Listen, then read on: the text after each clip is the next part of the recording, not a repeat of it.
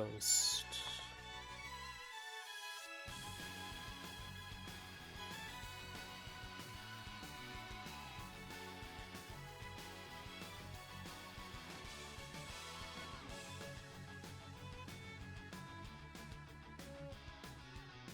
Right, I got like 4 fights planned.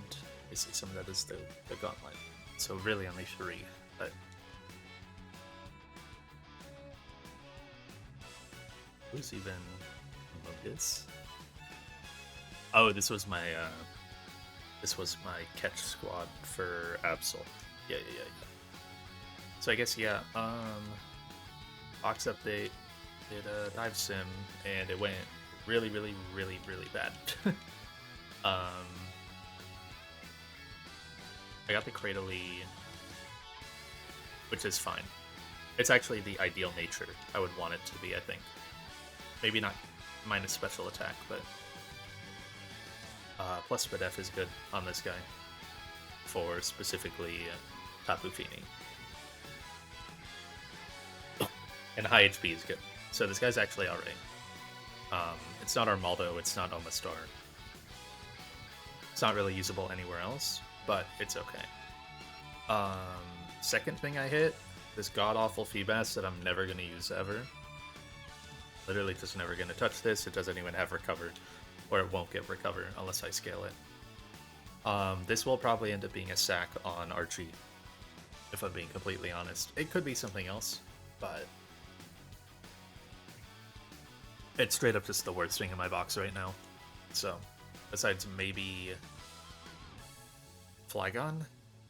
Flygon's gotta have some use, though. I still haven't used it, but... then I hit Delmise. This guy's ass. I tried to Synchro for him. Hit plus special attack. Really bad. Minus defense is awful. High attack is good. It's got the moves it wants, at least. It's got a good moveset, but... awful guy, generally. Fun, but... again, not Armaldo, not Omastar. I already had the Cradily dupe. Then... the Cloister that blew up, that I went for in Evergrande. That was cool. And then... Seafloor Cavern. This guy's adamant, which is cool, but it could have been so many other way more useful things. It's just gonna be hard to find use for this guy. Maybe cool though, like not bad, but this guy was still just sad to get because looking at the pool, don't ask why I was Control F gold up. Just looking at some heinous stuff. So I went for 1 through 5. I had Avalugg dupe and Slow Twins dupe, Muck dupe. So it was really Aggron. It was Aggron. Oh wait, no. Yeah, there's Absol. I was like, wait, that looks wrong. It was Absol, Aggron, Walrein, Primarina, Samurott, Starmie. And I hit Absol, and I think I would have preferred just like anyone else. It's probably a little better than Samurott, and that's it. And Starmie is at least a good dupe later. Absol is not. But this guy kind of saved himself by being adamant. And this was just the best pool I had. Floor 6 was pretty bad. Floor 8 would have just been rolling for Vile or Sneasler instead of going for like Prim, Walrein, Aggron. So it's just kind of a trade-off. But there could have also been, I think, like Memento Zoroark in there, right? So overall, I just went for this pool. Yeah, it does have Memento. So like, at least I caught a Pokemon, right? I could have rolled floor 8 and gotten Memento Zoroark, and then it dies, and I get nothing as my reward. So all that there's really to look forward to is Cave of Origin. I really want Grimmsnarl. Obviously, I'd want Ursaluna Wordier awful. Lefable is fine. Mawile I think is fine. Obstagoon is maybe fine. I think Obstagoon would be fun. But you kind of have to hit Guts. I still have my Facade TM. Knockoff Sucker, Cross Chop. It doesn't get Detect at this level. Yeah. That's a little disappointing. But not the worst thing. And then it's kind of just Roamer routes and Pacifidlog or Ghost type that might kill itself, and then more Roamer routes, and then Sky Pillar is like the last good spot for an actually solid Pokemon, and then Victory Road. Sky Pillar is really high Togekiss chance, which I would love. I could roll... Oh, 5F is really tempting for me. Altaria, Mence, Hydreigon, Aerodactyl, Togekiss, Archeops.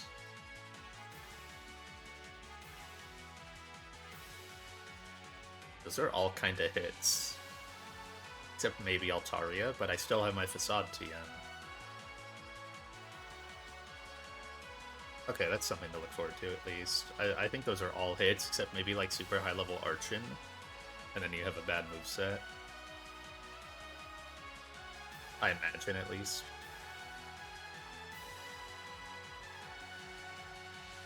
And I'd want to roll that before clearing Erratic Weather, because if I hit Arrow, then I want to plan the double battle while it's still raining. So that fight just is not really doable otherwise. But anyways, I don't even have all of Seafloor Cavern planned out. I've only got 4 fights. So let's just roll into it. To start, I'm just gonna export my box, because I've made so many calc changes and moveset changes and stuff that might affect fights prior, like that I'm just looking at. I don't want that to change anything. So I'm just gonna hard export my box. That removes like Power Whip from Gyarados, yeah. Good to do though.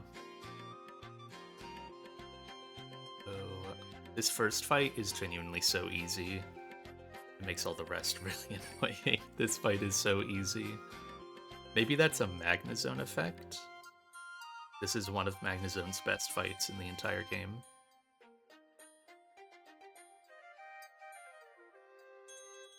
Isopod and Mamo. I can literally roll into this fight with a level 79 Pokemon, and it does stuff. That's how easy it is.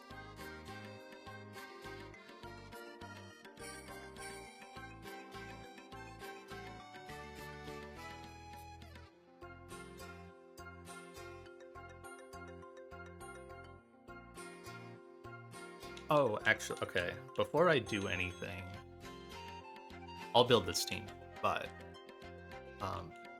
before I really do anything, I need to go to Shoal Cave, because I've not gotten the Shell Bell or Breaking Swipe. I need the Shell Bell.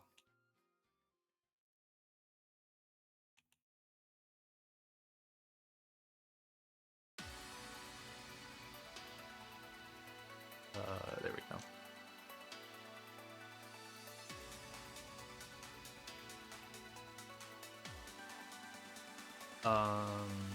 I've had to look up how this works. I saw some messages about like going here.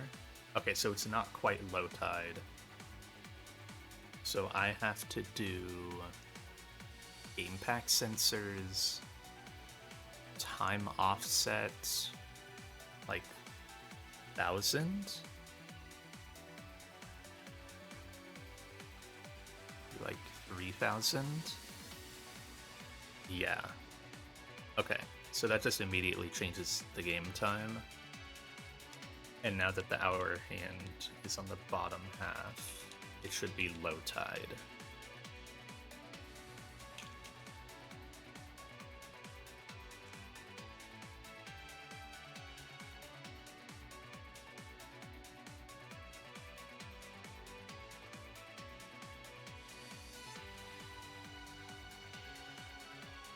Perfect. figure my way out here. I know I've already gotten the rare candy. There's no trainers.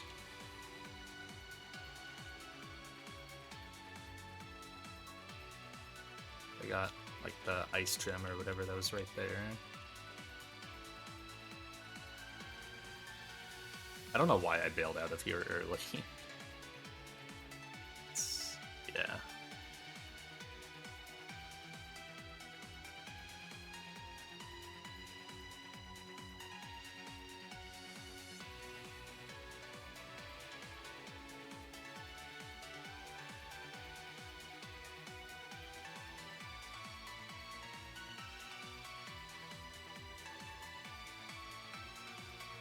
I did this wrong. Wait, how do I... Oh. Okay, cool. And you're the tutor. Yep. And then that shell bell. That's the one I really need.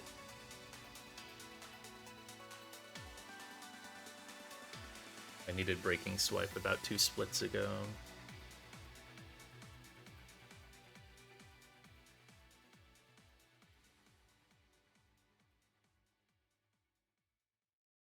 Okay.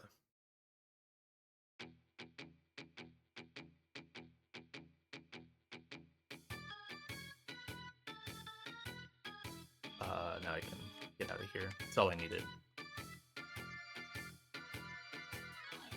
Do I need scanners? I need choice scarf. What do I have? I have scarf band. Oh, that's good for the next fight too. Nice. I don't need a scanner swap for a bit.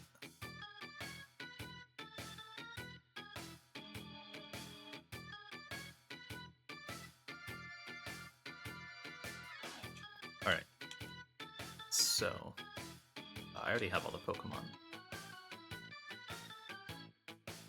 I don't need the, whatchamacallit? The Shell Bell for this fight. I need it for the next one. So, everyone stays at their current level. I don't level anyone up. Corviknight gets an Aguav. Just make sure Aguav is my Corvus minus attack. Okay, yeah. It's fine. Torterra gets Soft Sand. Magnezone gets Choice Scarf. Okay, let me make sure the Magnezone calcs are correct. I think the main one is just its HP. So it takes a Brave Bird for 31.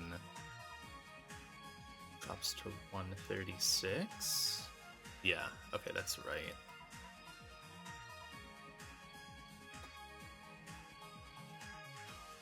And just making sure it kills everything it needs to. Yep, still kills Honchkrow. Still kills Gorbis. Still kills Crobat. Cool.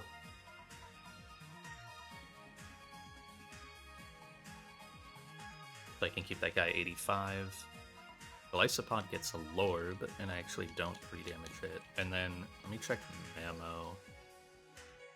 So Mamo, it's only fighting Magnezone, comes in on Guaranteed Thunder and is faster and KOs at level 79, and then at this pre-damage, yep, always waits Giga Drain Crobat. So Mamoswine doesn't even need an item. I can give it not a citrus, I can give it Expert Belt.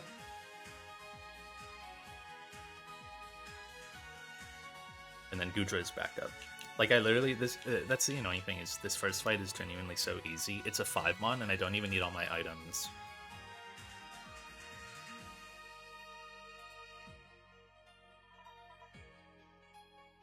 And like Corv is only there to defog. So it's really only a 4-mon. Okay.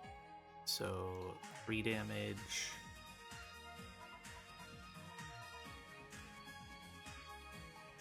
Slot 3. And slot 5.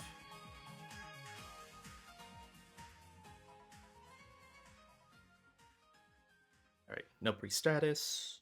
Everyone's got IPP.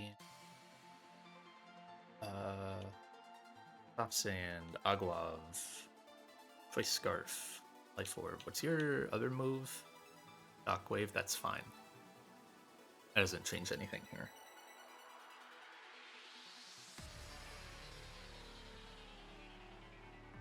Yeah, that's okay. Imp Lorb. You're chillin', you're chillin'. 67, 159.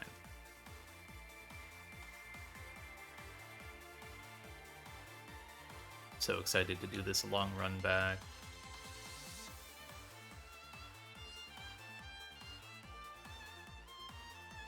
It's not too bad when you speed up.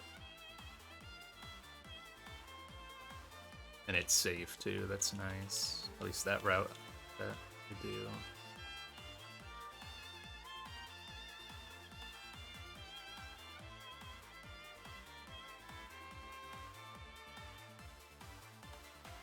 Alright.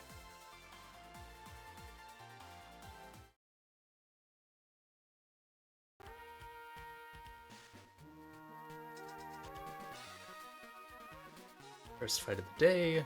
This one is pretty chill. I caught this one so long ago. I remember like thinking the Kingdra would be a big problem. It's really not. It's totally fine. What's your flex move? That doesn't matter. You're only in for 1 turn. Alright. So, Permanent Aurora Veil. Start of the fight. We open with a Kingdra who really wants to focus energy, and once it does, can start guaranteed critting with Sniper. It's pretty scary. But I've got a really good answer to this. We're going to defog to get rid of the Veil. It's the focus energy that it loves to do. I had to be Aglav here in case it went for Octazooka and crit me. The crit never kills, but always puts me in Pinchberry range. So then I guarantee Octazooka again after. So now it does see guaranteed crits. It doesn't care to agility because it's already faster than me. Veil is gone. And actually, more importantly than the Veil being gone, its evasion is lowered by 1, which means I can safely switch to Torterra here, who can't get crit.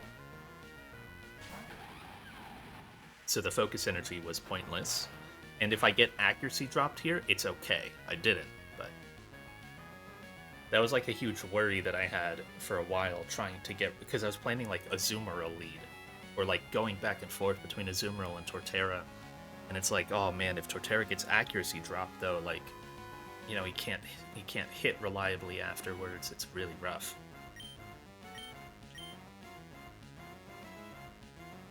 But now with the defog drop, it like cancels out the Octazooka accuracy drop. So at this HP, I always live Draco Meteor, and now we're just gonna start stalling Dracos until it drops its stats. I always live an Octazooka and a Draco, and then Synthesis back up. I need to sync twice here.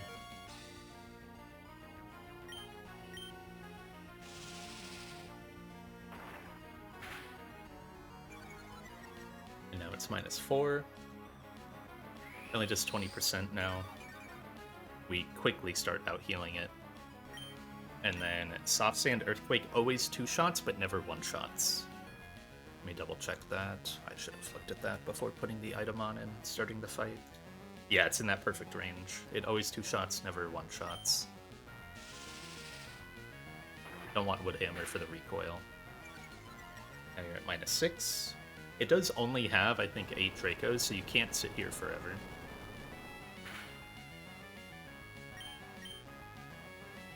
So I think I just synth once or twice more.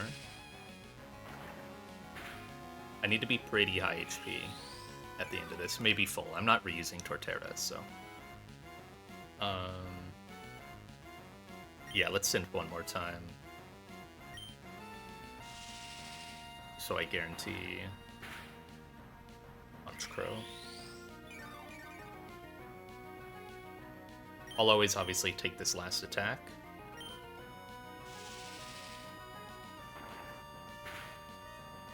And that is Kingdra down. So now, at this HP, I get Haunch Crow with fast KO.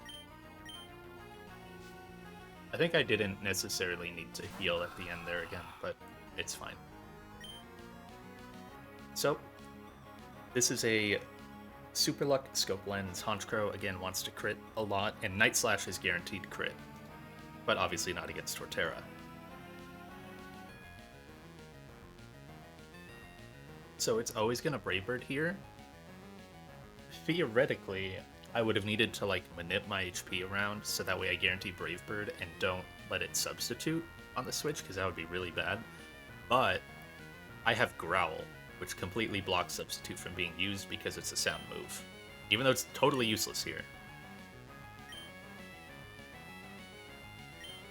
We go Magnezone on the guaranteed Brave Bird, and Scarf Magnezone at level 85. One taps this with Thunderbolt.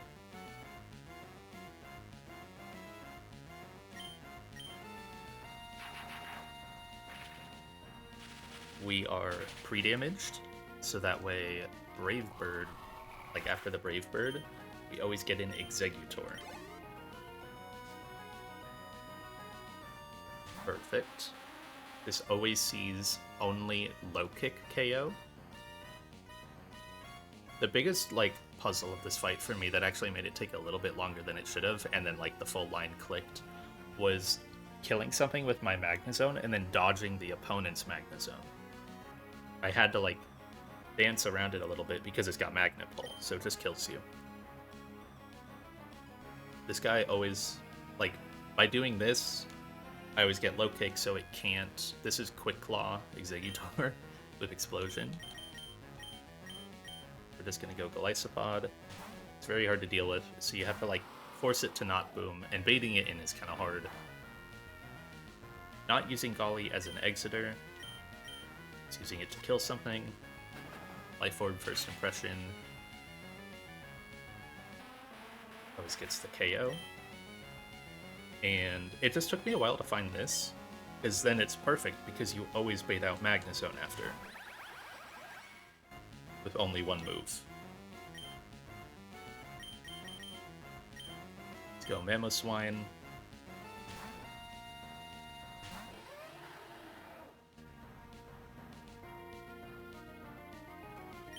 And fast EQ, even though we're heavily underleveled.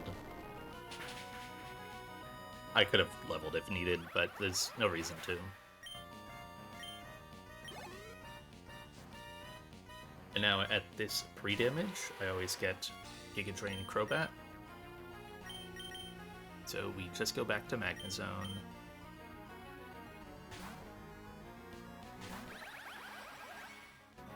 This is one of the few Crobats that just doesn't handle Magnezone, or at least, like, passively handle it with an HP Fire or a Heat Wave. They gave it a Sludge Wave instead. So we kind of just win from here. Choice Scarf does not let us outspeed Crobat, but we always take 2 crit Giga Drains, and with Choice Scarf, then outspeed the Gorbis in the back. And Oko it. So that's kind of just GG.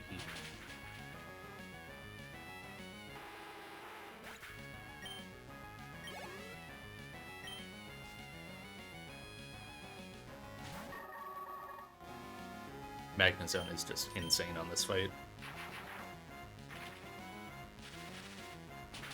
I really, really wish any of the other fights were this easy. Because, oh man.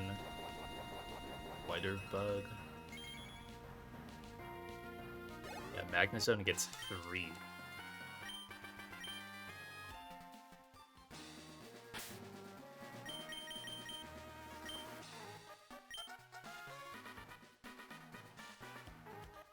Yeah, that was Torterra, Mag,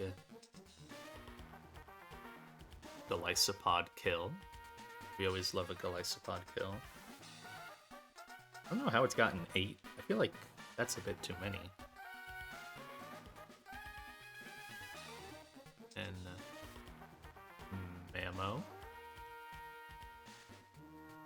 And then 2 more for Mag. Passing up Greninja.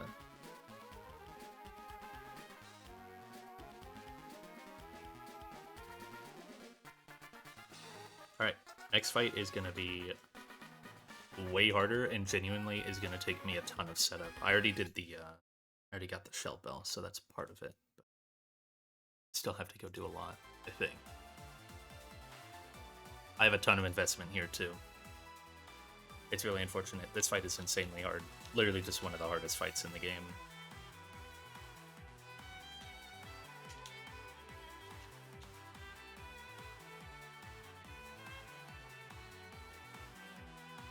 I very well could lose a Pokemon here, but I think it's like kind of low odds. I guess if things go really bad, I might have to lose Pidgeot. I might have to lose 2.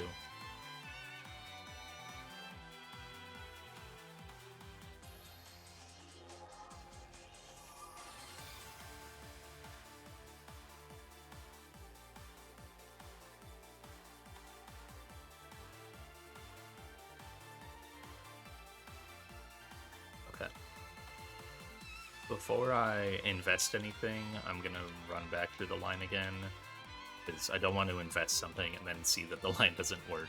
That'd be pretty unfortunate. I wouldn't like reverse that investment. So I need Pidgeot. Very big on this fight. And Urshifu. And then the final guy that brought this entire fight together, out of everyone in this box, it's this little fucker. It's this little guy. Is gonna be putting in work.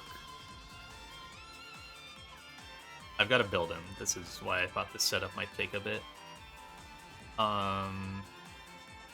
Before I do anything though, I'm just gonna run back through the entire line. So. And then swap.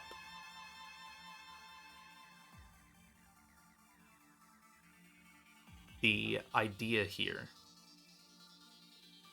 Where's my Gyarados? There it is. So first big problem. This fight has a lot of big problems, but first big problem is it's my Pidgeot. I need both forms, and then Shifu. So first big problem, getting rid of Veil against a Pokemon that also sets Stealth Rocks. Kind of hard. The way you do it, there's a way to do it, but then the follow-up is kind of inconsistent. Is throwing Corviknight at about 60% HP at this, and defogging twice, or just defogging until you get attacked.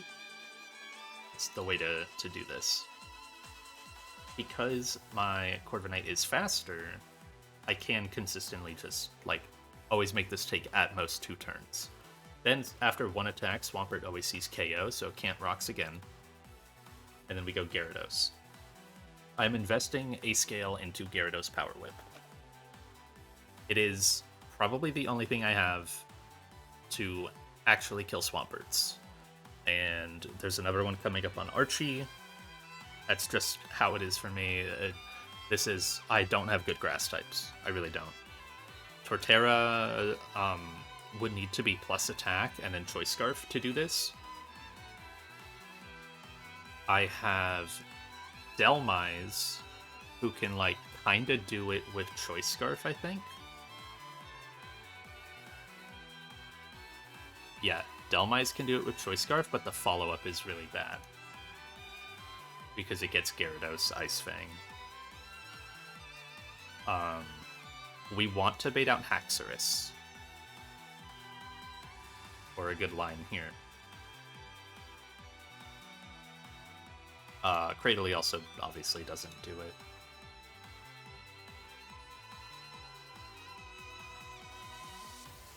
Baiting out Gyarados can be really bad because you can let it D-dance. I also have to be careful about Haxorus, letting it D-dance. I'm pretty sure I have the right HP for that.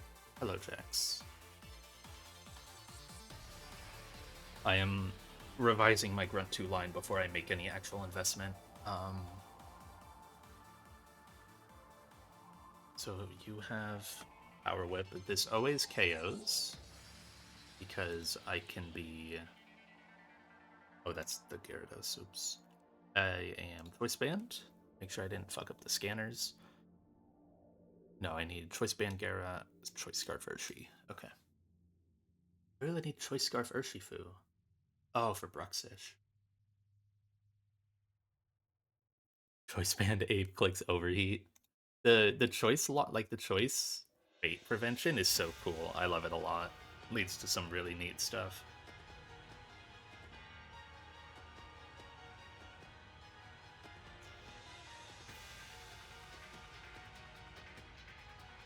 Okay.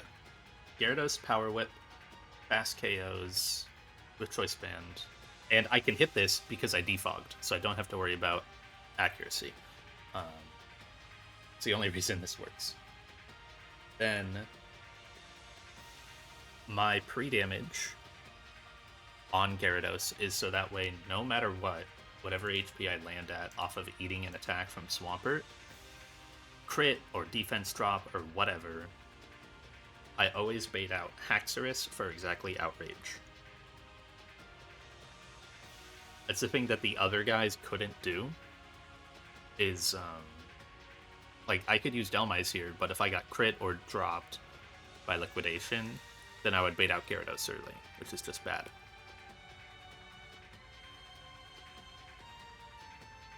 Let me double check that HP range. So it's 229 HP that I pre-damage to.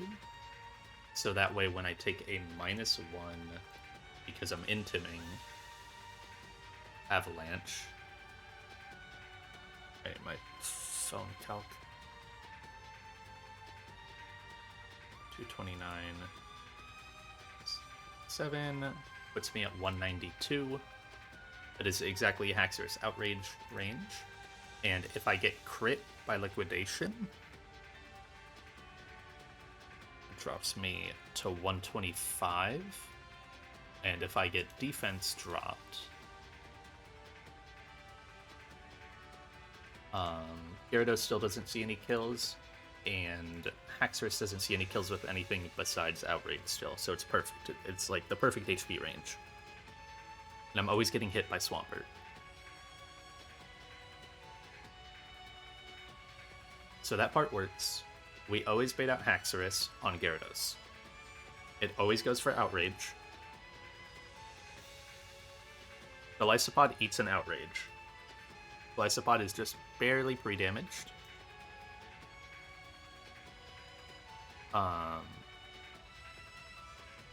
So that way it lives Outrage crit on 1 HP. I want that low HP for something else. There's a potential if Golisopod doesn't get crit, it can save a life. I think.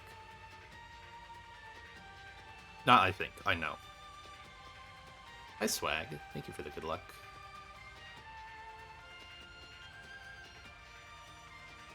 How have you been doing?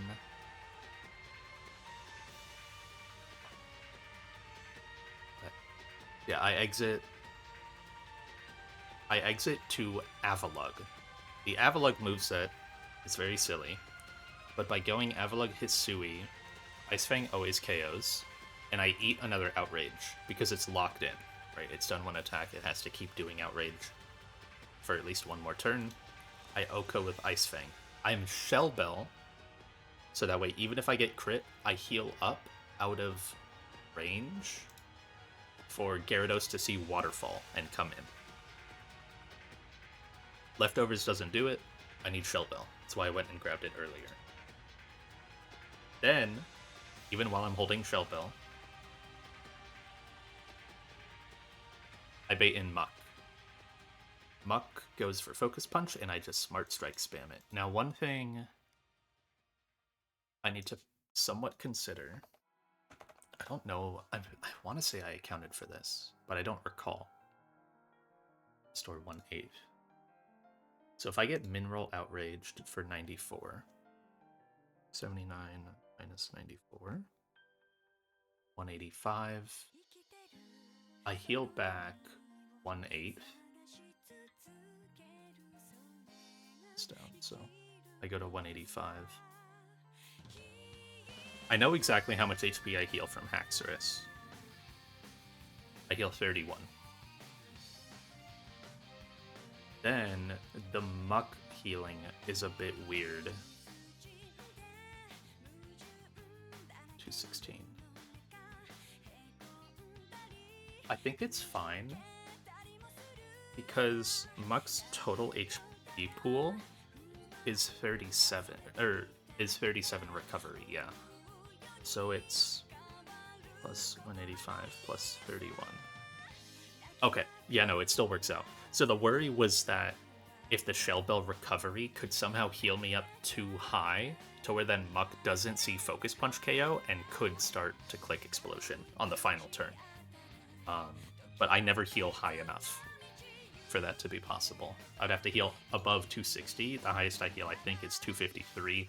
Maybe if there's some weird rounding, it can be a little higher, but there's some leeway there. So Avalugg takes 2, and then it really depends on its HP here. If it got crit, it can bait Sludge Bomb, which is bad, because I don't want Pidgeot to get poisoned. So this is where the lines kind of diverge, and it just depends what happens in the fight. Yeah, it would always be rounded down anyways, so yeah, it's fine.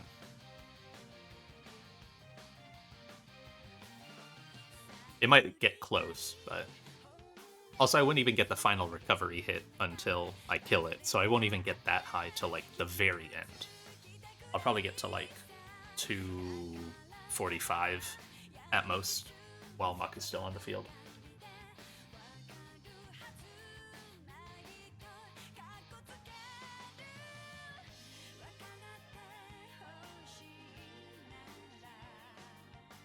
So yeah, we get Roserade in next because we've healed up a fair bit. If it can Sludge Bomb, I have to sack Avalugg. That only happens if Avalugg got crit by Outrage, and it depends on crit rolls.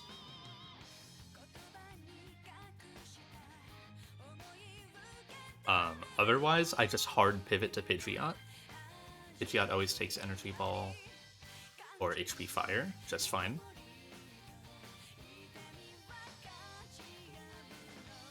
And then I have a different move to click depending on what happened last turn. If I sack Avalugg, I Hurricane. If I get attacked, I Brave Bird. That way I always get Gyarados in.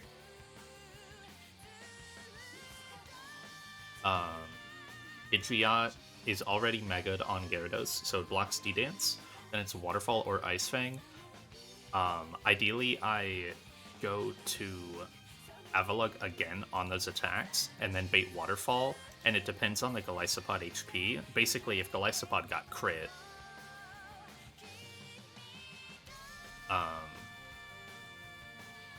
yeah, if Golisopod got crit, then I think Waterfall...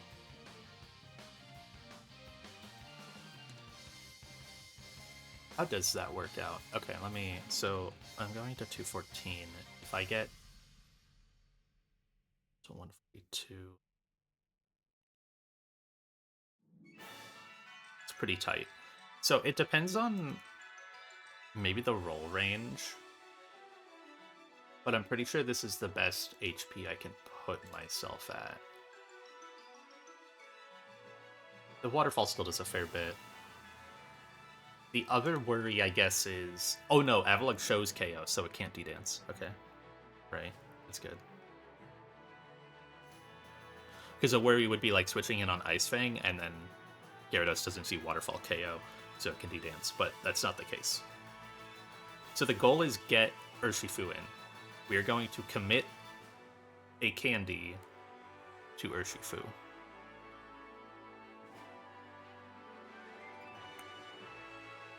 Do I actually need to do this? Wait, do I need to do this? So Urshifu is going to be Choice Scarf, so that way it outspeeds Bruxish. Means I don't get a damage boost. Oh, maybe T-Punch doesn't kill Bruxish? That's probably it. Yeah, T-Punch doesn't kill Bruxish, so I beat Aqua Jet. And I always 2-tapped the Gyarados. So I take 153 from the first crit. And then I... Wait, no, but it knows I'm choice locked, right? So it won't... No, yeah, it won't Aqua Jet. That's the issue. It wouldn't Aqua Jet on me. Even though I show Crunch KO, I'm choice locked into T-Punch. And Crunch, if I do Crunch, it's not enough damage on Gyarados.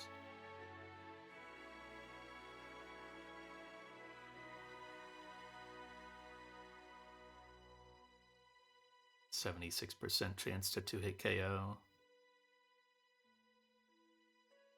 And obviously you can't Sucker Punch the Bruxish. So the plan here was Wicked Blow. Go ahead and Candy to 90. Get Wicked Blow.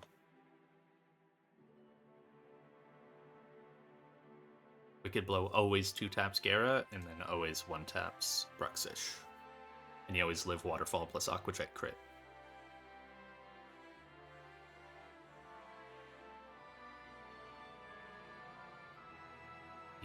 Yeah.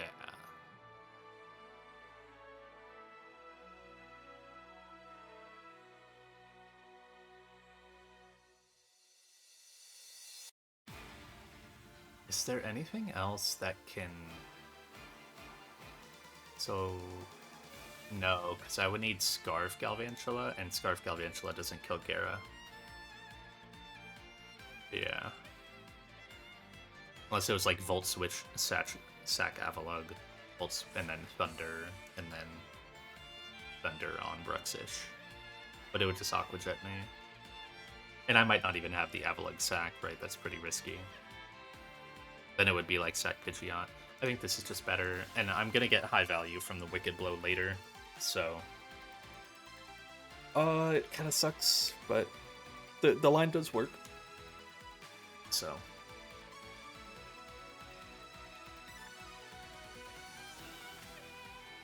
Alright, that means it's investment time. So we're gonna put a Heart Scale into Gyarados Power Whip. And one of the 5 rare candies left in the entire game into Urshifu level 90 to get it Wicked Blow.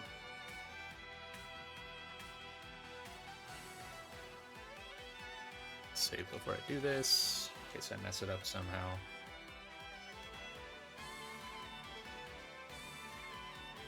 Alright. And I'm just teaching over Crunch.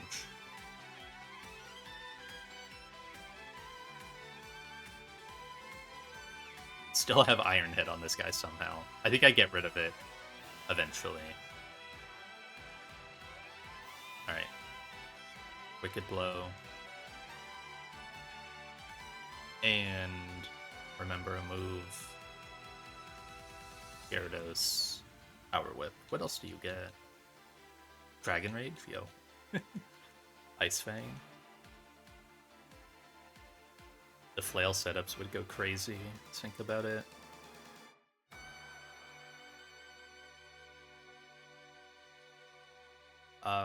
I didn't really know what move to get rid of here, so I just got rid of Icy Wind.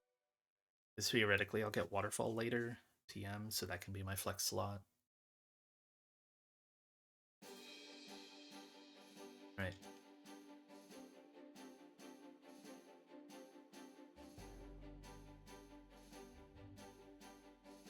Save those changes, export them so I have them. Now have Power Whip.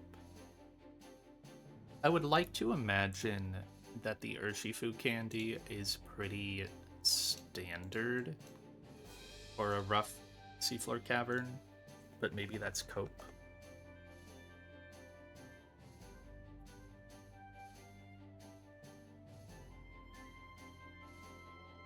Level 90 Wicked Blow, yeah.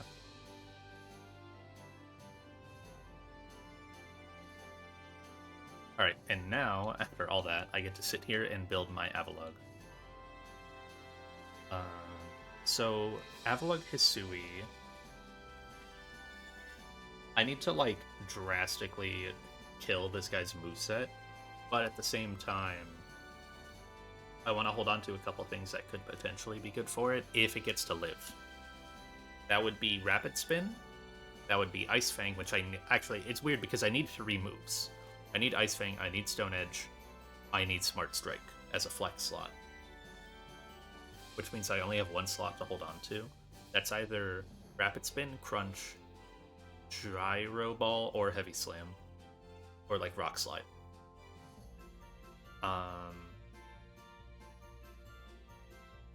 And I think it's just Rapid Spin.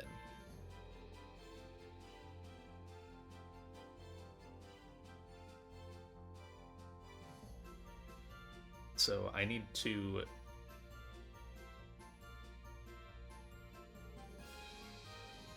teach this thing Ancient Power at 35. I'm not taking Crunch. This only works, by the way, this entire fight literally only works because I caught exactly a Bergmite at this low level. This guy's awful, by the way. He's 0 attack, but he still gets it done. And it only works if I make it Avalugg Hisui. Which I'm fine with because it's just such a cool Pokemon. It's so bad, but when you get to use it, it's so cool.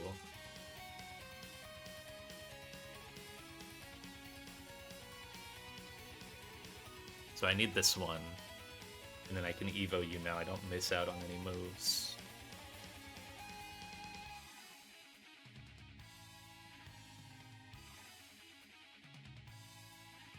Yep.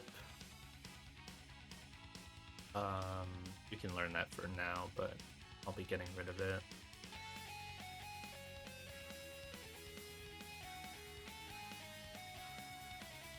So at this point, I just need to teach Stone Edge.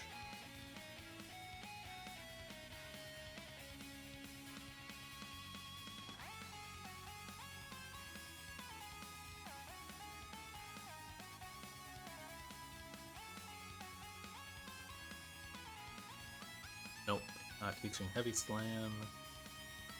Even though you are quite heavy. Nope, Ice Fang is literally better.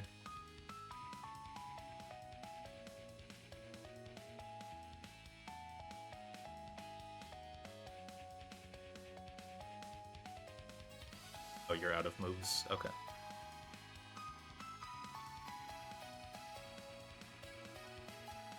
All the way up to max level. I already have this guy in my calc, so don't have to worry too much about that. Strong Jaw, Naughty. So, like, it's plus 0 attack, which is still fine. But 0 bulk as well was almost really bad here. It's the reason why I need Shell Bell. And then I'm just going to get rid of Ancient Power for Smart Strike.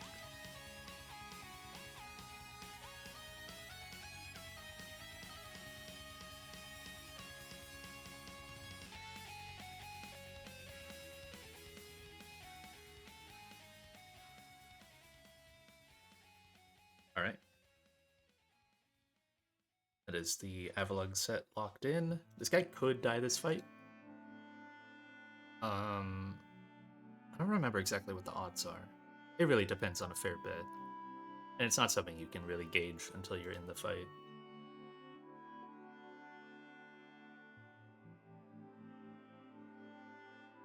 Wicked Blow, Power Whip.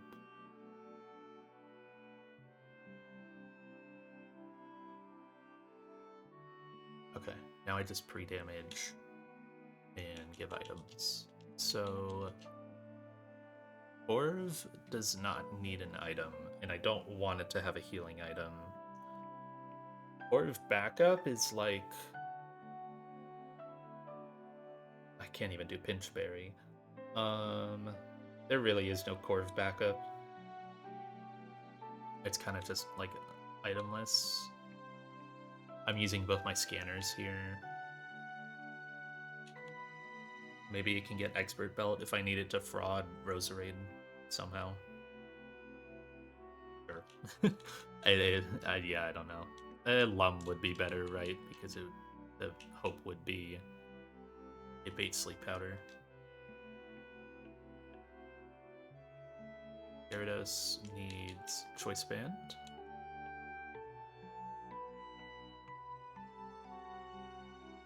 Golly Citrus. Avalug Shell Bell. You have your stone.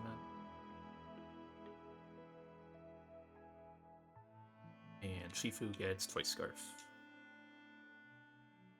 Okay. Damage these guys.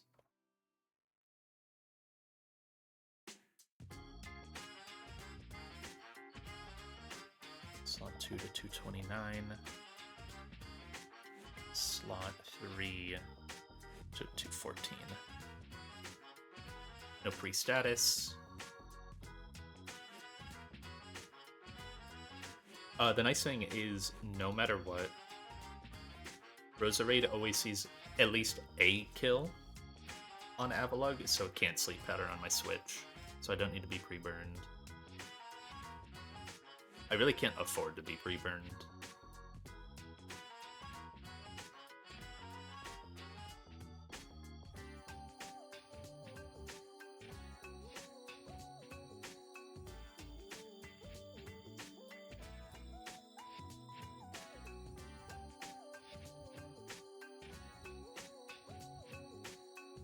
I can't afford to be pre-burned because I might need to Brave Bird Roserade.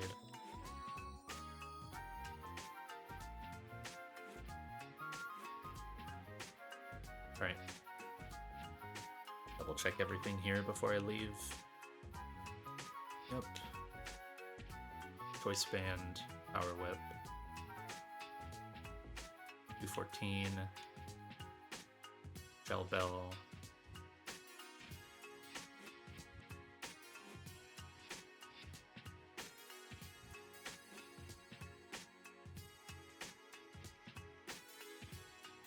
Yep.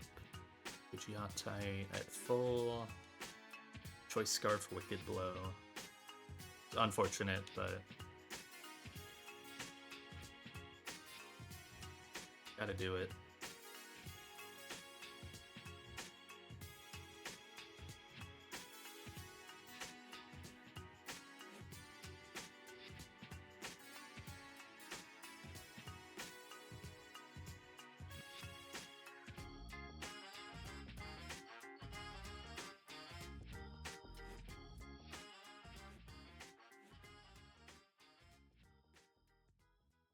Okay.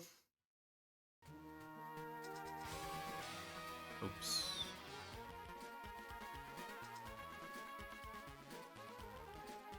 Yeah, let's see no outrage shenanigans. It's a big one that affects a lot in this fight.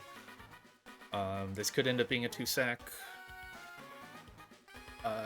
Common, like, unlucky lines is Avalug sack, and I would actually like to keep this guy alive, potentially as a sack to Kyogre. Right, it's just always good to have a guy in the box. I think he's fun. I think he's cool. Really, like, while I was calcing this, I was so giddy seeing that Avalug just 1v1s Haxorus. It's so sick. It almost does it switching into an Outrage, but just barely dies to, like, non-crit plus crit high rolls. Because its defense is pretty low, sadly. Alright. Veil is up. We defog. Probably gonna Rocks here. And then I'll have to defog again.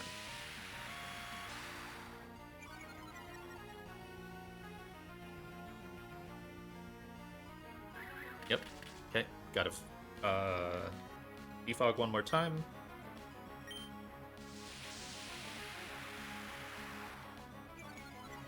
gonna liquidate.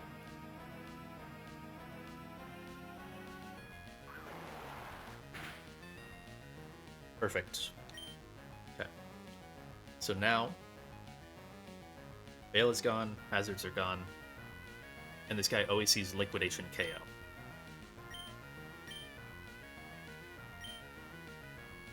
Ogera, they're pre-damaged, so that way, even at -1, make sure count for that.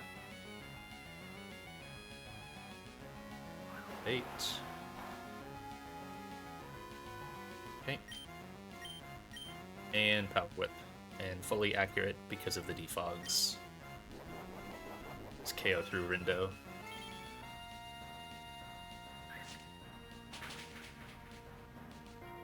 Nice crit. Man.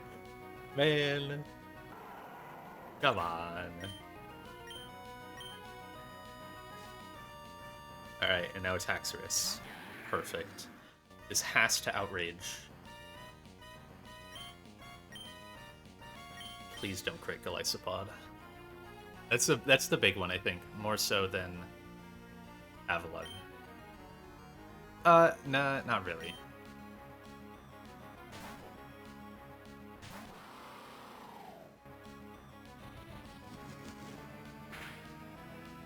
Okay. What HP do I go to? That's also important. 45, that's, I think, perfect. Because I exit at 125. It's Ice Fang. Oh, it's close. If I got hit for like 1 more damage, this fight would be super chill. Well, it also depends on this next turn, but go Avalug. Oko this Haxorus. No crit? Awesome. Okay. Avalug is very likely to live now.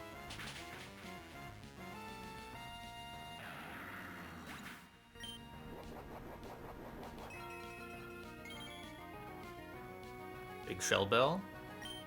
11. This gets Muck.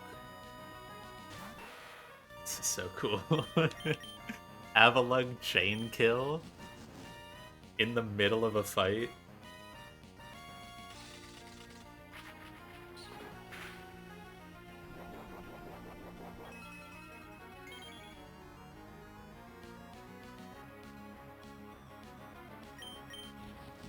Yeah, you're like roughly 10 at a time, so we should always be fine.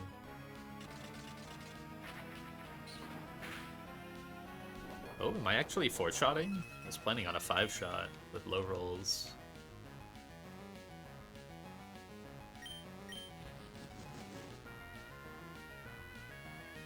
I'm gonna get really high HP too, so I can just go straight to Pidgeot.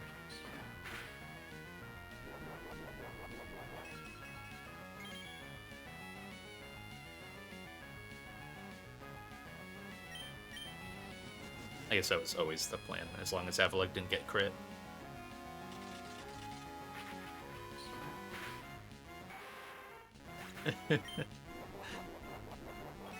Now this is Roserade.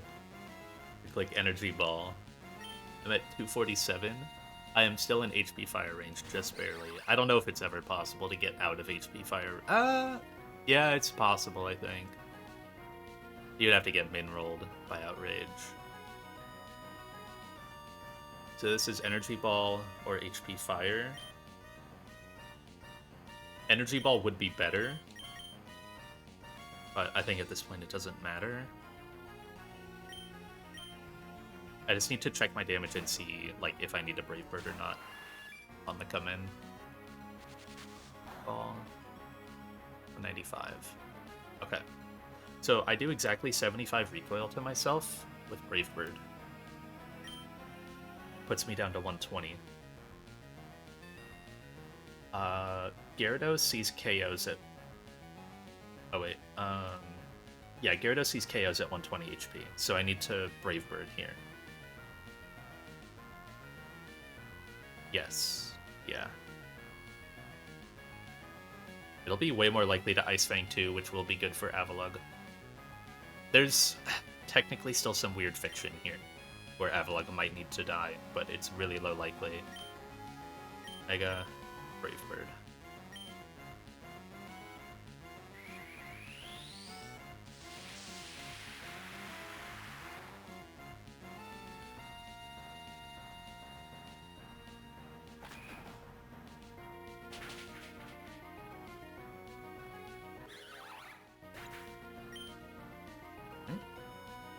So always gets Gyarados instead of Bruxish.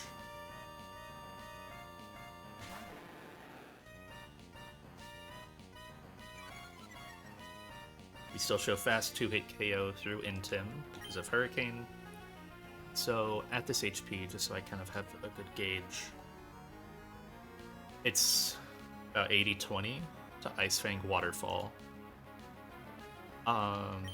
Because of my Avalugg HP, I need to hit 125 or 126. I've never actually tested at this HP. I've always just assumed to be safe and exit at 125.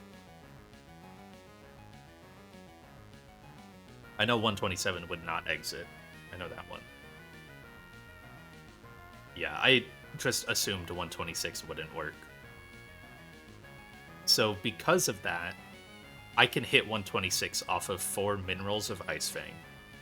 So I can't go straight to Glycopod. If I got hit by 1 more damage on the Outrage, then I could. Is 126? It still says 50, yeah. Timeout LM Jags. Sure, is he?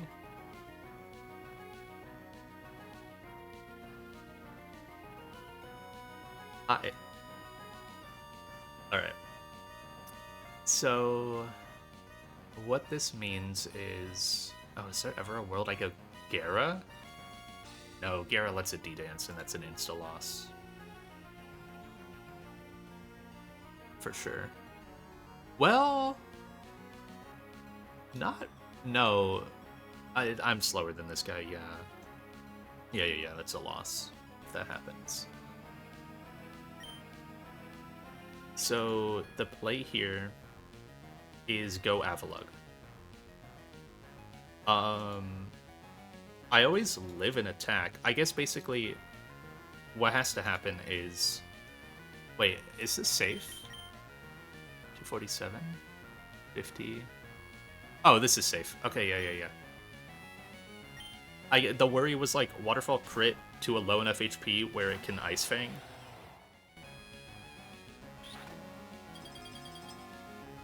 Yeah, we're fine. I actually, if I was... No.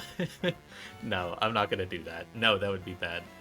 There's almost a world here where I just stay in and have a free turn to rip a Stone Edge with Avalugg and try to let it get 3. But that's bad. The Bruxish follow-up is really bad. Is it? Wait. No, yeah, it's kind of bad, because Golly gets kind of shredded by... It would die to crit, Psychic Fangs. Yeah. Alright. I'll go Golly. Golly will always exit here, off Waterfall.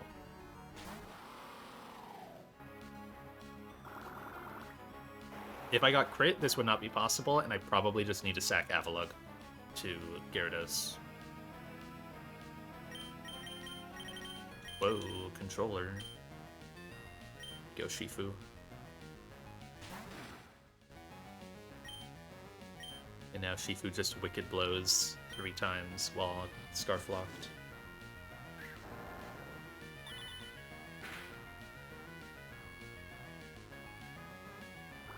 Calc says it can D-dance, but it can't because it...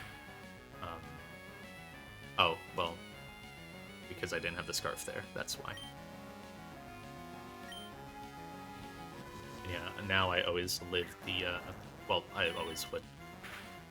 I live Waterfall crit into Aqua Jet crit. And Bruxish has to Aqua Jet.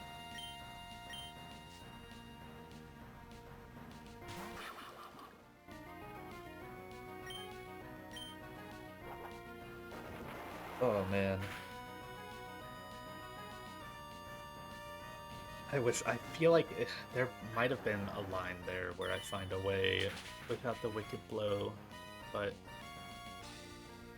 like I'm literally max attack Urshifu and Crunch wasn't guaranteed two-shotting Gyarados, and I needed a choice item, and then T-Punch wouldn't have killed Bruxish, so I would have needed like a pivot to reset the thing, so I would have still needed a Golly exit somewhere. Which means you have to pivot straight in on Gyarados. I don't think it works.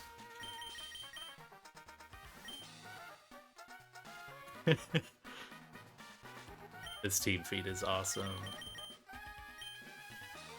This one's getting screenshot.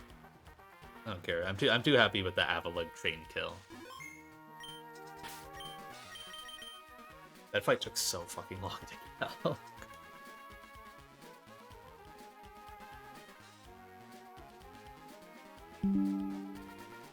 Like, outside of Grunt 1, every single fight here is like a, at minimum, like actual calc time that I put in, like a 6-hour cook. Grunt 1 was a little easier, but...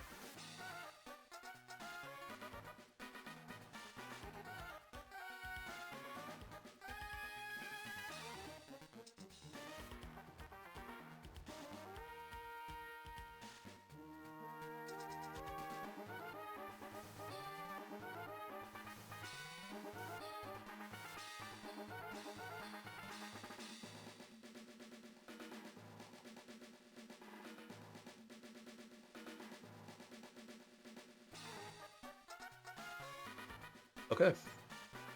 Now it's Gauntlet time. Does it get any easier? This Gauntlet, the first fight of the Gauntlet at least, also took a long time to calc. And there's also investment here.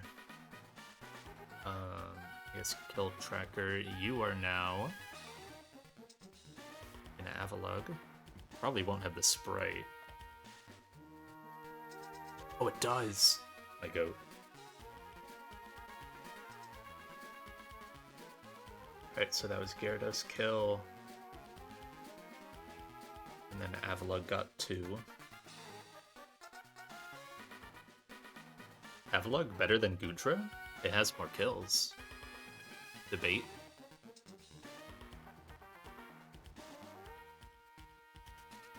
And Pidgeot got Roserade, and Shifu got 2. It's weird that Urshifu's doesn't have like a sprite here.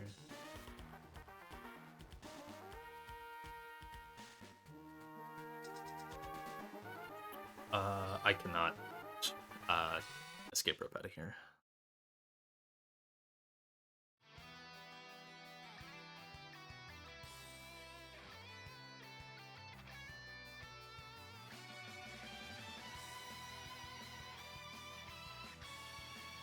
So I have another scale to spend on the next fight, which is great. But it's just one scale. Oh, also, I guess I need to go swap my...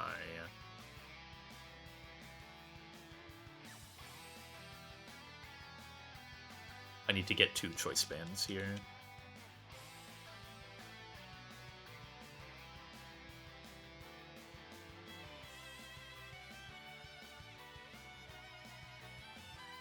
I also need to... Wrong place. Finally get rid of Iron Head.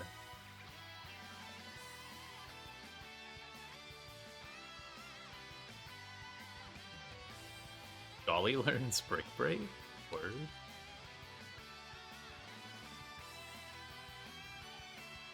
Alright. So I'll go ahead and export the Brick Break right now.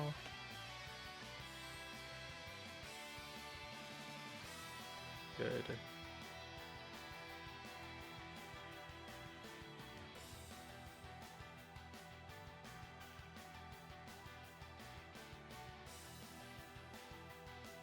I need Corviknight again. Yes.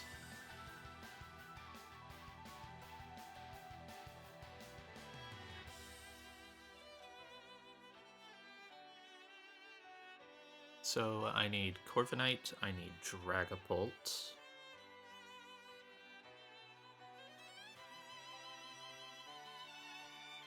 Urshifu, Beedrill. This team is kind of crazy. Goodra and Escavalier. It's 5 genuine goats. And Escav is also really good, too. Well, actually, when I say 5 genuine goats, I mean 5 goats plus Dragapults.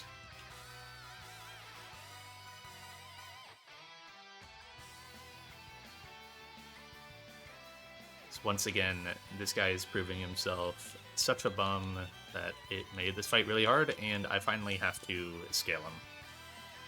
I have to invest something on Pulse. This time is special attack. Which is like a fine scale in general, I guess. But I don't know. Would have been nice to just have like what even is the threshold? It would have been nice to have like a little more bulk. Or just be, I don't know, not 3 IV. Like, can you get away with like 15? No, you probably need a fairly high IV. 25? Oh, actually, it's got to be pretty high. Alright, 26 to get this. But also, if my bulk was higher, then I wouldn't need Citrus Pretox, or, yeah, Citrus Pretox. Like, if my bulk was higher than 2 defense and 2 special defense and 3 HP.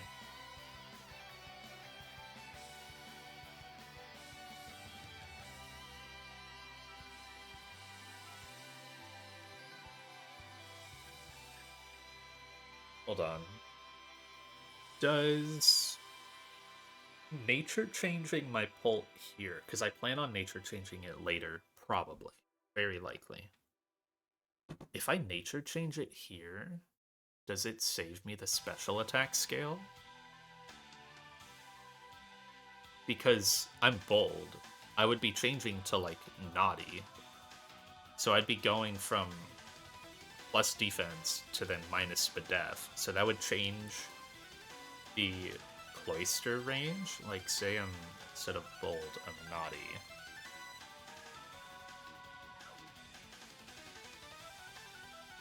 That would make Malamar do way more damage, so I don't need to be re-damaged as low for it.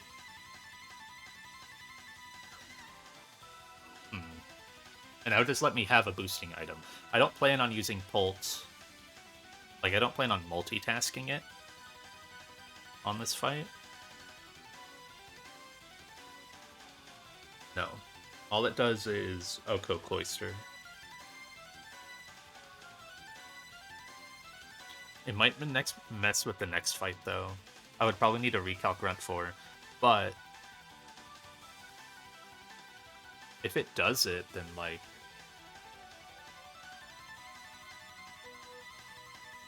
why would I not do it?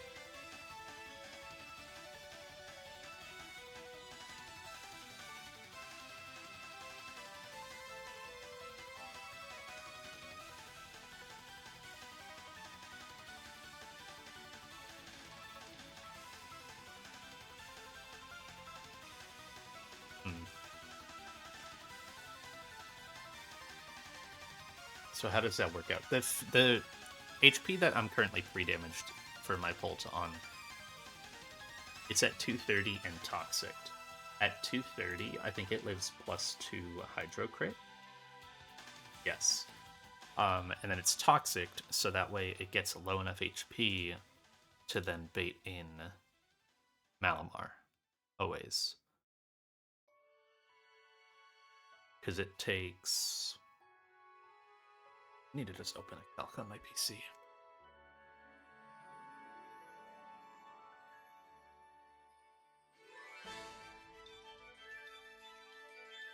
Right. So it takes how much from Toxic? I think 16. Yeah, it takes 16 and 32, so 48 from Toxic when it's in.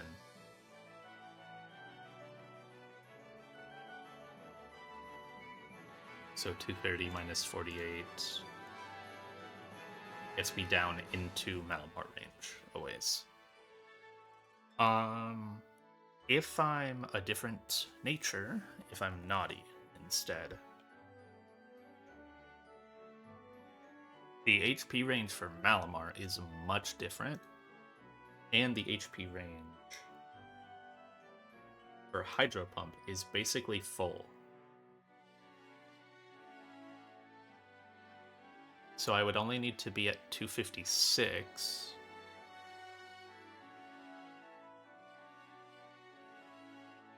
(256 minus 48).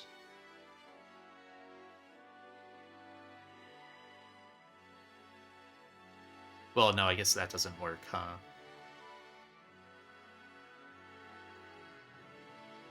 No, that doesn't work either, because the whole point is to just be at the Malamar HP.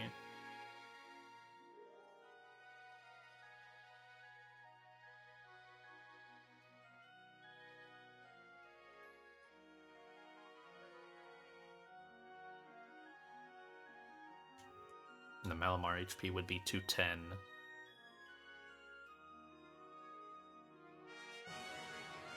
I could be...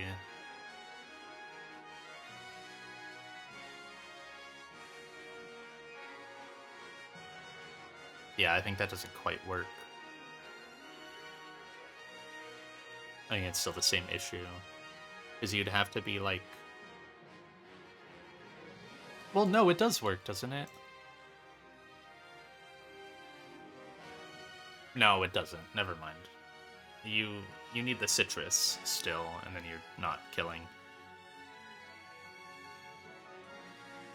I guess one way to think about it, though, is this variance line that I'm planning for only... Oh, no, it occurs on Shell Smash Hydro as I switch, right? Yeah. That's the fear.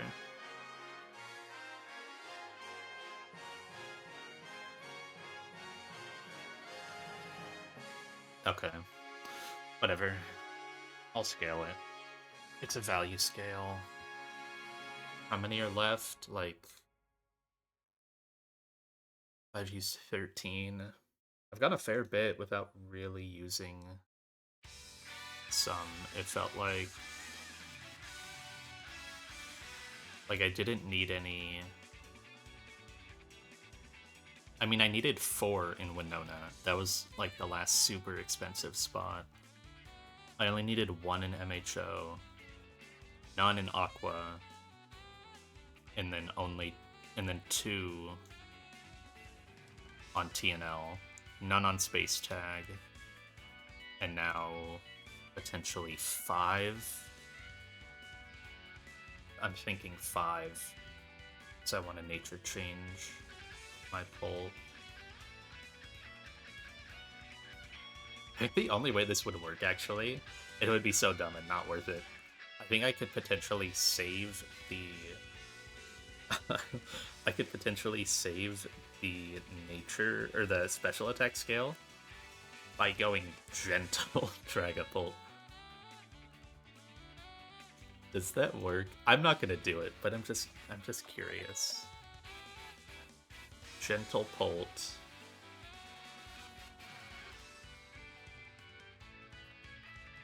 +2 Hydro Crit does 81%.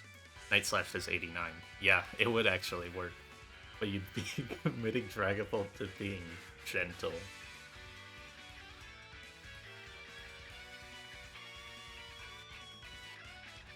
Obviously, would rather just invest the special attack scale and call it a day. I'll just do that.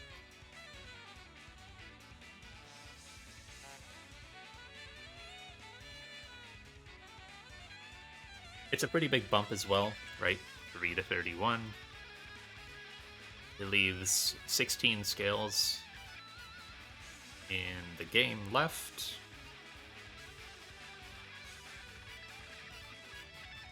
But I don't know. It's like passive building, right? Like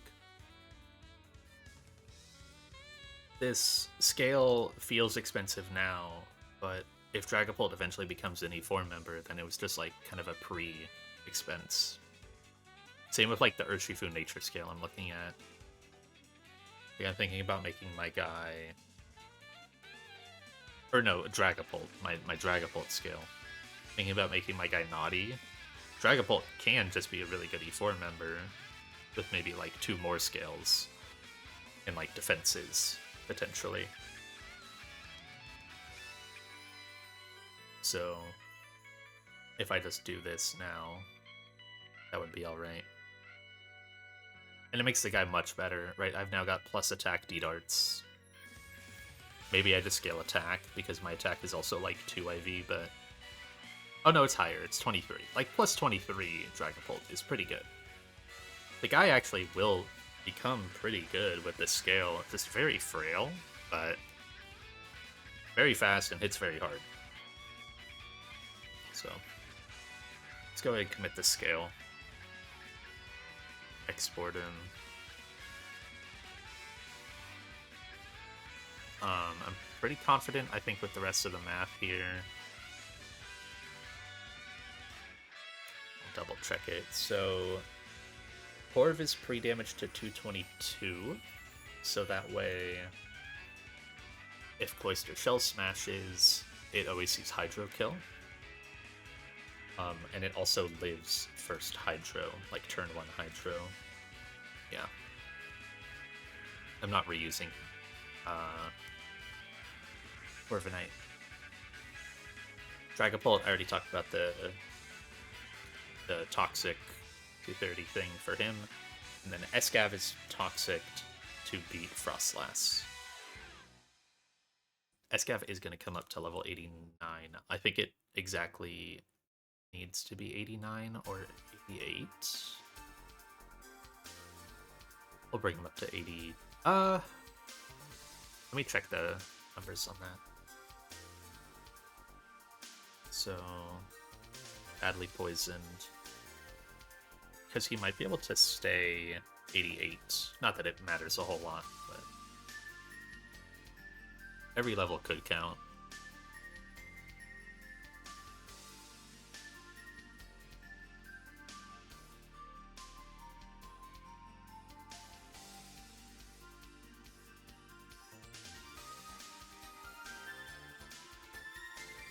Urshifu should bait Freeze Dry, so it should just be Freeze Dry into Hex.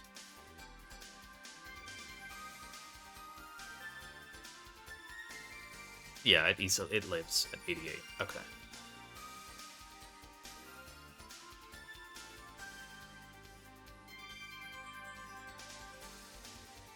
And I don't need it on the next fight, so that's fine. Alright.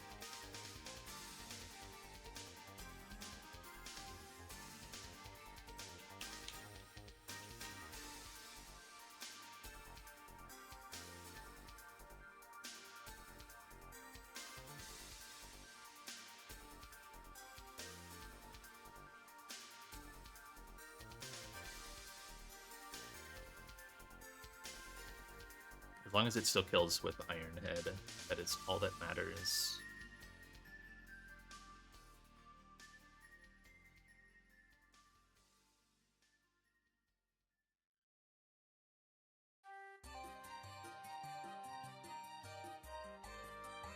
Right, so I already did my moveset changes. It's just Brick Break. Yeah. Do I need anything for the next fight after? I need healing items.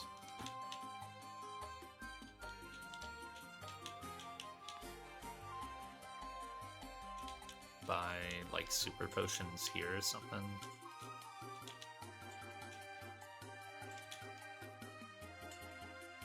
Yes. I know I have full heals.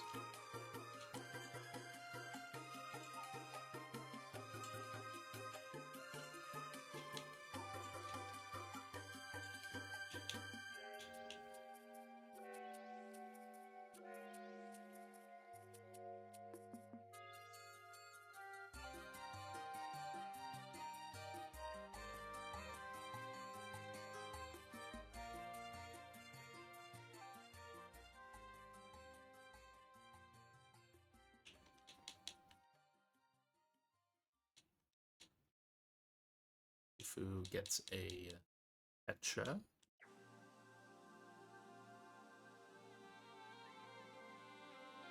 Udra gets a Life Orb.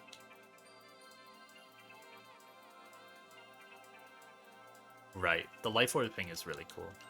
Okay. I was like, I don't need that, but yeah, I do for a lot of other reasons that are all really neat. Alright, so scripting. I need 2 guys to be toxic.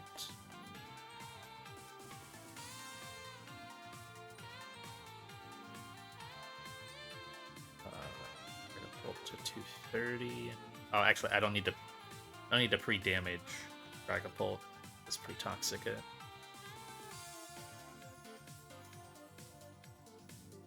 Pre-toxic slot 6. Yeah. I'll just get Dragapult to the right HP while there.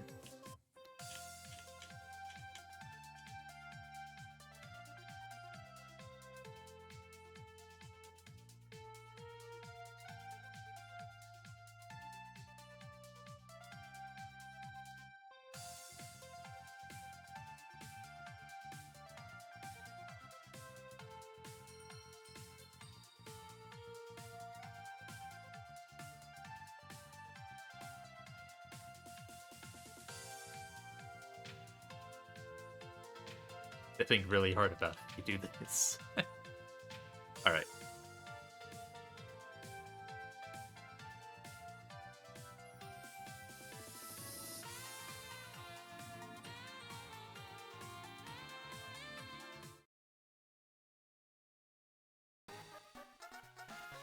Gauntlet time.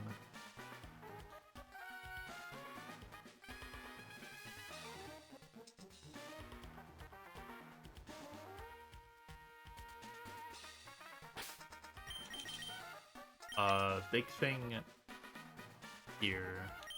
I have 2 choice bands. Good. I didn't scale. Oh, I talked so much about it, I didn't even do it. Oh my god. Alright, time to run back.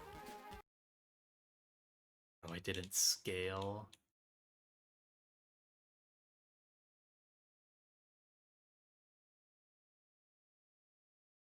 That's insane.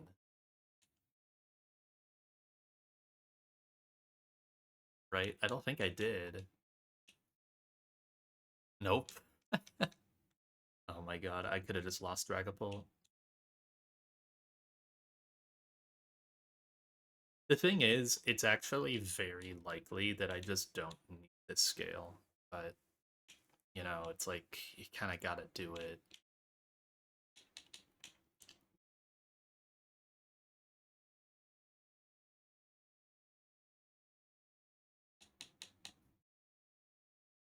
Yes.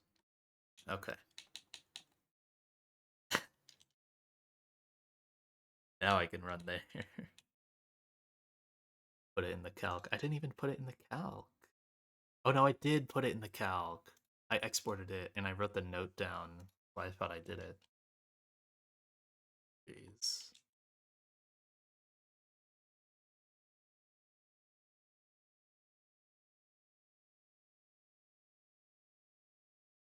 Whoa, scary.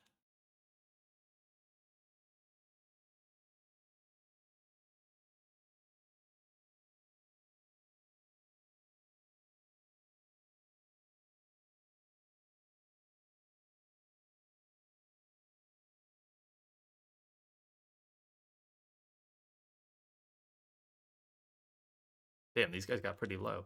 All right.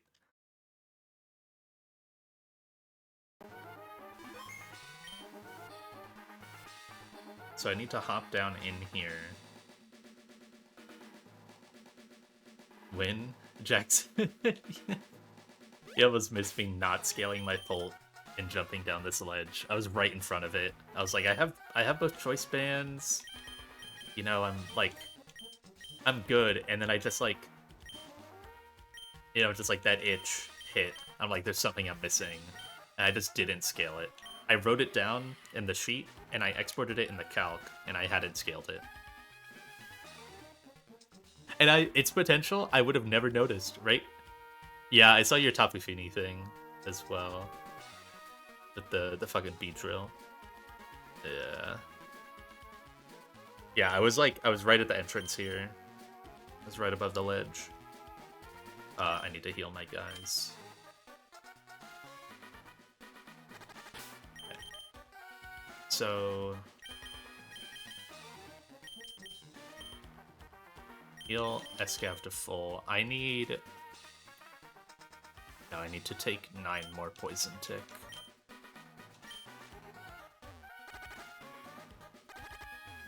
3, 4, 5, 6, 7.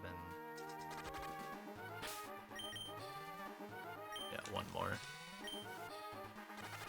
9. Perfect.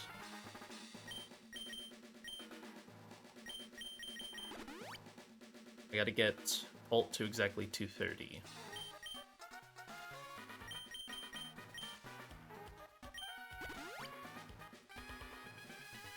Oh, those heal by 60. That's weird. I don't like that.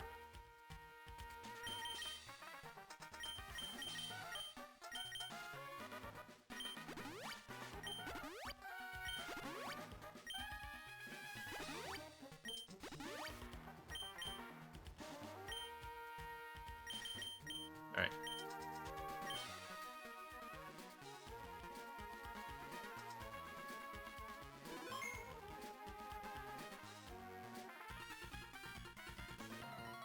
Ooh. Let's find out if the Dragapult scale mattered at all. Basically, if this guy Shell Smashes ever, I don't need the scale. That's the super annoying thing, right?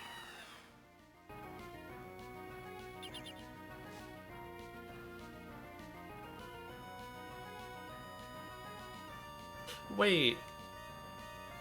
Did I ever need the scale then?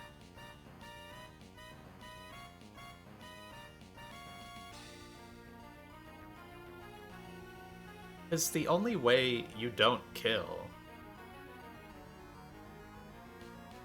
I mean, I'm in the fight now, it doesn't matter.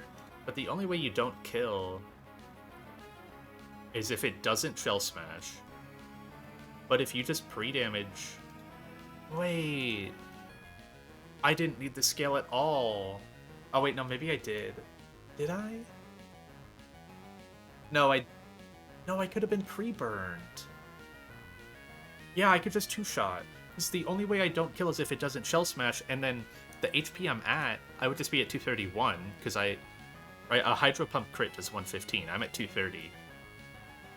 So I would just go to 231, or I would just be pre-burned instead. I could just double Draco. Oh, fuck. Okay, that's on me. That sucks. I'm pretty sure that's, like, always safe. Because, yeah, you always kill if it Shell Smashes. You still can kill if it doesn't Shell Smash. It's like a coin flip range or a 40% or something. And then, yeah, you just, like, burn D-darts after. And if you're pre-burned, that saves you, like, that little bit of HP. You'd still be Citrus, just fine. That sucks. Alright. Well, I have a 31 special attack Bolt now.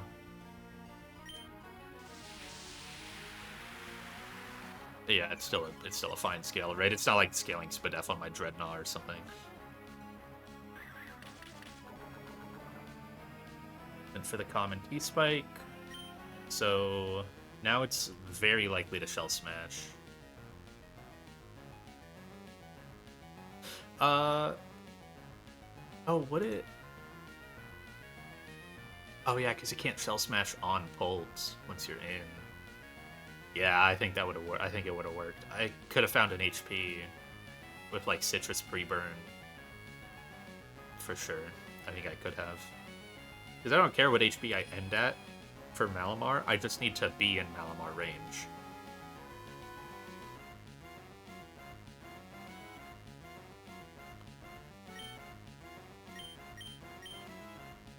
Okay, You're gonna Shell Smash.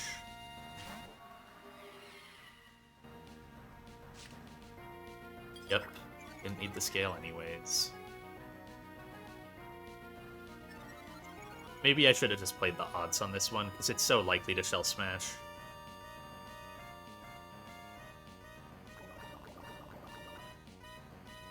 It's like 92 or 91% to Shell Smash, effectively, like off of all lines, so like roughly.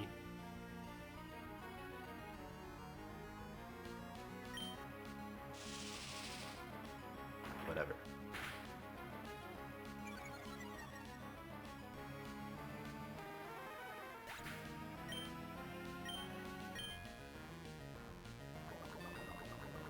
I think I would have wanted to keep the the scale just to see how long I can run with like the worst pult of all time.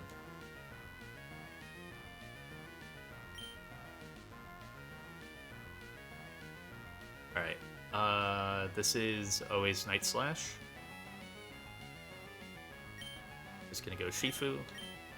This is why I gave Shifu the Petra Berry. It's actually good that it T-spiked. Doesn't really matter though. I lose my item for coming in on Groudon later.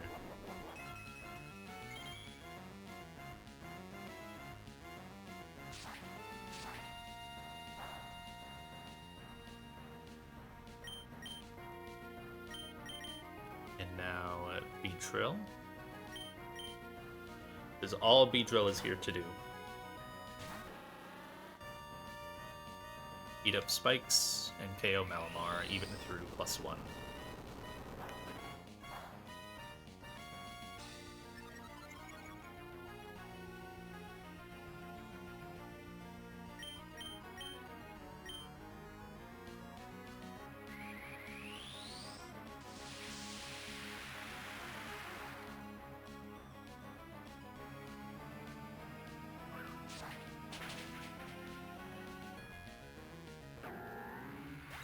Cool. Now, oh, it made my Goodra overcoat again because I exported. I forgot it does that.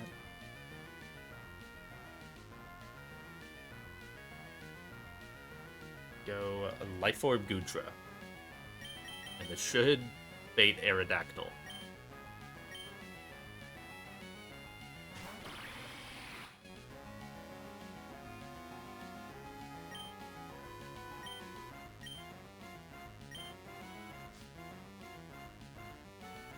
Perfect. So, I don't need Life Orb to kill this. I really don't. But, I need this Life Orb for a lot of reasons. I need a damage boost, so that way Groudon couldn't come in. It's basically, like with fast out damage. I needed a damage boost, so Power Whip shows KO. I also am baiting Stone Edge from this arrow, so if it misses, I need to take Chip to bait Groudon next. Because while holding an item, knockoff does 94%. Stone Edge didn't miss, so it didn't matter. But now I always get Groudon, and because I show KO Power Whip, it cannot Swords Dance on the switch. It does a lot of things. And this HP, like the Life Orb plus the Stone Edge, never puts me in Crab Hammer. So this is always knockoff.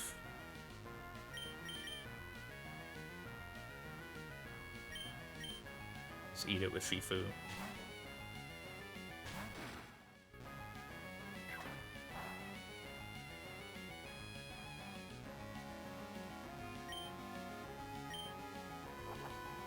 Eat an Aqua Jet. What HP am I at? This can sing or freeze dry. HP actually doesn't matter. It only might matter if I got... No. There's no way it matters. Is there a world I stay in here? For a turn? I think not. No, there's actually a very... I need to switch now. Because it could sing, and then it would maybe see Hex if I'm slept? Yeah, it could read Hex, and Escav cannot take 2 Hexes.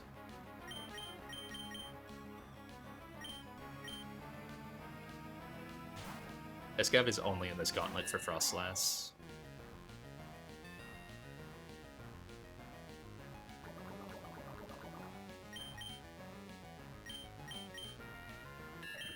Okay, for a second I thought I didn't give it Zoom Lens.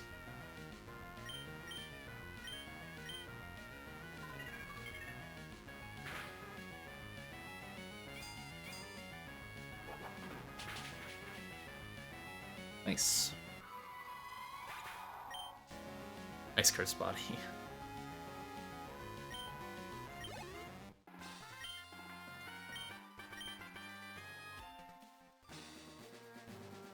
Yeah, the demon's down. The next guy should be chill as long as I calced it right.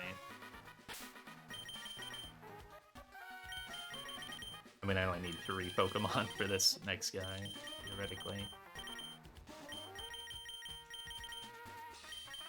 I heal everyone.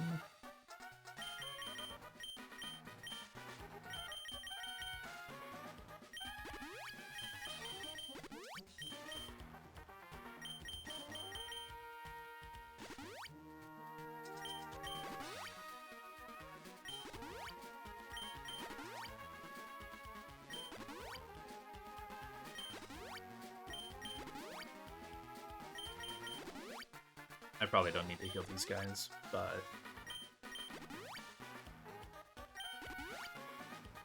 Actually, Gudra's my backup, so...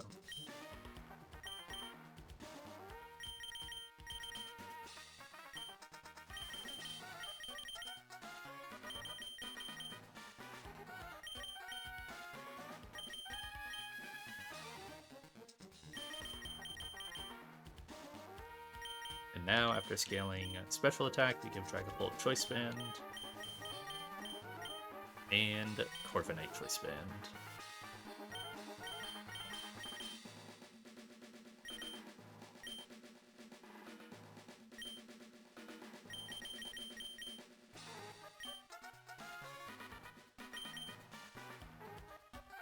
Right, that's all the setup I need.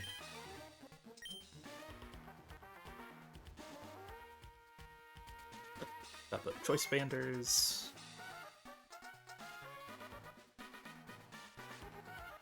I have Brick Break on you. I remember teaching it, yes? Yeah. Would need like some weird Corv lead otherwise.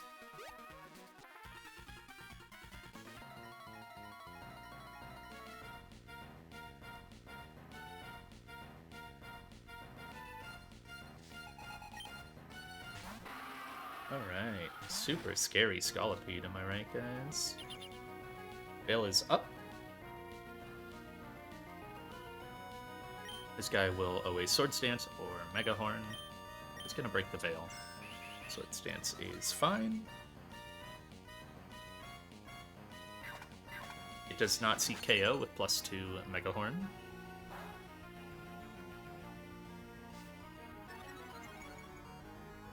And now it's got its awesome boost that it has to throw to a teammate.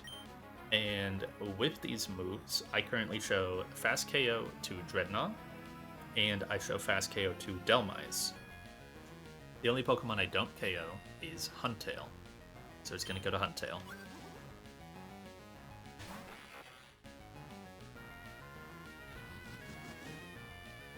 Do a nice 80% to it on the switch in.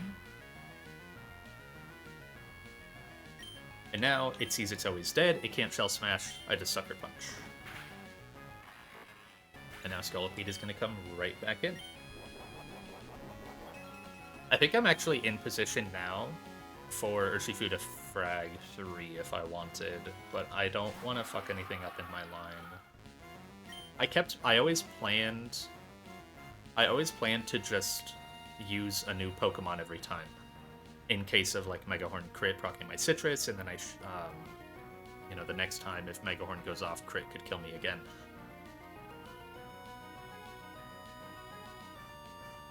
But at this point, when it goes to Baton Pass, you just CC on Dreadnought. I guess the fear is it could attack me, and then I CC, and then it... No, I'm just gonna stick to my plan. It's fine.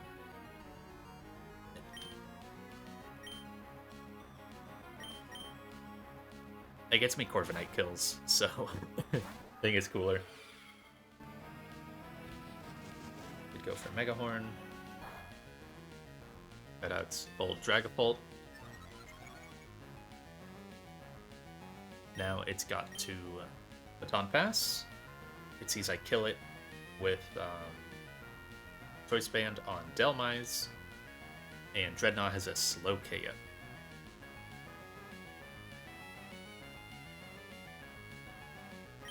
We're just gonna darts, do minimum 60%, which always KOs through lefties, and we outspeed after a +1 boost.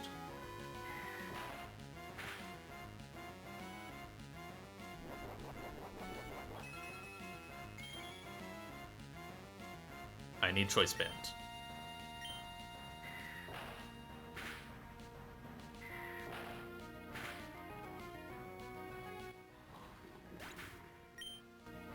It could have also been like... It probably didn't need to be Choice Band. It could have been like something else and then Draco does 63%. I could have done like Dragon Fang and I think it would have worked. Now, Scolipede back in. I just gave it Choice... Or no, I need Choice Band to scare off Delmise. That's what it is. Yeah. Choice Band does both of those. Maybe Life Orb would have done it.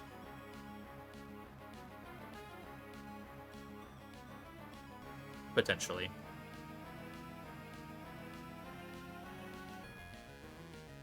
Yeah, Life Orb would have done it, probably. Or even, no, not quite. I was gonna say Ghost Gem. Let's see if Corviknight gets the chain KO. If it gets, like, crit, that's the only thing here. Okay, cool. Corviknight's getting the chain. Actually, Aquatail crit could still mess this up. No, I think it's fine. It has to Baton Pass. The only mon left is Delmise, and Choice Band, Brave Bird, Oko's Delmise. Don't need to deal with the Quick Claw at all. Cool. And I am in a safe enough HP range where I live all the recoil.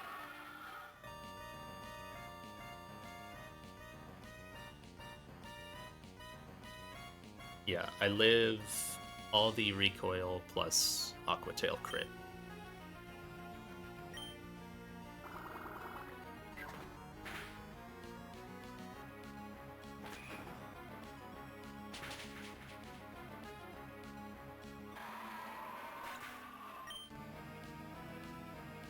Yay. If I'm too high there, I just go Goodra and 2-shot. They're too low.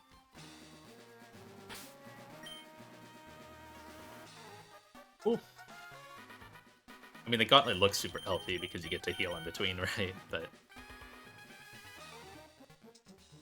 who got all the Gauntlet kills? I did not track after the first one. Bolt got Cloyster. B got Malamar.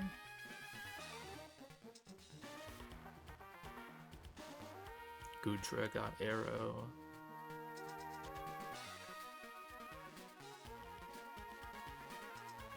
Shifu and Escav.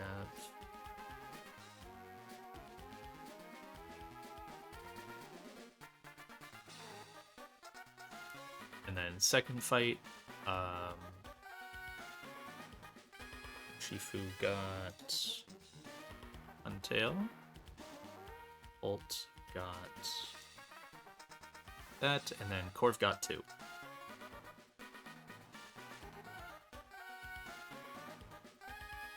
Corv passed Pidgeot. Bolt is at 16 on Juan Split. Mine's at 7. Mine's barely at 16 total. It's at 22.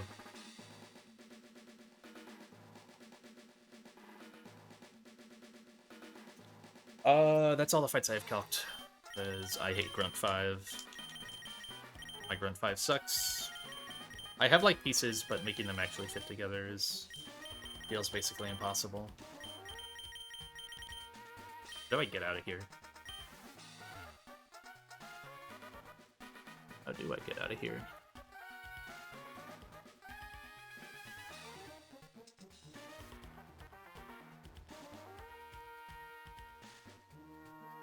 It's back to 87. No, that's not where I want to go. 85 or 90?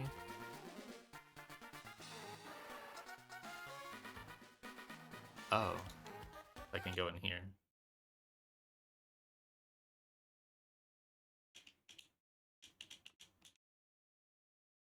I see. Okay.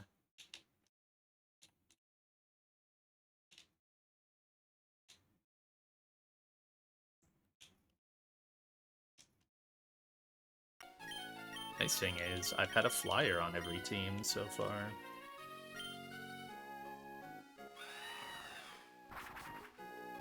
Senti lead sack, something bait, Metagross EQ for Corv. Senti doesn't even kill without choice band, but maybe. Also still lets a hazard go up. I guess I see what you mean though, we're like...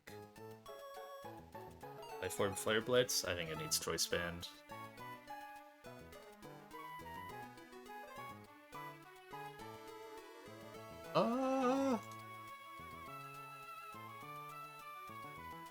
No, yeah, it needs choice band. You forget my Centiskorch has 3 attack.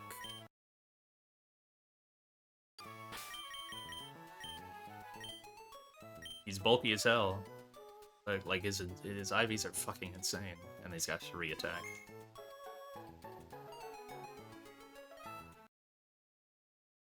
No, yeah, he's really good otherwise. Here he is. 28 HP, 31 defense, minus 28 special attack. Oh, plus 31 defense, by the way. Like, very, very physically bulky for compared to other Centiskorch, I guess. Obviously, Senti itself is not the most physically bulky, but... And then, yeah, 18 speed F, 20 speed. But 3 attack, I need choice band.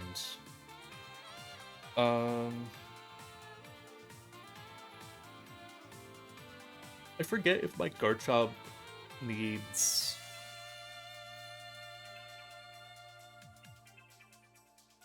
Yeah, my Garchomp also needs choice band to KO Metagross, I believe. Yep. 31 attack, still needs choice band to OHKO Metagross. So that's already both scanners. So for the lead matchup, I've looked at a couple of things. There's Urshifu, there's Corv, there's Blaziken. The Blaziken thing is really cool, but the follow-up is not as great. There's Conkeldurr. And I think that was it.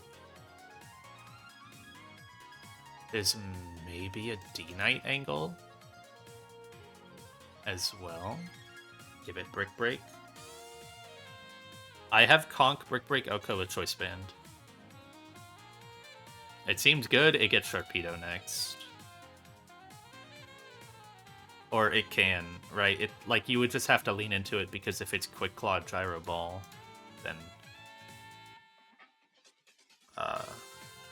you get Sharpedo. Unless you just bank on that not happening. Like maybe that's the crazy fiction that you just gotta dodge turn 1. Yeah, maybe.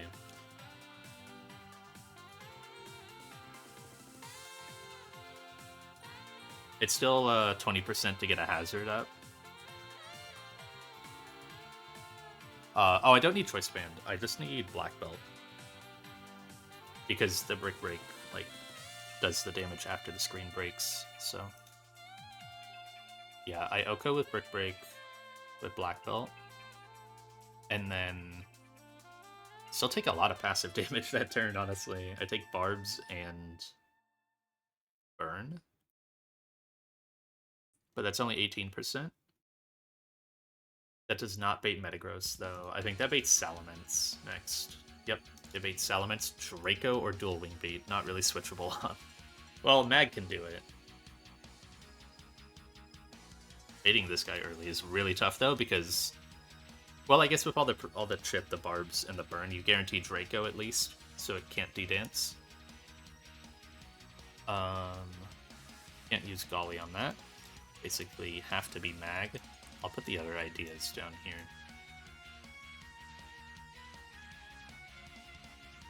Mag guarantees Earthquake on Mence for Corv to go on, but it can D-dance on Corv, like, surely. Yeah, bringing a guy like Zone is kind of tough. Yeah, Conk baiting Mence next is pretty rough. This guy doesn't have Zen Headbutt.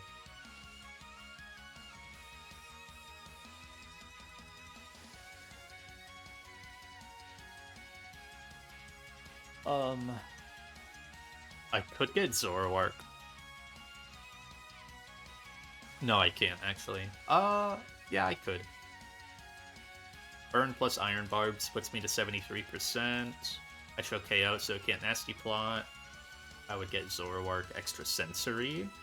Not ideal, though. Well, no, I just chain it, don't I? Oh, but then I get Sharpedo after with the extra burn tick. Yeah. That doesn't quite work. That is an interesting setup for at least Conk to get 2 before baiting a Sharpedo. Like, that's a cute chain. So if I end up having to fall on that line, that's what I would try to do.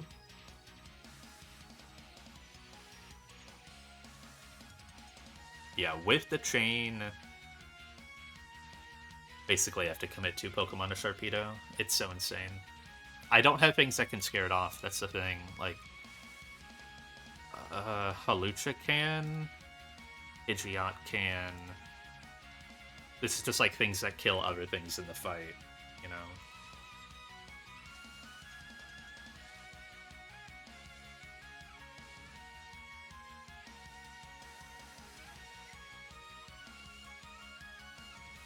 Something like Life Orb Bolt does scare off Sharpedo. And with Life Orb, I KO Zoroark. I have to eat an extra sensory, though.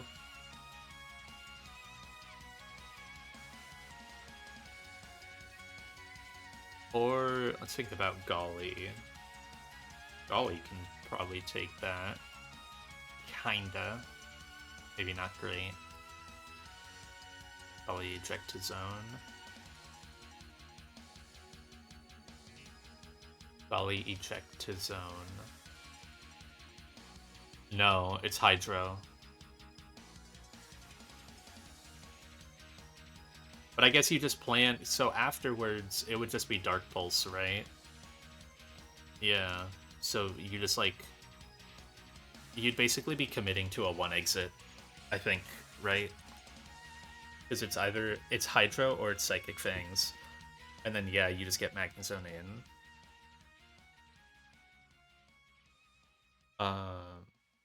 One thing that was crazy tempting, it wouldn't have worked here because, like, you'd be banking on Hydro hitting.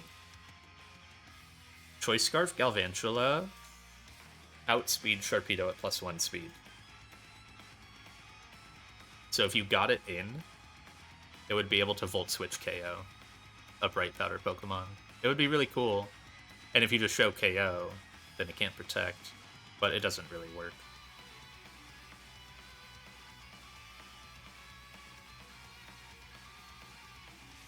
And, like, I mean, Galvantula is kind of usable in the rest of the fight. Maybe I do think about this.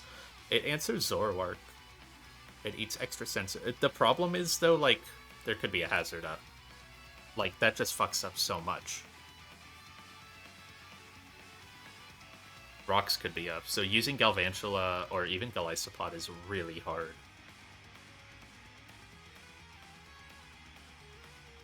The fight needs to be, like, so high tempo and fast paced. Because there could be a hazard. Or you need to just immediately get Metagross in.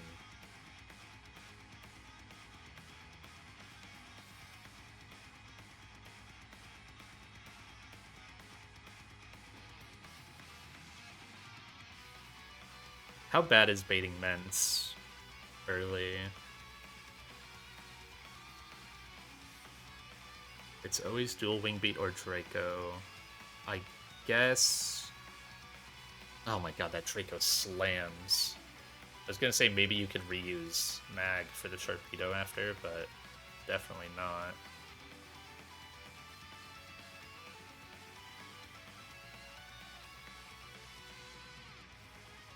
So yeah, maybe I just get Sharpedo early.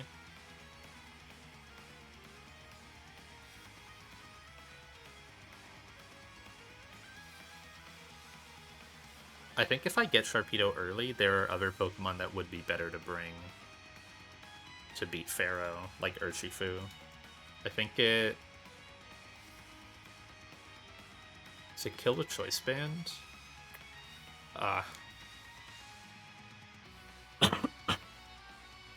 Roll the 15 out of 16. That stacked with the Gyro Ball Quick Claw stuff is just not ideal, though. You can't sucker it after. This probably won't get used, but I want to show it because it's really cool. So, if Aurora Veil is up, Blaziken doesn't quite see a KO, right? It would need an item boost. But if you don't want it to have an item boost, for some reason, you would then put it in Blaze. In order for it to not die in Blaze, though, right, because at this point, Gyro Ball sees KO in Blaze, no matter what. Unless your Blaziken is Iron Ball, making it still faster than Ferrothorn, but it always lives Gyro Ball crit on 2 HP. And then Overheat KOs. But also, if it's Gyro Ball... No, but Overheat especially, yeah. And then you would just always get Sharpedo triple random move, and I don't know. But I just saw that interaction and thought it was cool. It's probably not good. Screens are still up. You know, it's pretty bad, but it's cute. I like it.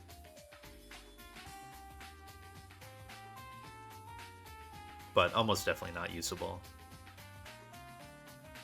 Unless you're just willing to sack Blaziken to Sharpedo after, right? That's the only way. And even then, you can't guarantee how many turns it's going to take Sharpedo to kill you, because it could click Hydro. And you can't be Pretox, because if it's Quick Claw Gyro Ball, then you die that turn.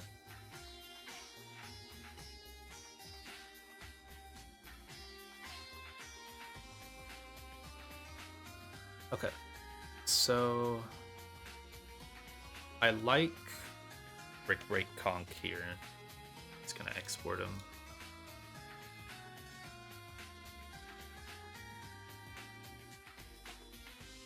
Killing and getting rid of screens with no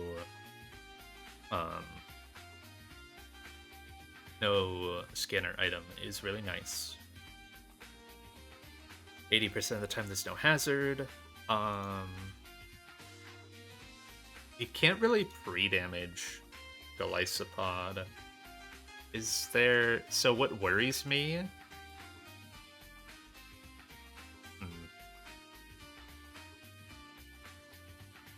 is Stealth Rocks go up, you take Psychic Fangs, you drop to 55%, and then a Dark Pulse crit kills as it tries to exit you.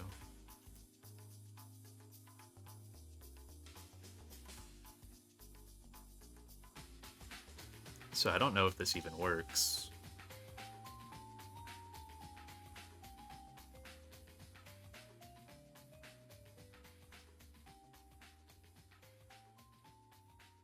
Retox Citrus on Golly.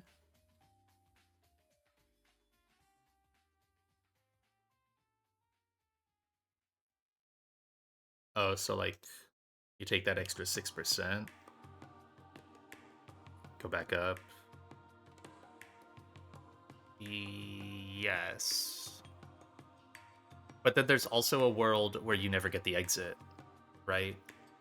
Like there's a world where where it always lines up, where you get Hydro Miss coming in, then it like there's no hazard. It Hydro Misses, and then it Dark Pulses you, and then the Toxic puts you under exit range.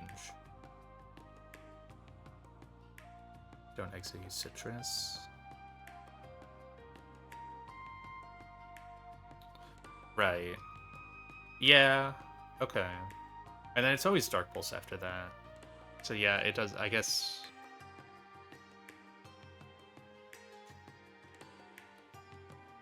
But can't you get Dead Zone still? I guess you can never get double Dead Zoned.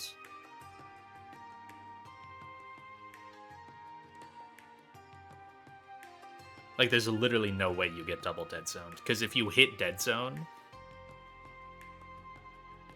can you hit Citrus Dead Zone, though?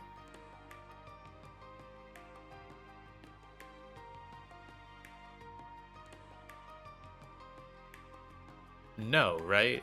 That only happens with Psychic Fangs or Hydro Low Roll into Stealth Rocks. Or plus Stealth Rocks.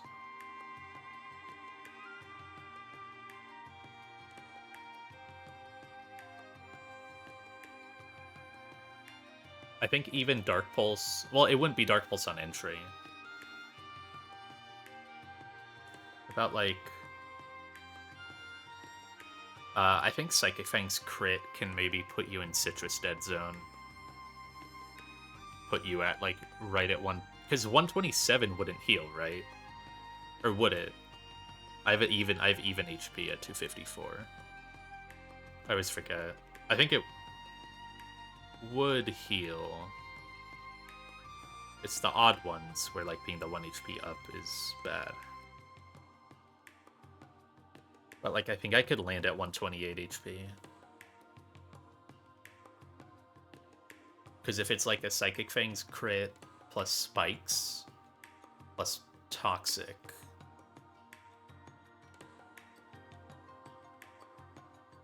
Yeah, you can land at, like, exactly 50%.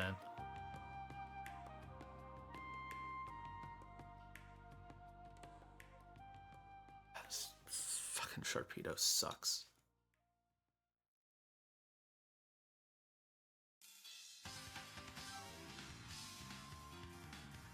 Because, Spikes are what, 1/8, right?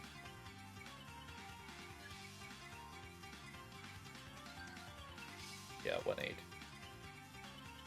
And then Toxic is 1/6.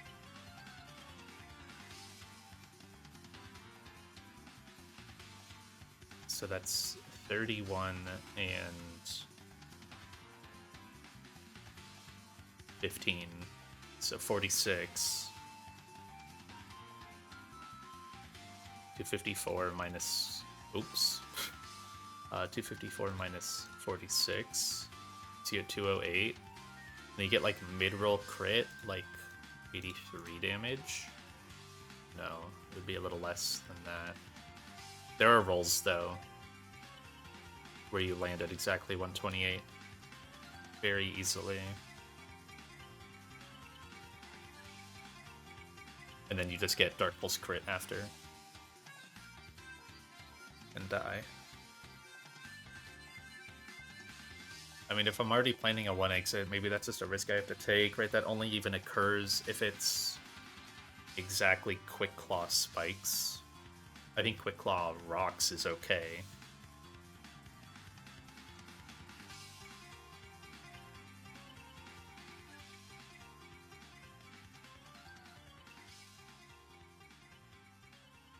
Wait, no. No, this doesn't work. Right? Because... No, this doesn't work. It can protect if I'm pre-tox, and then I can get double dead zoned. Or I can have the toxic. Yeah, this never works. If I'm pre-tox, it'll protect.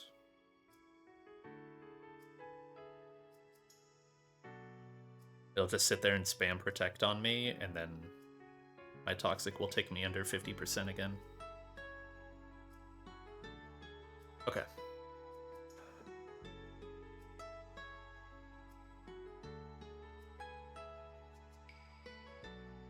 If I have a way to bait Psychic Fangs, I can get Magnezone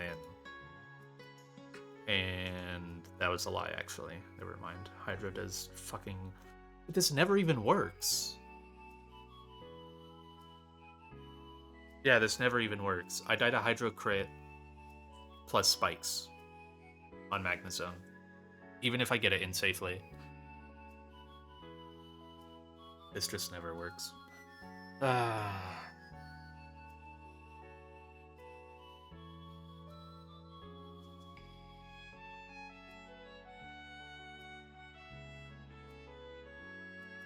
Okay.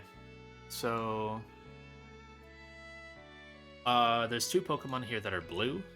This one is bad because it baits Dark Pulse.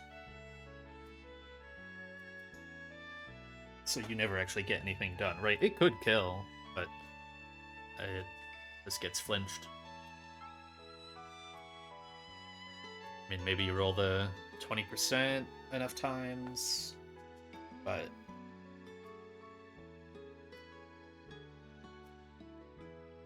Right, that's what, like 0.2 to the 4th? Something like that. Yeah, to the 4th.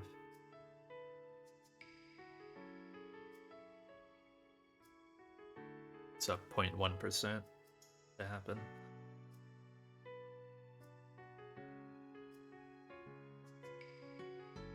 But then you still gotta kill. Power Whip is not fully accurate on a Bright Powder Pokemon, even with Zoom Lens.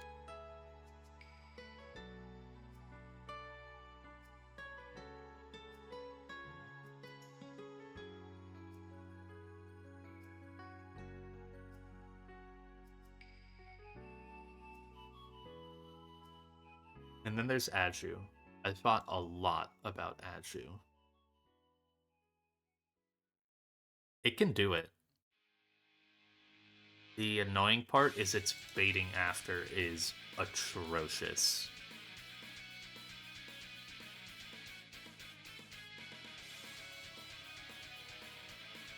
Actually, this might be a little better than I thought, because I was planning on...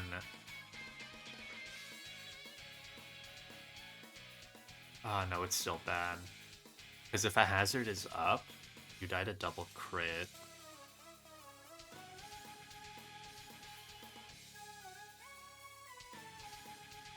I mean, that's what, like 0.06 twice times a 0.2.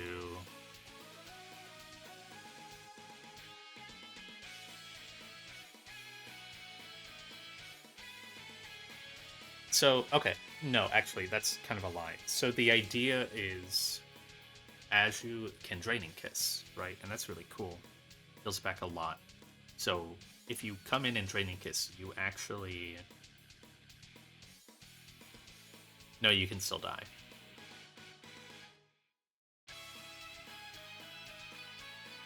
Never mind.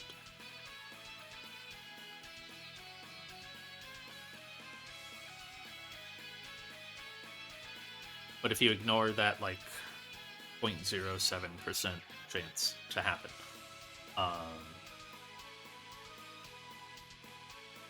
that's double crit, also including Quick Claw hazard from Pharaoh.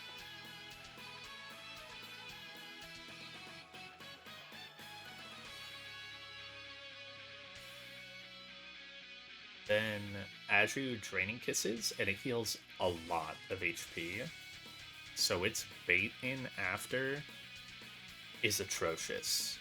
You have no idea what HP you're gonna be at. You could bait Toxicroak. Hazards are still up, screens are down, but hazards could still be up.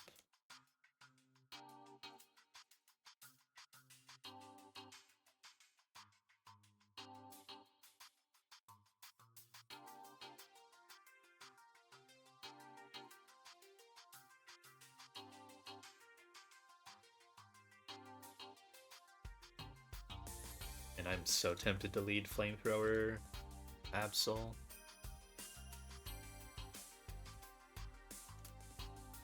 Does it even kill? Should. It doesn't. Okay, never mind. Oh, it's... I was supposed to be good at this.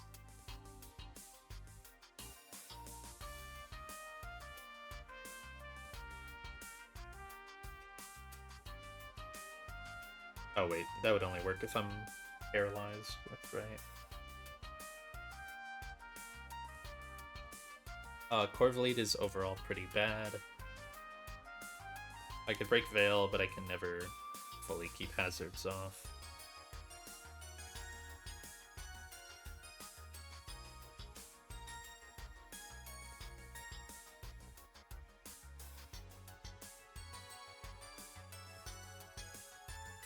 Do I have any Pokemon that beat Psychic Fang Torpedo?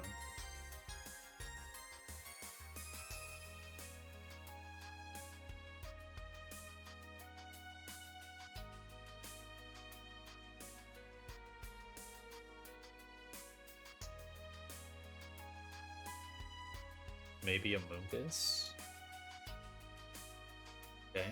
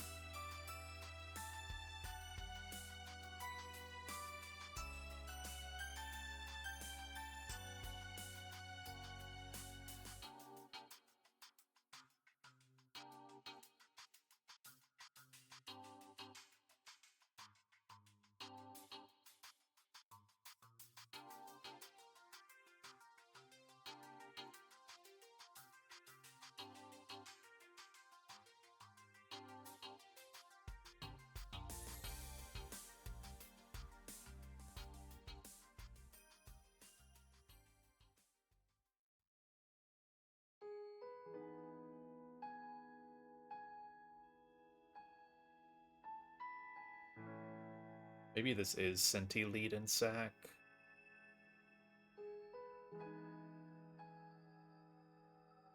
It might be.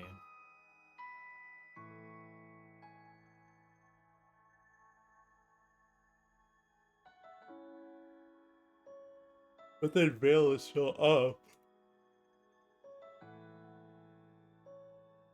Then you gotta go like Aju after.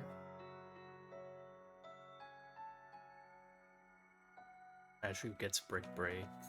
Ruck.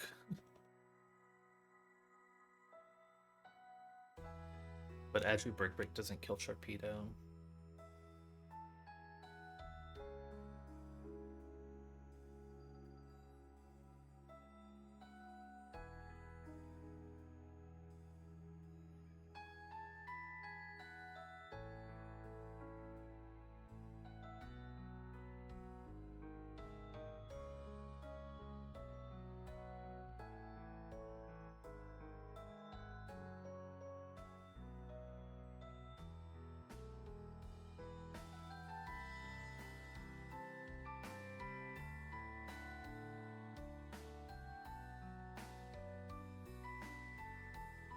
Think back to the Golisopod thing, is there a way without Retox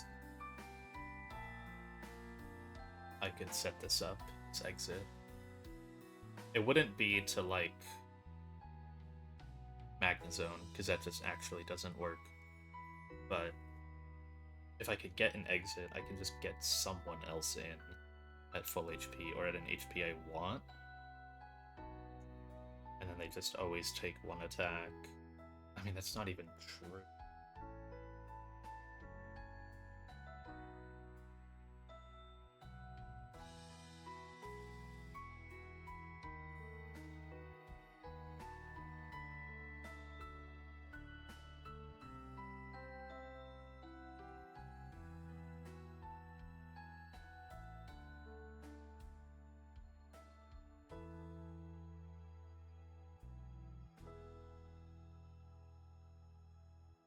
What about Milo? So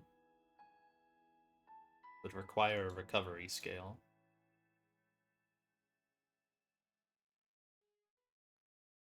Milo does kind of sit there on Sharpedo, but it also baits Dark Pulse and then gets flinched. So that's a no-go. If I'm not Marvel Scale, I think it baits Psychic Fangs. Yeah. Okay, this could at least be a pivot. Yeah. Yeah, this can always be a pivot if I just want to bait Psychic Fangs. So that's a start.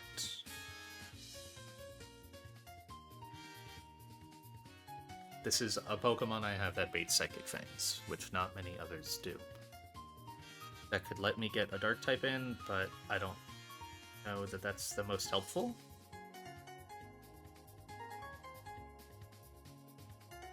But it's generally just Sharpedo's weakest move.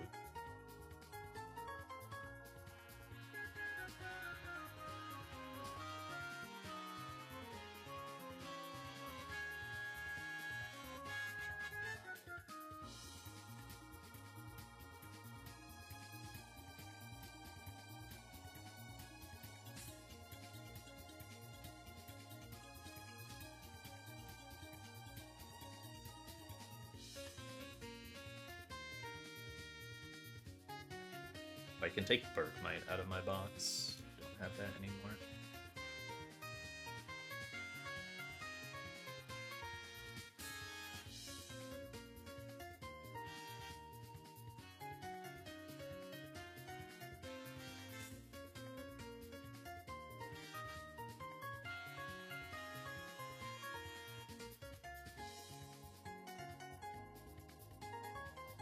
Okay, let's think about this. Who gets magical? Who do I have that gets magical leaf?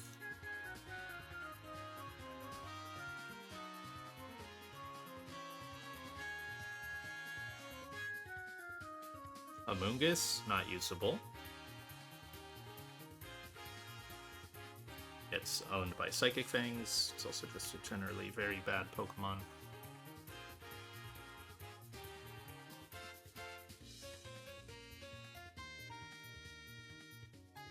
This is where having Electrode might still be good.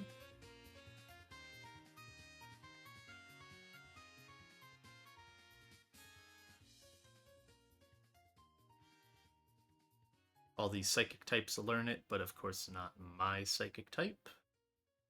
It doesn't really matter against a Sharpedo.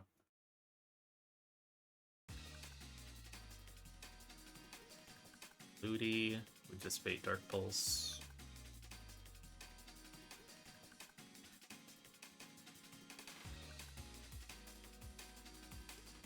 Do I really only have one Pokemon that learns Magical Leaf?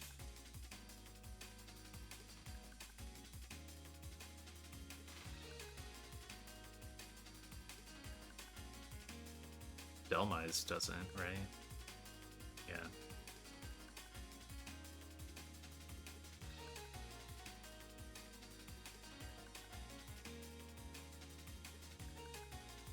I straight up have a single Pokemon that learns Magical Leaf. That's awesome. Cradily doesn't? I feel like it should. Nope. That's great. Okay, what about Shockwave? So, like, the annoying thing is, I know Goodra gets Shockwave, but it just baits Dark Pulse. So maybe I just roll that. But it also doesn't kill. But that would let me have, like, a damage boost.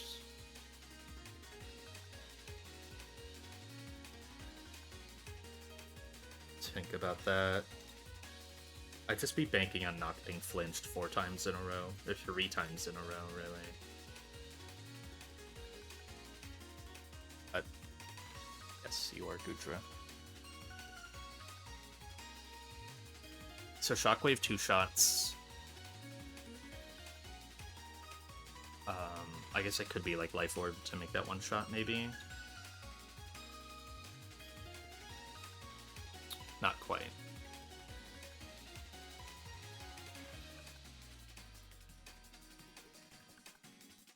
I would need to be Choice Specs.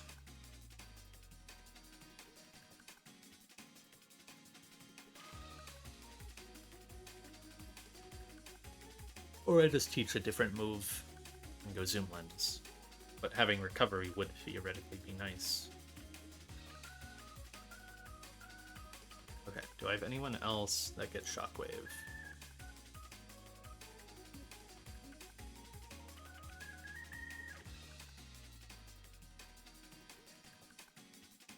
Dragonite. Okay.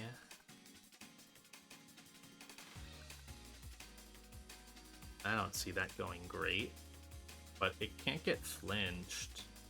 Problem is you have to volley exit to get this guy in. Hit 2 shots, I suppose. I mean, that's bad, right? You need to one-tap this. You'd be better off just doing Zoom Lens Draco. I mean, maybe that's something... And that's like 3 Mons committed to Sharpedo. Straight up, that's 3 Pokemon committed to Sharpedo, and then Hazards could still be up. I need Garchomp for Metagross, I think it's the only thing that kills that. And then I need Dragapult for Salamence.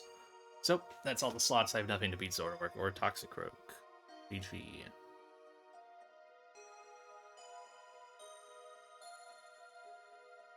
Unless I Nature Change here, maybe Banded Darts can kill Toxicroak, but probably not. Nope, still a range.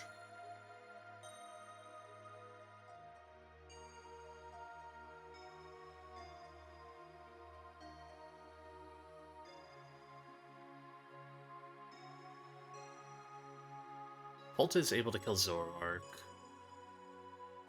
Also kills Mence. Like, Pult is good here. Banded Phantom Force almost kills Metagross with Naughty. Not quite, though.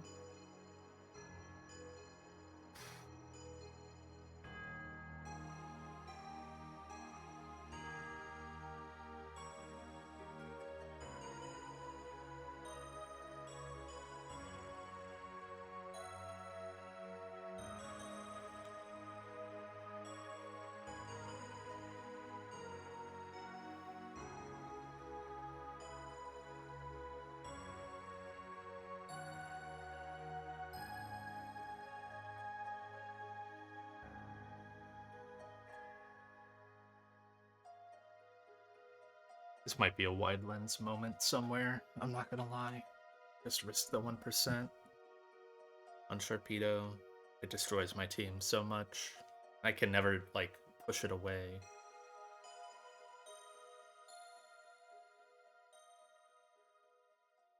Already risking a bunch of Conkeldurr Fiction, though. Let's go back to the Zoroark, the early Zoroark angle. Zoroark second. Screens are gone. It can't Nasty Plot because I show KO. It has to Extra Sensory. What do I go?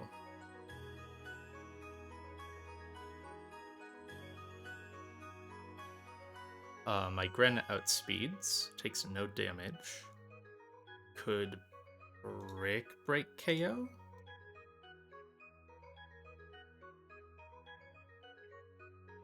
Not quite. Voice Band Break does not KO. Okay.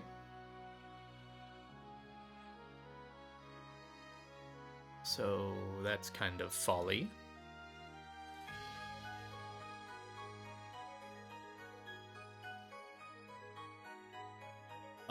On Extra Sensory, I could go Pulse, and then I think I'd be... Well... What if I used White Herb here? No, but I don't kill.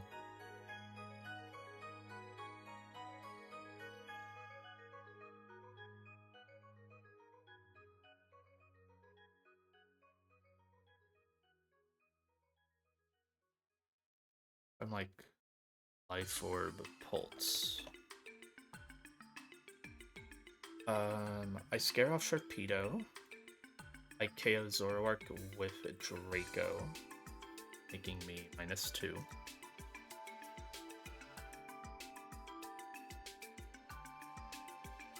I scare off Mence. I would always get, I think, Metagross before... Yeah.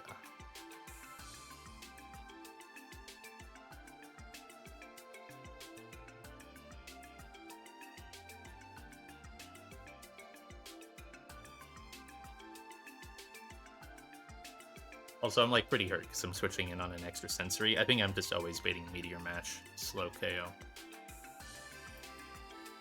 Maybe that's not awful.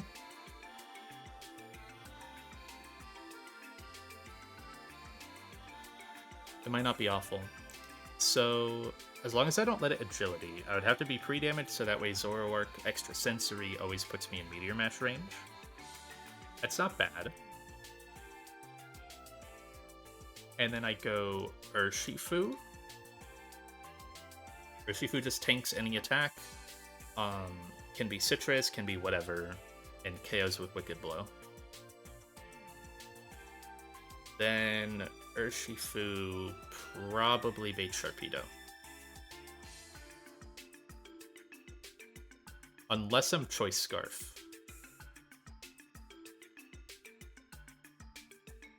I could be Choice Scarf to scare off Sharpedo.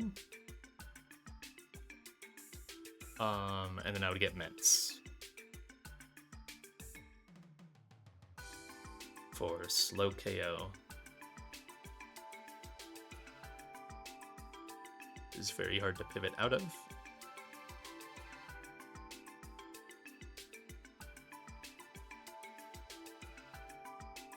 And I don't think I can use Golly. Definitely not. Okay.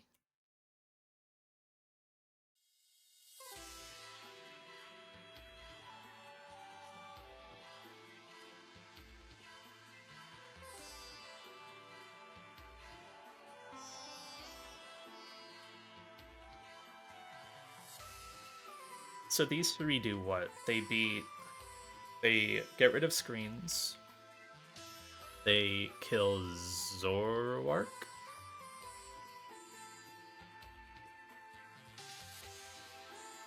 And kill Metagross.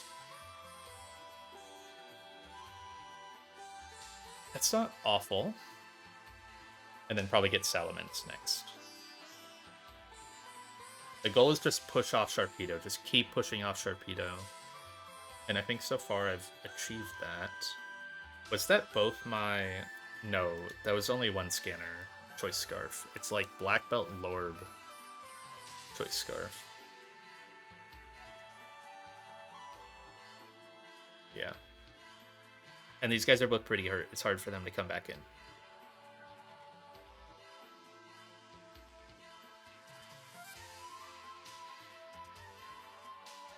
Conkeldurr is maybe usable again, but it's tough. How does Goodra take this? Goodra can always take Draco dual Wing Beat.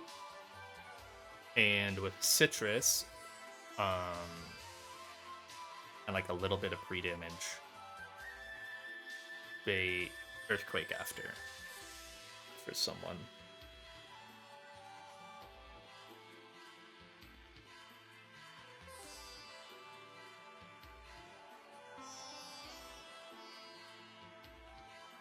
What does Mamo do here?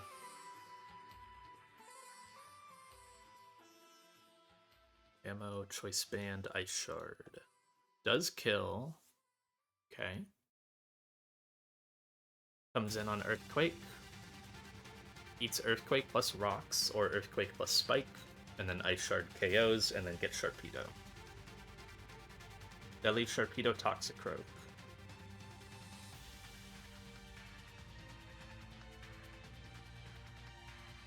I mean, the goal is get Dragapult back in, right? But it's hurt. I need to sack or Golly exit. In order to Golly exit, I need to bait Earthquake.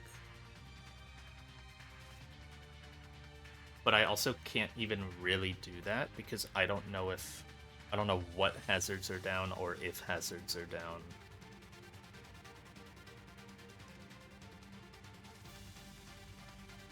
Like, if I put myself at... Wait, can't I put myself at 65%? And I... Or, like, 66%? No, yeah, 65%. So, if I go... there's, like, no slots left. If I go Goodra, Golly... It might work, though. I think Golisopod at exactly 65%. If it's rocks, it goes down to 40, and then Citrus is back up to that exact HP. And then Dual Wing, and then Earthquake hits it under.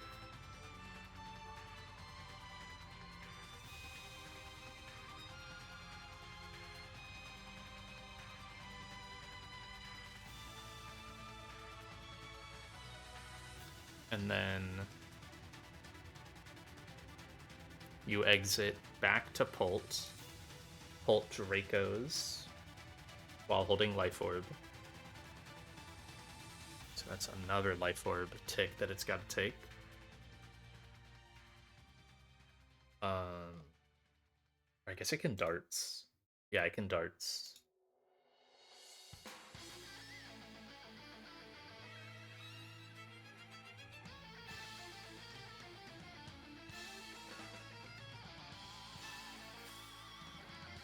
And then baits in Toxicroak.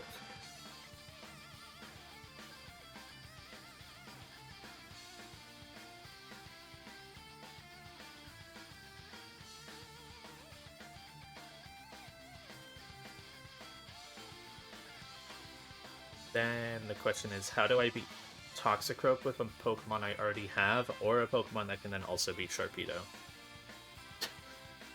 And this guy's Focus Sash. I mean, ideally you would use D-Knight here, right? Like Scarf D-Knight.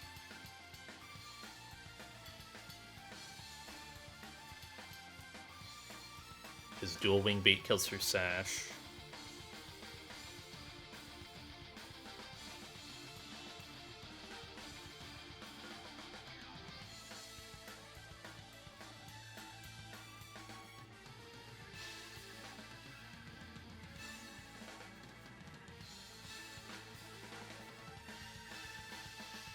Dry Skin makes it take more from fire moves, right? Yeah. It's not exactly stab or super effective, but it takes a little more from fire.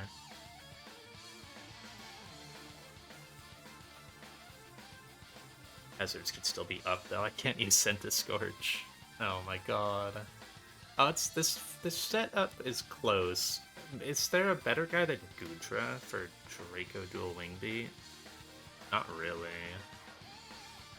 Even that is going to be kind of iffy.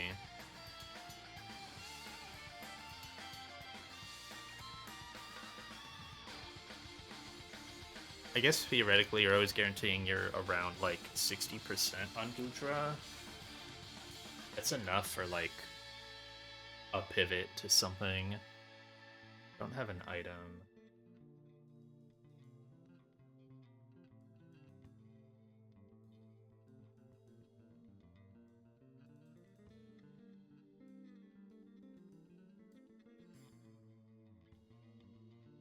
But with Hazard too, the Goodra thing could be annoying. I don't know. Maybe there's. I'm just assuming there might be an HP where it works.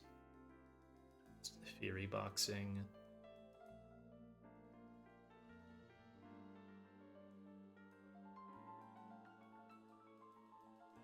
It would be nice if I could use Beedrill in this fight, I'm not gonna lie. It kinda beats Toxicroak.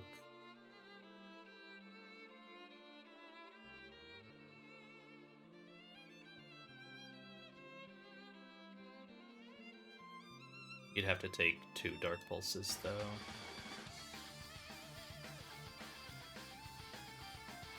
It feels like this guy should be usable sooner in the fight.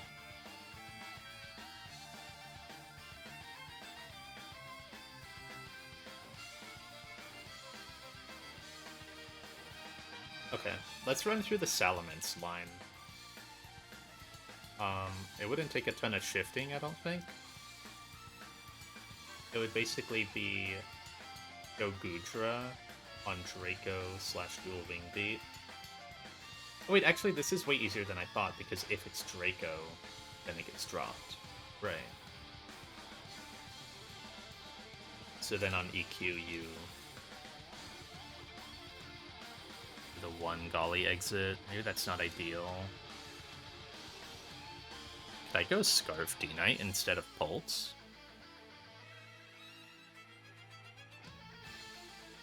It does kill. Yeah, maybe. Okay. That's something. So instead of Golly, you just bait EQ. Go Scarf D-Knight. Draco kills. That almost definitely baits in Torpedo, though. Oh, no, it wouldn't if I have T-Punch. Because I'm Scarf. I go -2. Could Ice Punch ever kill Mence?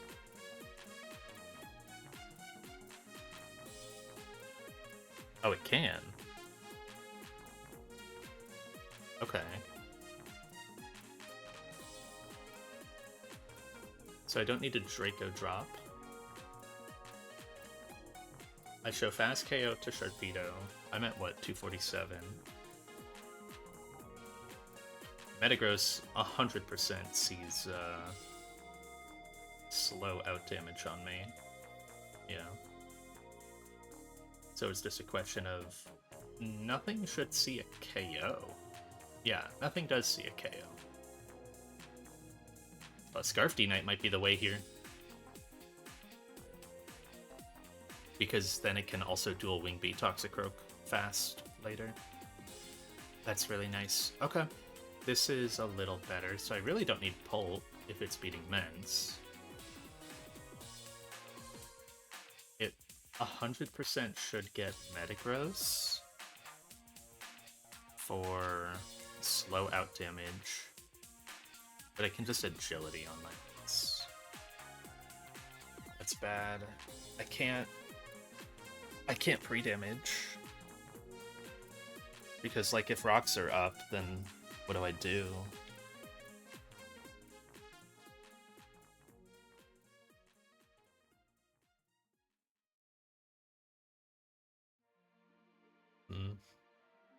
That was close. Does Flygon ever do this and then get sacked? Or does it suck? It sucks. Okay. Good talk.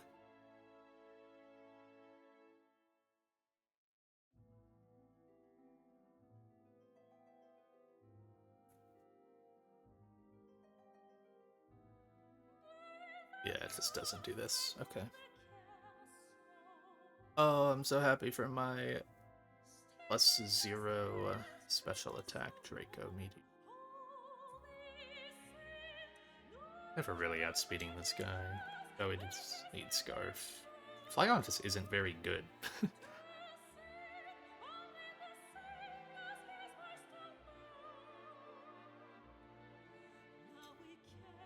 I can't guarantee Draco, so I can't go Azul.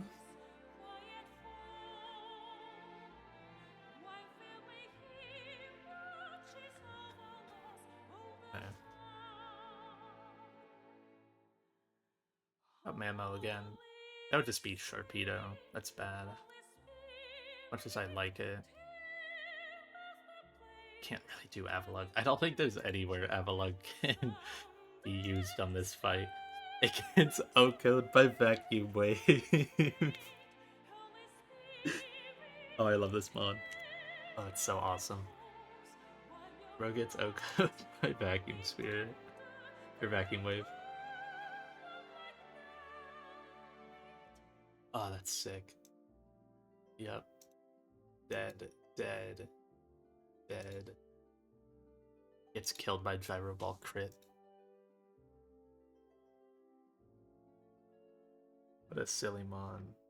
It would kill Mence. Not that that really says much.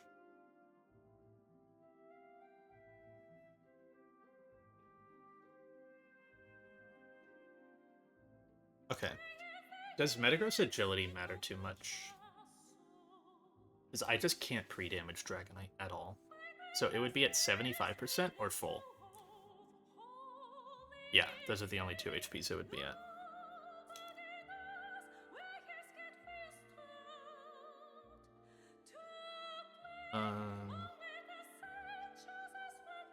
and 100% agility because I am choice locked.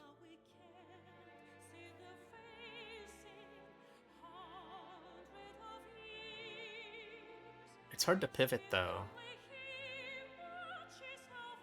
So agility makes you +2. Scarf Shifu does not outspeed. There's like...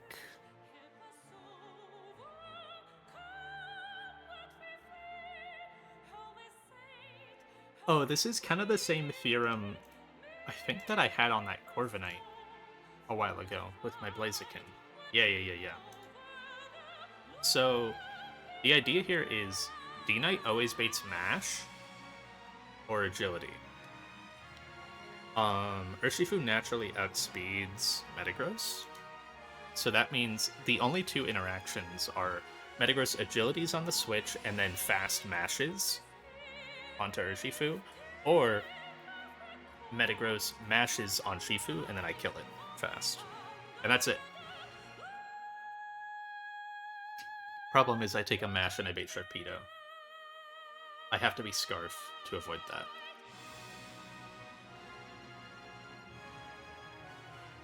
What does Shifu even get?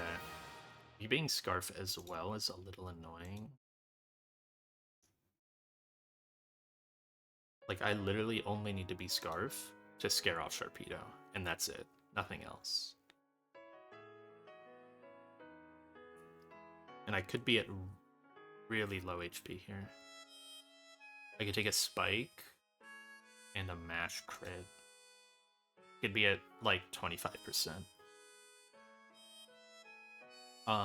If I'm Scarf, though, I still wouldn't outspeed Metagross, but that's not the point.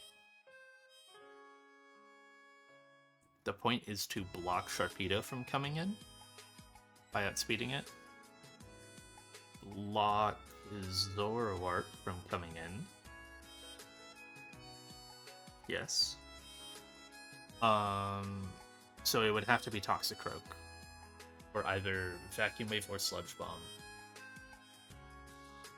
It cannot Nasty Plot because I show fast 2-hit KO. Okay, that's workable. Sludge Bomb, Vacuum Wave, much easier to pivot on, generally.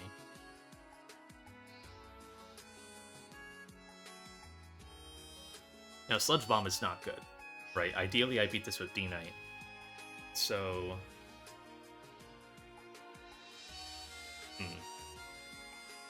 Can I ever Golly exit on these moves? Probably not.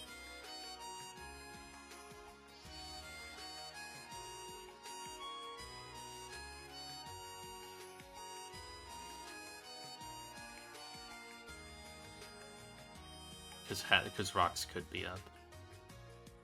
Yeah. Sludge Bomb, Vacuum Wave. Like, it's not hard to wall this guy. Genuinely?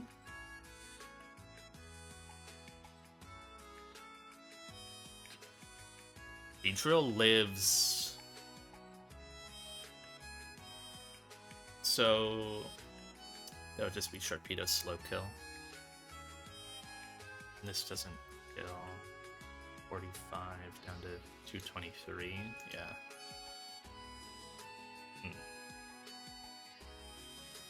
Beedrill can do Poison Jab plus Drill Run. It always lives Sludge Bomb crit plus Dark Pulse crit plus Rocks. So it can 1v1 this Toxicroak. The problem is... It then baits triple random move Sharpedo, and you can't U-turn because of Bright Powder. Oh wait, no, yeah you do. You just show killed above, so it just goes in order. Yeah.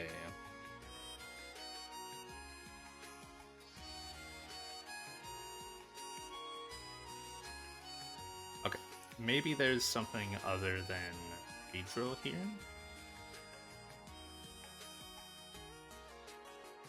Can almost go Xatu. I also... Do I have both my scanners committed?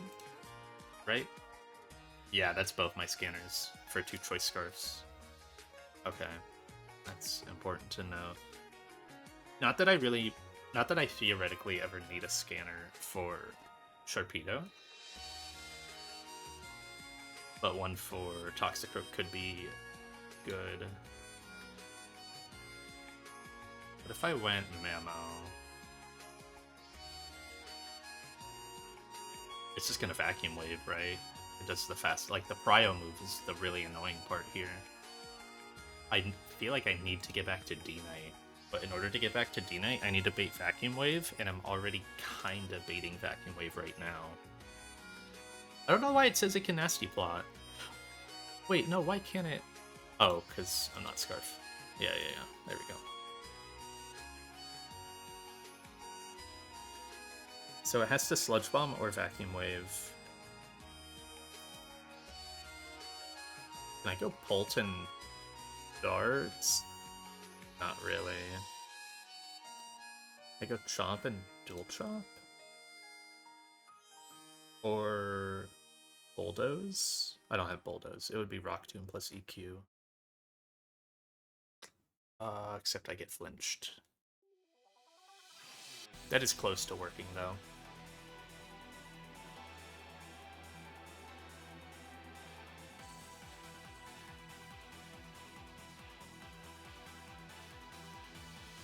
Seismitoad walls this? Say less.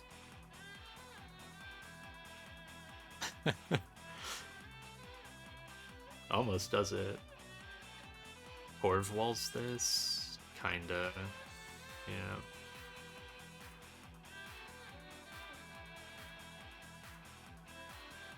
That's the thing, is like you really want to outspeed this guy.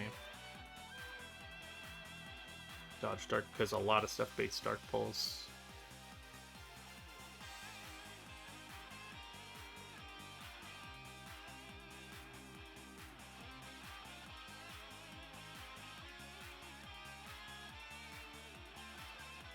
Dueling Beat, Mega Pidgeot doesn't do it.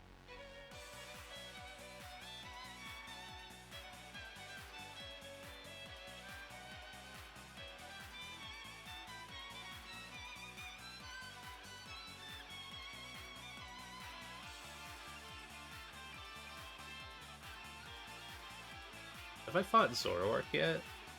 No, right?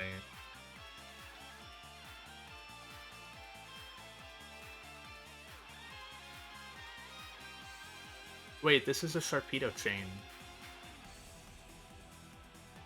Wait. If I can get Pidgeot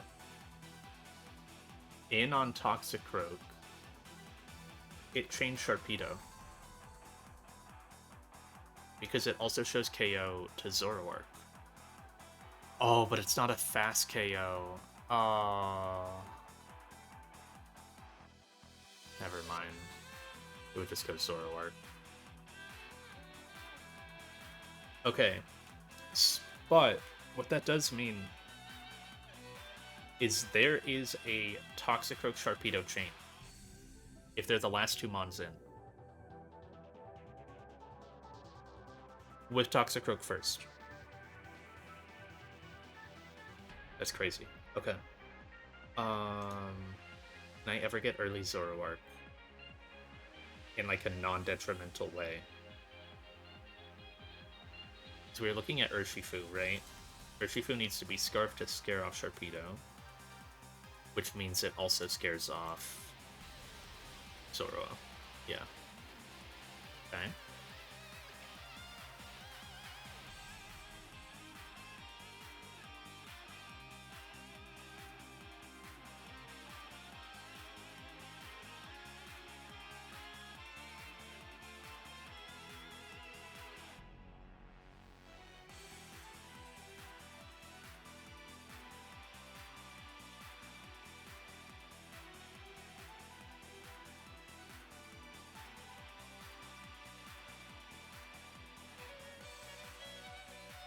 Okay, let's keep this line in mind, but can I go back to the other one? So that was early Zoro.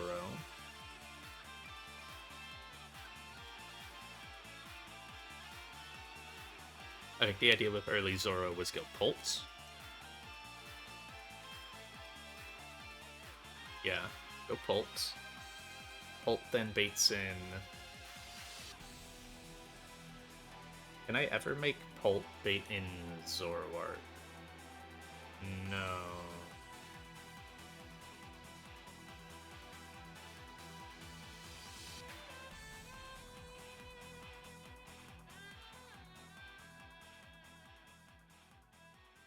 Right. Oh wait, no. Yeah. Blanking.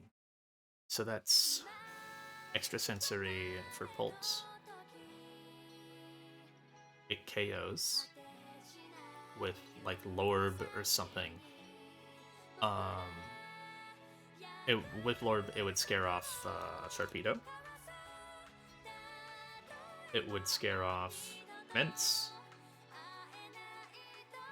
It would not scare off Toxicroak. But Metagross should always come in over Toxicroak. Is that true? I think it is, right? Because you take an extrasensory. You're at 30, you're at 67%. I just pre-damage a little tiny bit. Get Metagross. Okay. Then I go Urshifu on Agility. Unless... No. Yeah. Never mind. I can't guarantee KO, but I can do the same Urshifu setup with the Scarf and whatnot. So this is first scanner item. Urshifu takes 1 Mash, potentially an Earthquake. I'll have to be aware of that. We could blow KO's Metagross. Scares off Sharpedo. And then I think Mence comes in.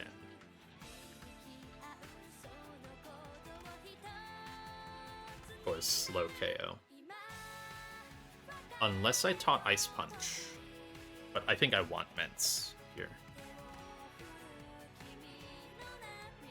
Yeah. I could get Toxicroak, but I think that's bad.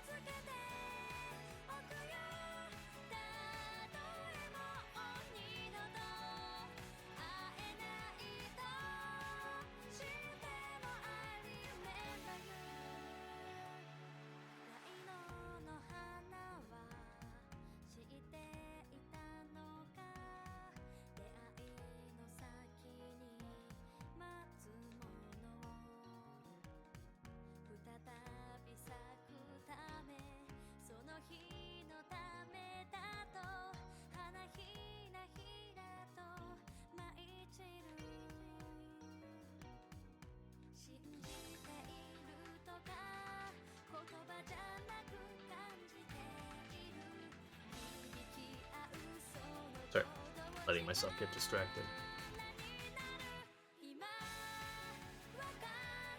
Okay, so this would be like no D-Knight. So the fear is that Urshifu can bait Earthquake.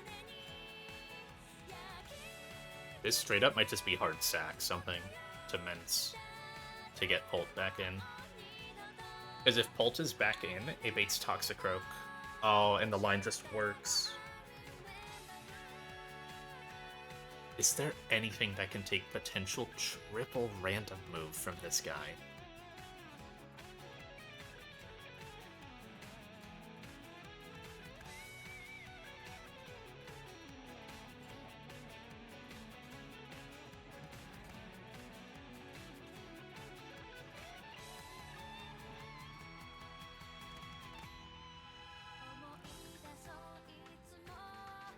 Okay, I don't want to be Ice Punch.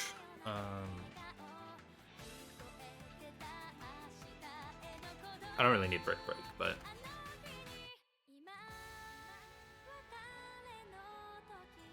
Wait, couldn't I switch this on Zoro instead of Pulse? Hold on.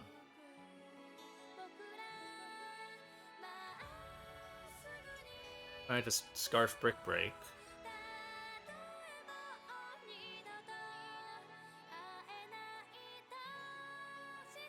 Yeah. I can roughly be at whatever HP I want.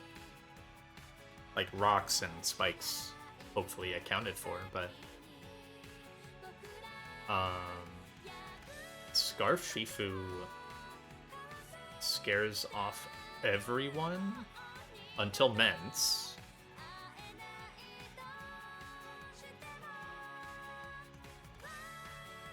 And then always gets Dual Wing Beat or Draco. And then I go Udra, get Earthquake, or D-Knight?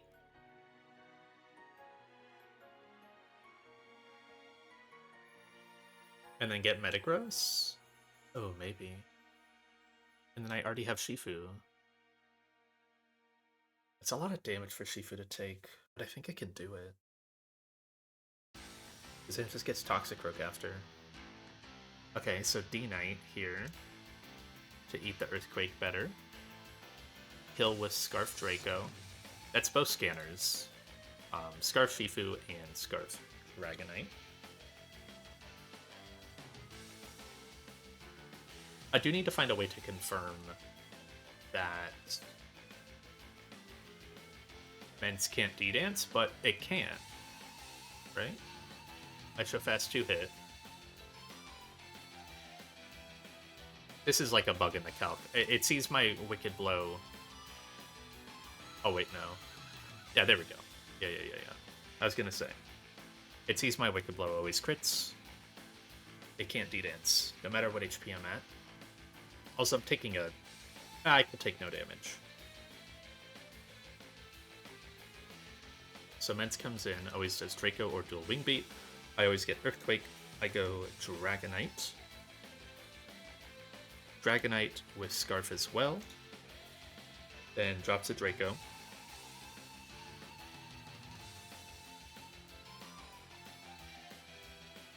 And I go -2. Dragonite could take rocks, but that shouldn't matter.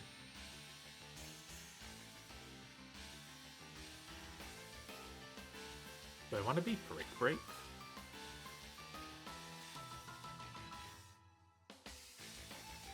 Oh, it's really close. Oh, it just doesn't show KO to Zoroark. Oh, wait, no, Zoroark's dead. Oh my god, I'm fibbing.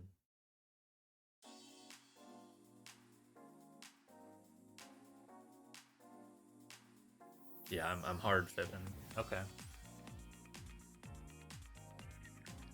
This would always get Metagross.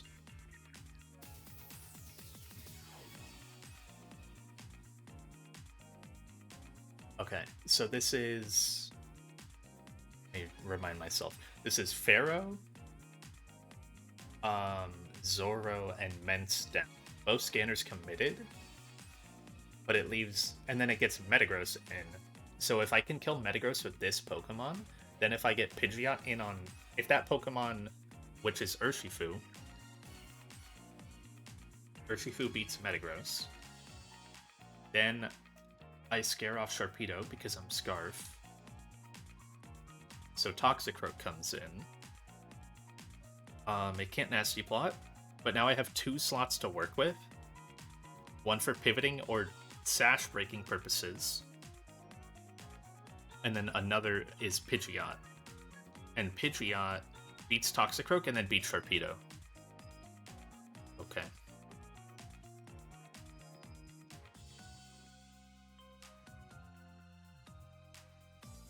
What was the Metagross damage? 63? Do Spike. Spike is... It's 1/8, right? Yeah. That's 25%. That's fine. I live that.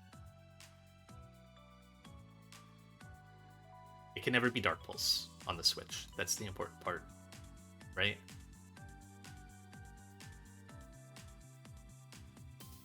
Yeah. It's never Dark Pulse. It would actually be Vacuum Wave, guaranteed. If Meteor Mash crit.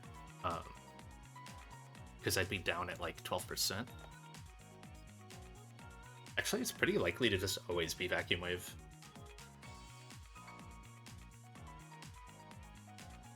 That's if rocks are up, though. I could be at like 60% here. So it's hard to actually say. I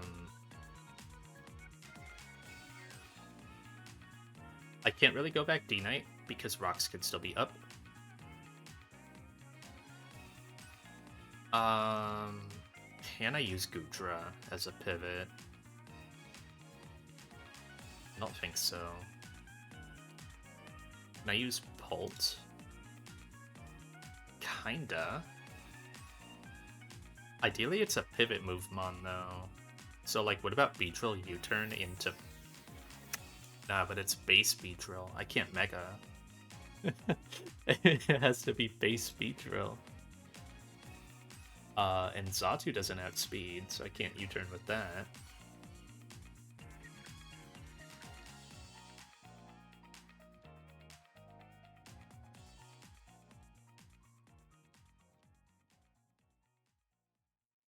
I could just sit there with Milo. And I would nasty plot on me. That's not the best. It shows I do like no damage.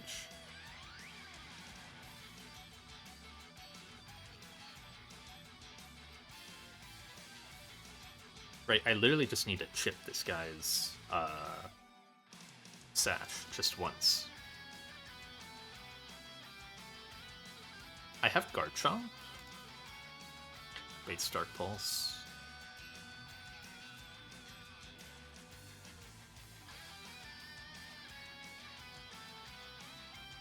A lot of my guys just bait Dark Pulse. That I would want to actually sit there. Yeah, like Flygon. Does Flygon outspeed? Or no? No. Flygon could be the U-turner I was looking for, but it doesn't outspeed because bro doesn't do anything.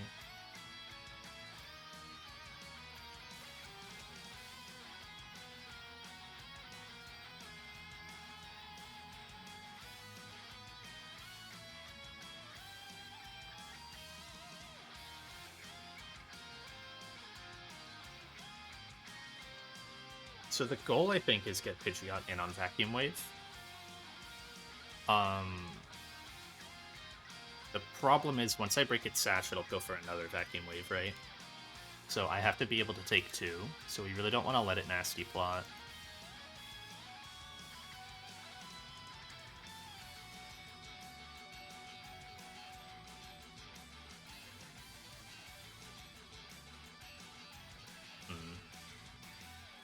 And I don't have any more scanner items. That's like the worst part about the setup, but the rest is really good.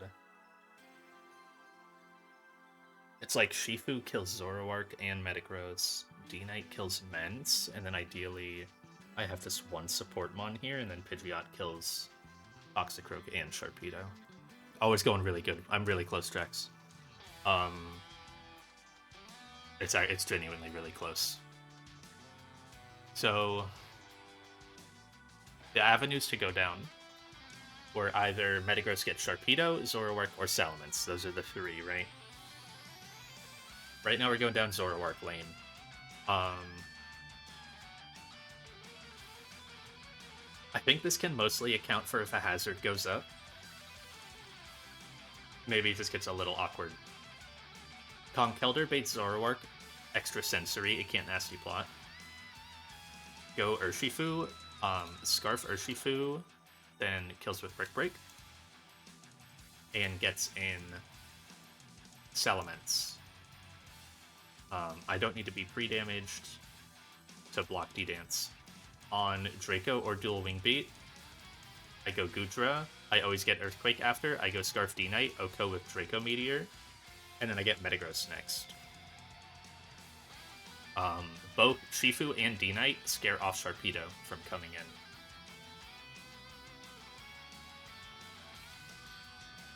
Not need pre-damage.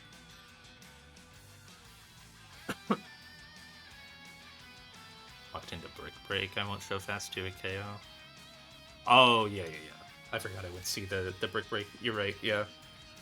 I would need a little tiny bit then, yeah. That's fine, though. I think that's fine.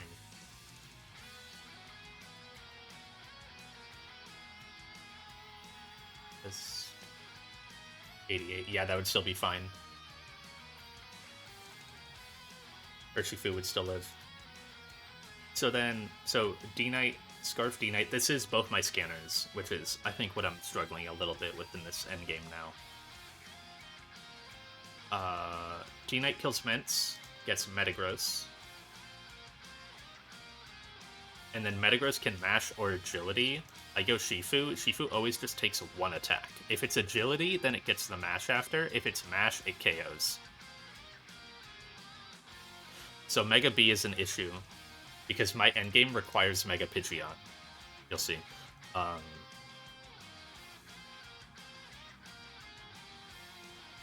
Scarf Shifu KOs this with Wicked Blow. And then scares off Sharpedo again, and now it's only Sharpedo and Toxicroak. It goes Toxicroak. I guess I didn't really think about this. It sees I'm locked into Wicked Blow, and then it can Nasty Plot. That's a little gross. But the setup here is if I can break Toxicroak's Sash and get Pidgeot in, it can KO with Hurricane, and then fast KOs Sharpedo. Slow flip. Yeah, I'll flip turn the dry skin Pokemon.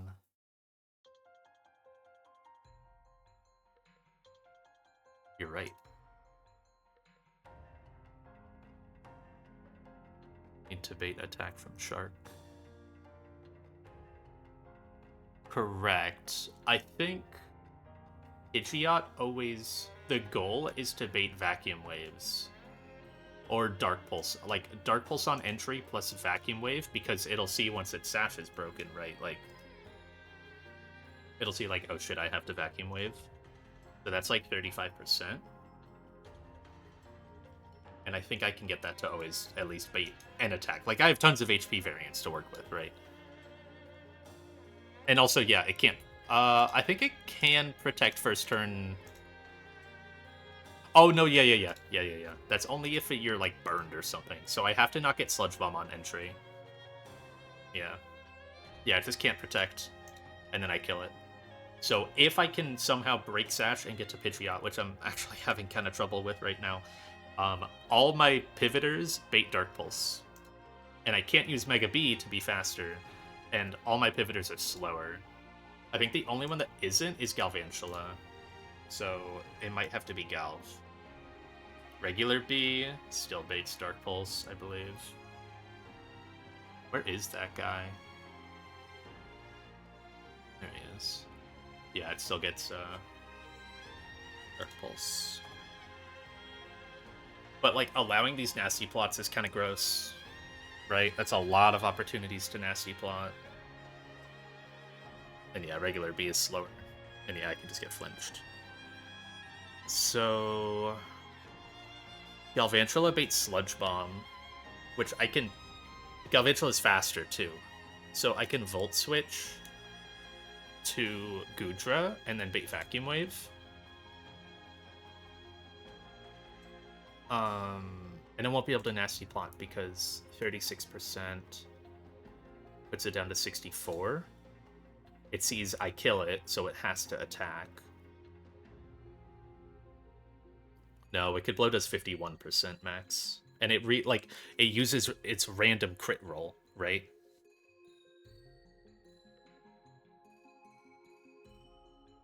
To calc. Yeah, it uses its random roll. It's like the first time this is ever affecting me. On either end, really. So, like, it's not exactly 40% to Nasty Plot here. Plus, I could just be straight up low enough to bait an attack. The problem is, how do I get Galv in? Because Rocks could be up, and then I die to Sludge Bomb crit.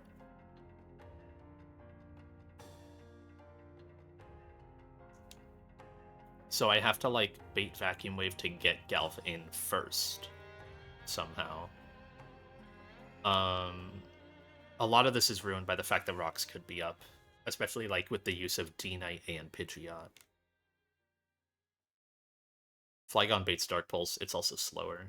Yeah, I looked at this. Everything baits Dark Pulse. Everything that walls its stabs just baits Dark Pulse.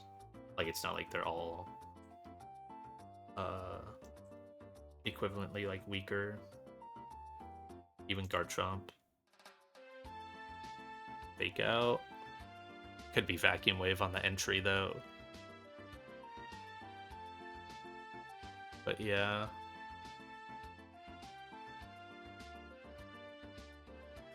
I tank. I tank even with a spike up.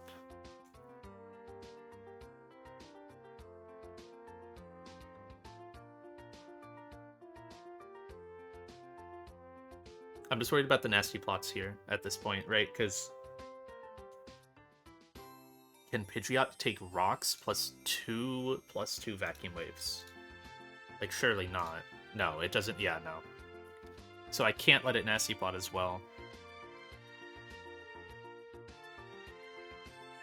But this is the best move for Pidgeot to get in on.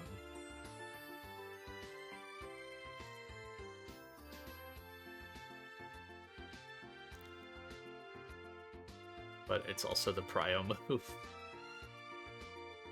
Yeah, it's coming in on Shifu. 3 damage lower.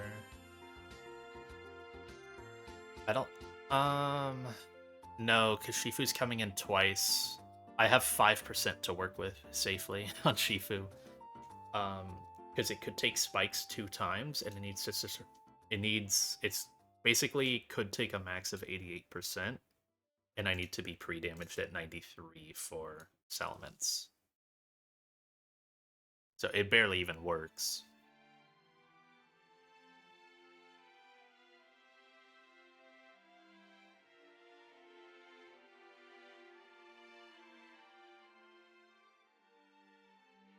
Metagross comes in on D-Knight.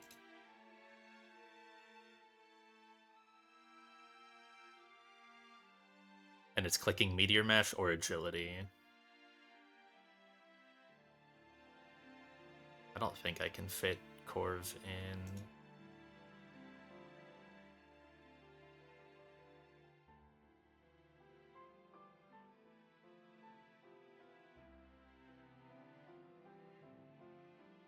It would get the attack boost. Right. Or it would just Agility in general. And then my Shifu would have to switch in on T-Punch, and that commits its item. Or, no, yeah, that doesn't work, right? Because if I get Parrot, I'm screwed, and I can't pre-status. But I guess the Defog... No, but Shifu's already been used once.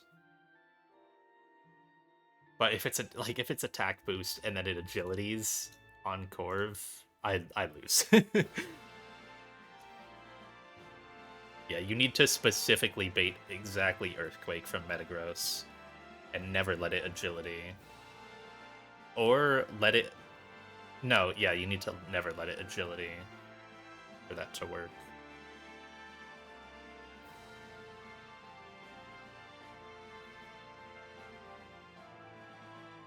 Goodra does get Mash and then bait EQ. But, like, I'm letting it Mash in the first place, right? So, like, it doesn't even really matter. I mean, I have tons of other fast KOs on Zoroark. I looked at Dragapult, but it's really bad in the rest of the fight. Like, one of the goals is, you know, Dragapult needs a damage boost to kill, like, anything, but it naturally outspeeds Sharpedo, right? So you could do, like, Lorb. So, like, D-Knight and Dragapult are the swappables in this fight. Dragapult can beat Zoroark eating an extra sensory, which I don't love. Urshifu is definitely better at that. The problem is getting Pulton on Mence. If you ever want it to kill it, you literally have to Golly Exit, and Golly Exits are basically impossible to plan on this fight. The only way that I found is if I somehow... I think if I get Golly at exactly 65%,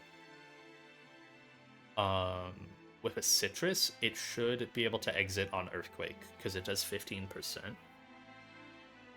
So like even if spikes are up, it takes 12% and then still gets exited off EQ. If rocks are up, it goes to 40, then back up to 65, then exits.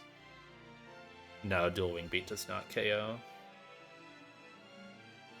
It's nowhere close. This guy's got I mean, Pidgeot just doesn't have great attack.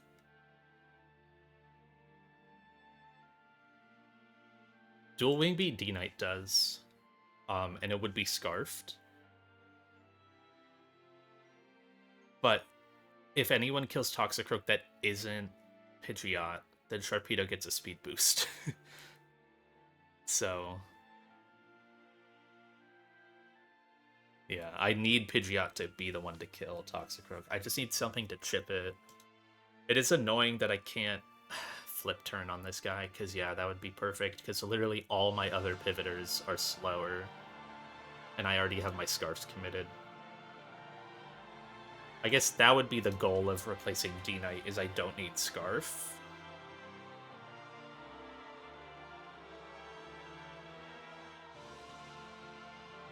Get a U-turn KO.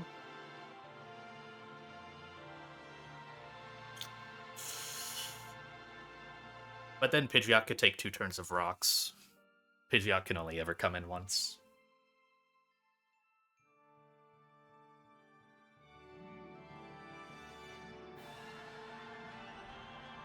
And if it does that, like that attack into Toxicroak, it gets Sludge Bombed.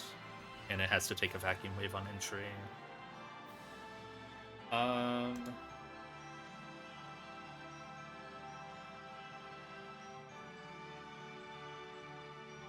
Having you kill would be so ideal, but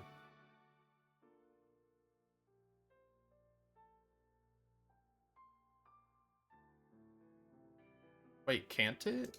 Can't D-Knight kill this? Am I being dumb about this? I think I am. D-Knight is Scarf. Oh, well, no, yeah, no, that's the issue. I am being dumb about this, yeah. Because then Sharpedo comes in and you're out of position.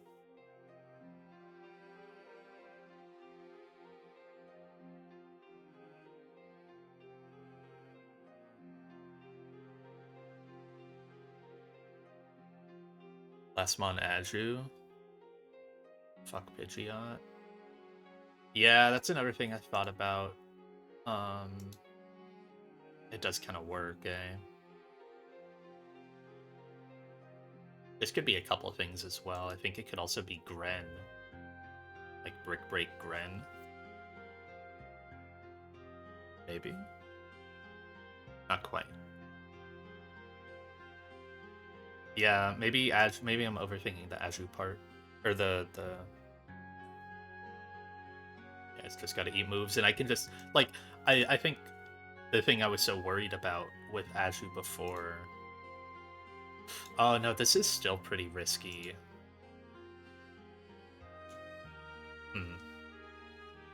It depends what I'm baiting. It depends who kills Toxicroak and what I'm baiting. Because, like, if rocks are up, I don't take 2 Hydro crits. And I Draining Kiss to heal. But, like, on my entry, it could be rough.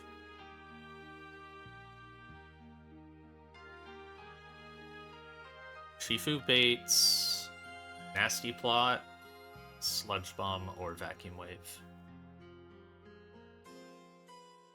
I can't get D-Knight in on Sludge Bomb. I can go Goodra to guarantee Vacuum Wave Nasty Plot. And then go D-Knight. And D-Knight is Scarf. Beats it. I think Goodra should still have the HP for this. D-Knight is only at 50% there, and then takes a Vacuum Wave coming in, and then probably one more.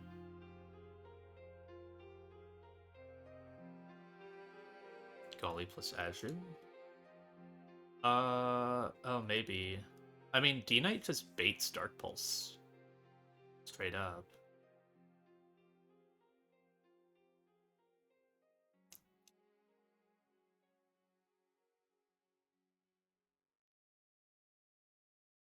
can come in on... Is this a 5-mon? Bro.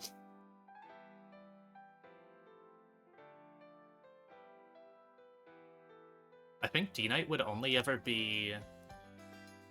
So D-Knight is never really taking any damage. It comes in on EQ, so that's 75% if rocks.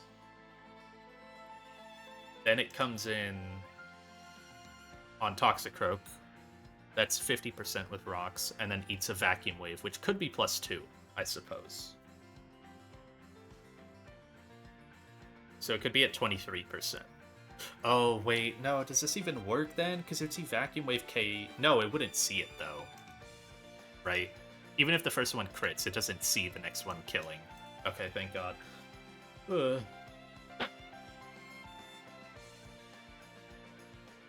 So it would be, at worst, 23%. So yeah, it could be triple random move. Like, Ollie thing just never works, though, by the way. Like the pre-tox citrus thing you were talking about, because it'll just protect, and then it could eat both your dead zones by spamming protect. So it just never really works. Yeah, I don't know why I didn't think... It took so long to think of that, but... yeah, it just doesn't really work. But if I can just guarantee Dark Pulse with someone else, which a lot of Pokemon can...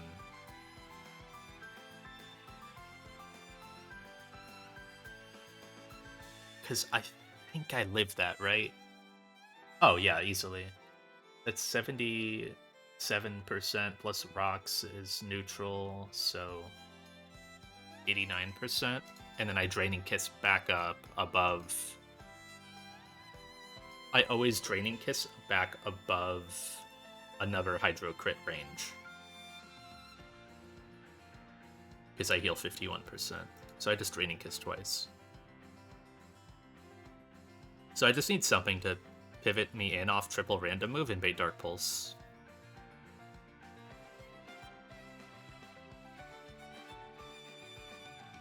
(11 plus 51).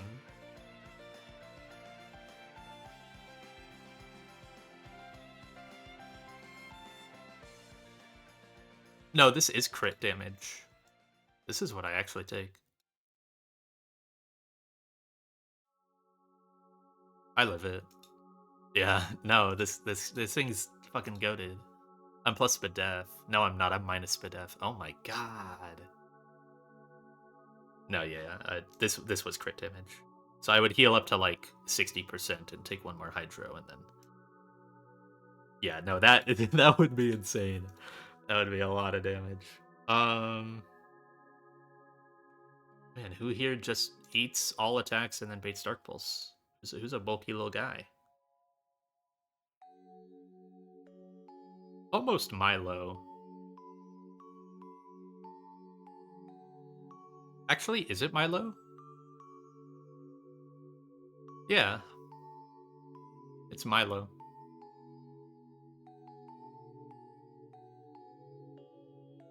The fuck-ass team. But Flame Orb there? Probably a good idea, yeah. Yeah, Milo 1v1s. I'm giving the kill to Aju. Honestly, I want to find something else. I don't want to level up that Milo, man. Is there anything else that does this? There's gotta be. Escav? No. I think never deserves to leave the box. Asta baits Hydro.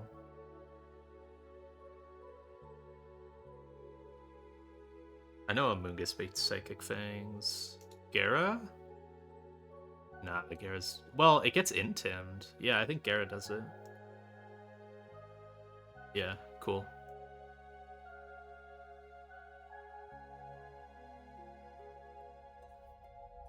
Because, yeah, I always take Dark Pulse and Hydro. Okay, I just need to figure out... I need to, like, run through the entire thing again. Just make sure I didn't fuck something up. Right, just in case. This is all assuming, obviously, no Gyro Ball, Quick Lock crit. If that happens, I bait Sharpedo, my entire liner's fucked, and I'd probably have to sack, like, 3 guys.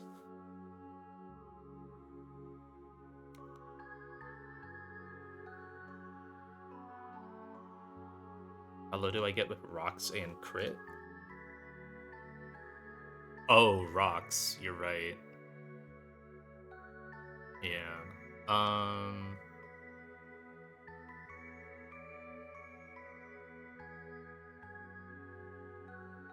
Because this could be like triple random move. Oh, that's gross. Okay, maybe not Gara. Yeah, I forgot about the hazard.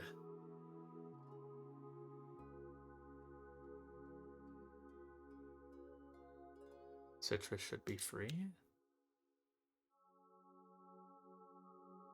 5. Oh yeah, I guess that goes back up to 50. It's not really a world where... Yeah. Yeah, Citrus Gyarados works. Okay.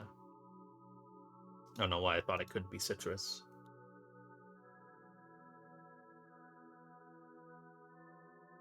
Dark Pulse crit is highest. Oh. 47, 22, back up to 47. It's still fine.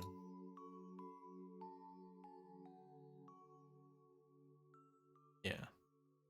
Yeah, Citrus just negates possible rocks, so. And if Citrus never procs, it's never an issue. So.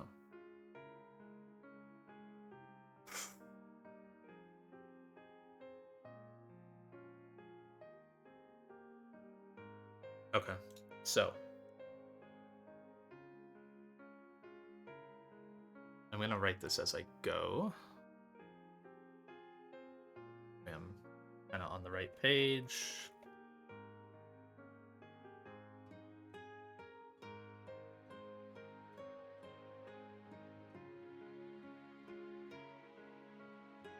Yeah, I think I gotta ignore that turn 1 fiction. It's just an insane fight. I need to teach Conk Brick Break. It's like the first note I need to make.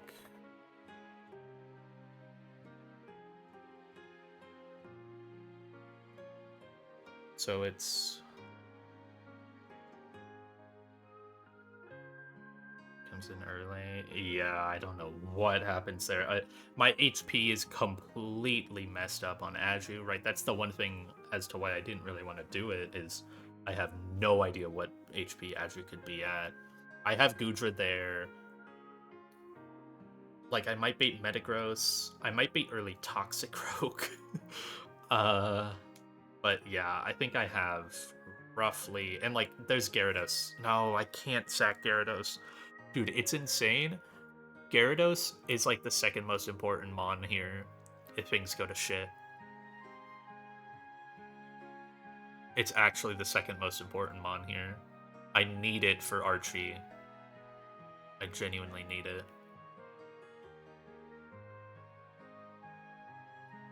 It's like Urshifu and then Gara, and then everyone else is sackable if things go wrong. Yes, it's literally the only Swampert answer I have. Maybe Scuda can 2-tap, but that would be sacking another guy, right? To do that.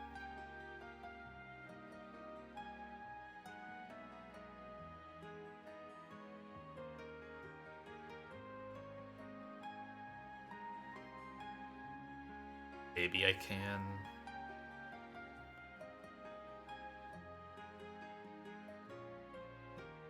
Like, ideally I get a 2-sack Archie, but I think if I did that instead, it would have to be a 3-sack.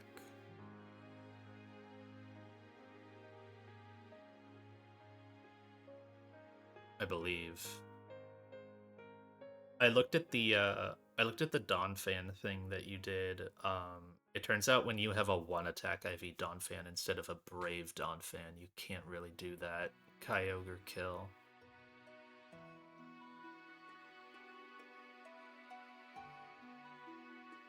There was another mon I was looking at that does, like, okay. Oh no, it was still a little stupid. Adamant B. Yeah, I think that would fill the gap. That sounds right.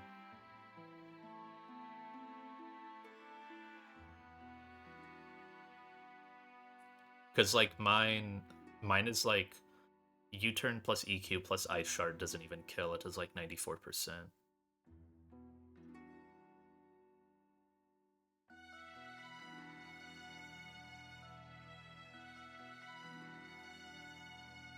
Unless I was... I could be Roap Milotic there.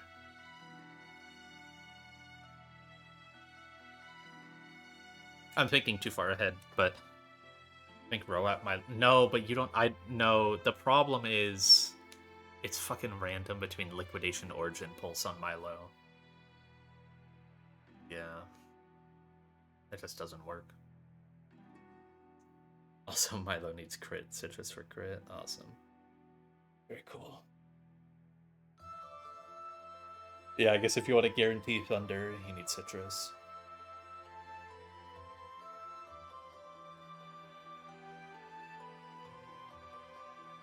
Metagross comes in on Azure. T-Punch EQ. It's triple ranked.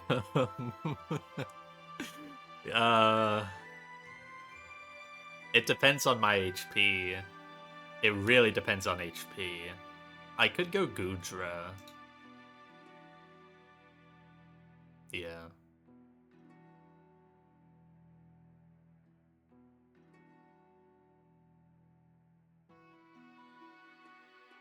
But yeah, if it's T-Punch, I can't go Urshifu. Unless I just start sending shit. Like, if I get Parrot, I lose the fight, and I wipe. So yeah, it would be like Goodra, and then go Urshifu on EQ. That would be alright.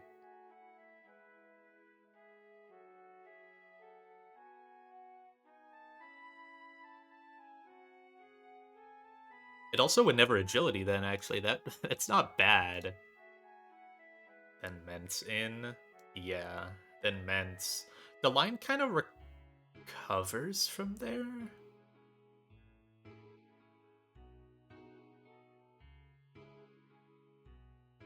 But then you have middle Zoroark to deal with, and that's not something I've really had to think about. Maybe... Do I teach D-Knight Brick Break? I might. So, D-Knight with Brick Break... No, it doesn't even scare off Zoro. Okay. It still scares off Sharpedo.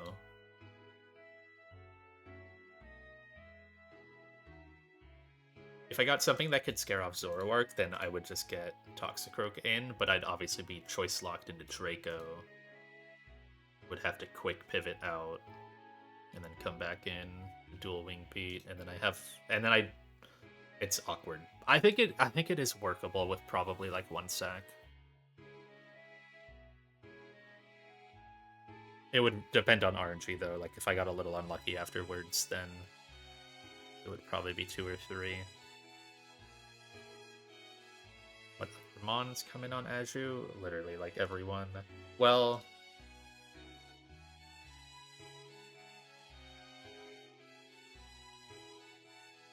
it wouldn't be Zoroark over Metagross.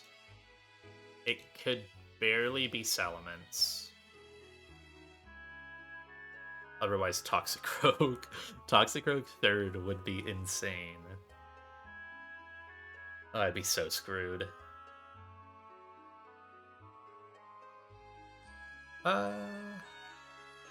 Maybe it would be alright. Did I just go D-Knight, Dual Wing B, get Metagross? I'd be pivoting. That would be a... I don't know. Oh, well, no, actually, yeah, that would work, right? Because, like, in this weird line, I can guarantee no hazards, right? If on that weird fucking line, there's no hazards. Interesting. So it would be a little better. Yeah. Yeah, it's either like bullshit line with no hazards or normal line made slightly harder by hazards or normal line free low. Yeah, I think it's durable.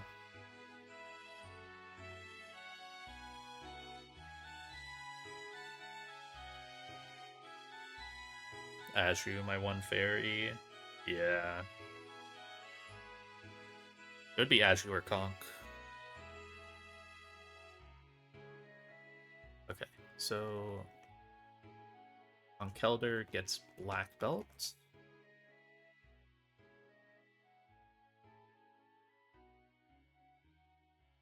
Urshifu gets choice scarf. Udra, I think, just got citrus. I need to figure out what HP it goes to. Yeah, Conk's at. Yeah. Yeah, I hit 2.5% Sneasler in the encounter table that I've already pulled from. You're right.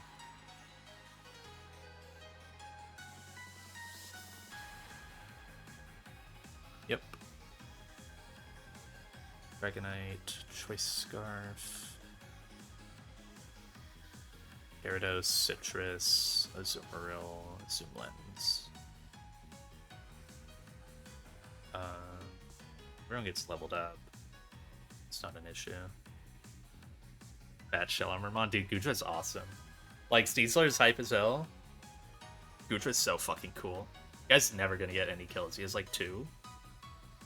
He's gonna end the run with like 5 kills, but he's gonna come to like every fight.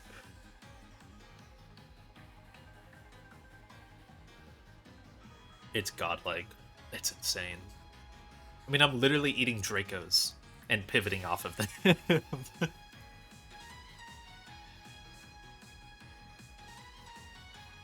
Okay, Conkelder needs to be burned. I think that's all it needs. Or no, it needs to be at a very specific HP, actually. I'm forgetting how to type. Oh my god. You've only had 2 or 3? How many have I had all game? Was my Krabby Shell Armor? I forget. Or do you not find out till it evolves? No, you know. I don't recall if my Krabby was Shell Armor or not.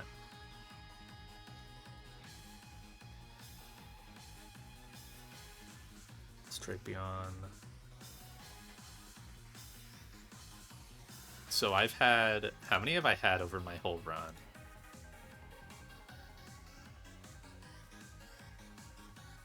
How many do I have right now? I guess. Udra.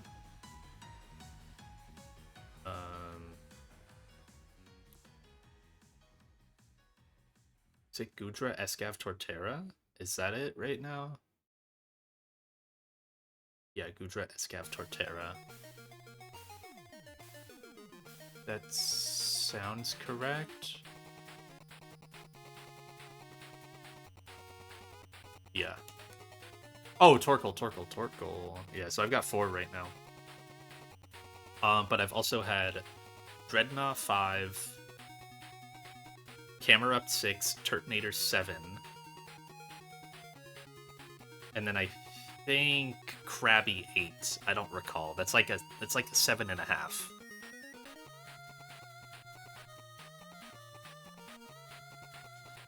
Yeah, I mean, remember back in, like, I got to Lava Ridge Town, and I built a full party of Shell Armor guys. I had 6 at one point.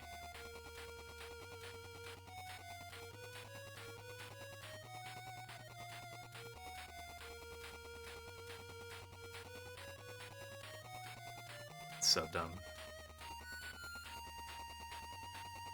Alright, what other pre-damage is there? There's... Urshifu needs to be pre-damaged. I think Gudra might. D-Knight doesn't. Gyarados doesn't. Azhu doesn't. Yeah.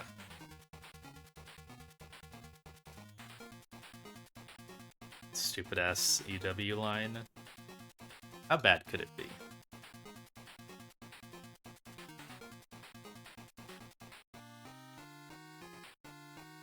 Okay.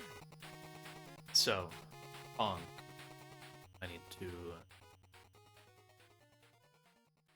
figure out your HP. So 3 of 3. This guy's HP is so high. So you take 1 turn of burn. for 18. And Bard's is... let's forget... 1/8. 18 plus 37... 55. So I need to be... 224 plus 55. 279 on comp.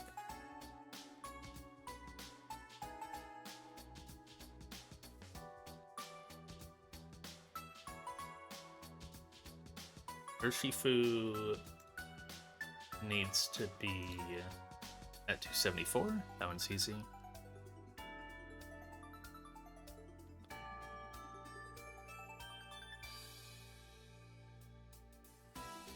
Oh, did you DM me the line? I see. Waistband Ape, Mega B, I see a King's Rock Gren.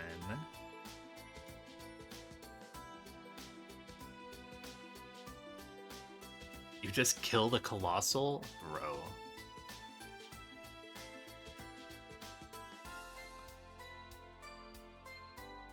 King Rock Bruxish, yep.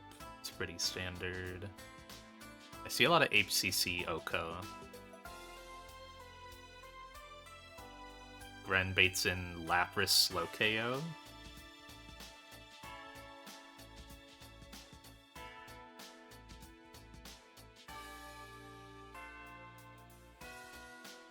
See, aren't you happy I held on to that Greninja? Yeah, I'm sure the U-turn chip matters. That guy is insanely bulky. Because it's like Aqua Jet into that slot too, right?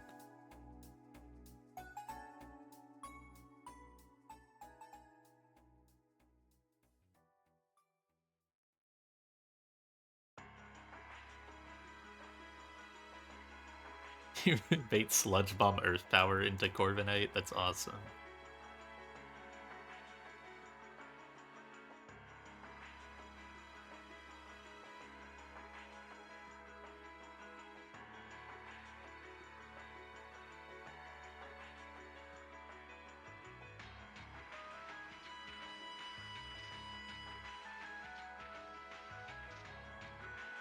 Your notes by the end start getting weird.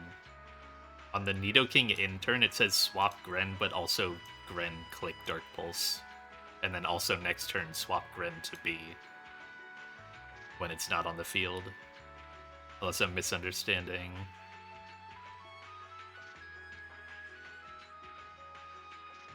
Oh, Ape Corv. Okay, yeah, that that makes more sense. I was like, you got 2 Greninjas? Yeah, that checks out.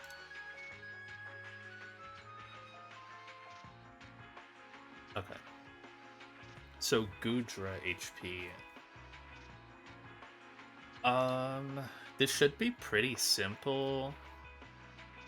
I basically just need to guarantee I activate... Do I even? I guess it would be nice to always activate my Citrus before I go potentially on Toxicroak. But that's only if it Dracos. It's not guaranteed to.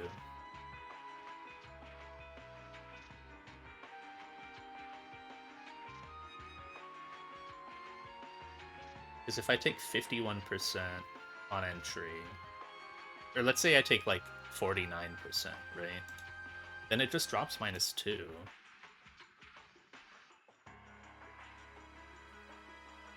And if I get hit any lower, my Citrus activates. I don't think I need pre-damage on Goodra at all. And I show KO, so it can't D-dance. Well, it doesn't matter, but it would matter for steering lines.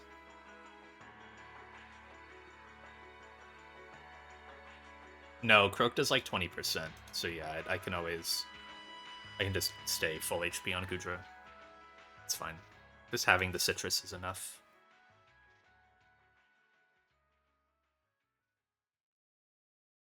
Is it? Wait. No, yeah. Because if it's a dual Wing Beat plus Spike, I still don't even get into Draco range afterwards. That would be the only concern.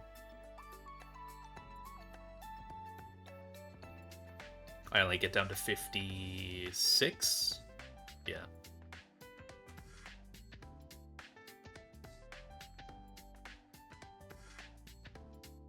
Yeah, pre-damage would be bad for that line, unless I like hella pre-damaged, but then it would be really bad for Toxic Rogue. It would just be bad like across the board, I guess.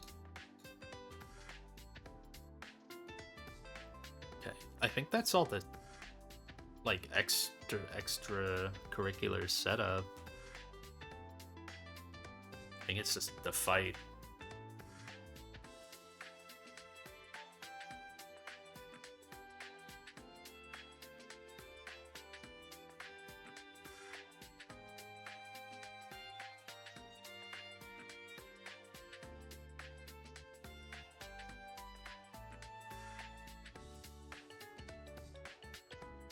What if I CC'd?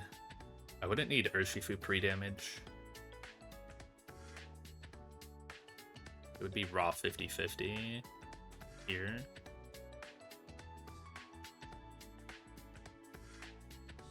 That's not bad. That's fine, right? I think that's fine to just CC on Zoroark. It saves Urshifu HP in non-hazard lines.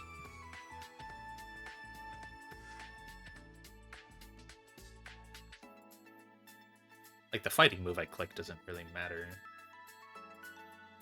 Oh, wait. No, yeah, that's fine. So I just scare off Metagross, which is insane. Scaring off Metagross is crazy.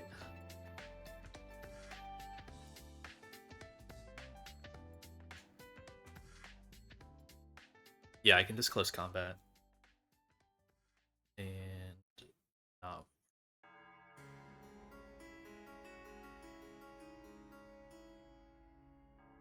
Okay, I don't need Urshifu pre-damage. It's only Conk.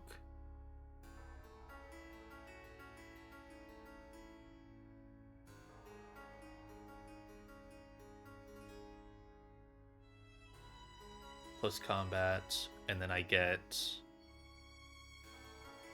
Salamence in. So that's Pivot Goodra, Pivot. Yeah, it only takes Psychic move. And then Meteor Mash later.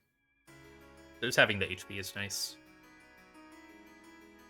It's good for worse lines, basically. It doesn't matter for this line, for the main one.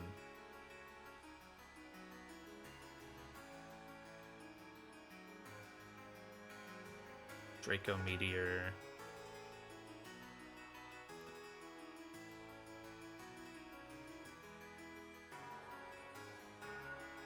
And then it's Metagross in. And that's just Pivot Urshifu. Wicked Blow. And then get Toxicroak in.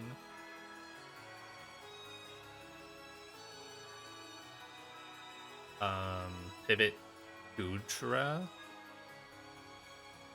And then Pivot Dragonite. Dual Wing Beat. And then it's Sharpedo in. Pivot Gyarados, Pivot Azumarill, Raining Kiss X2.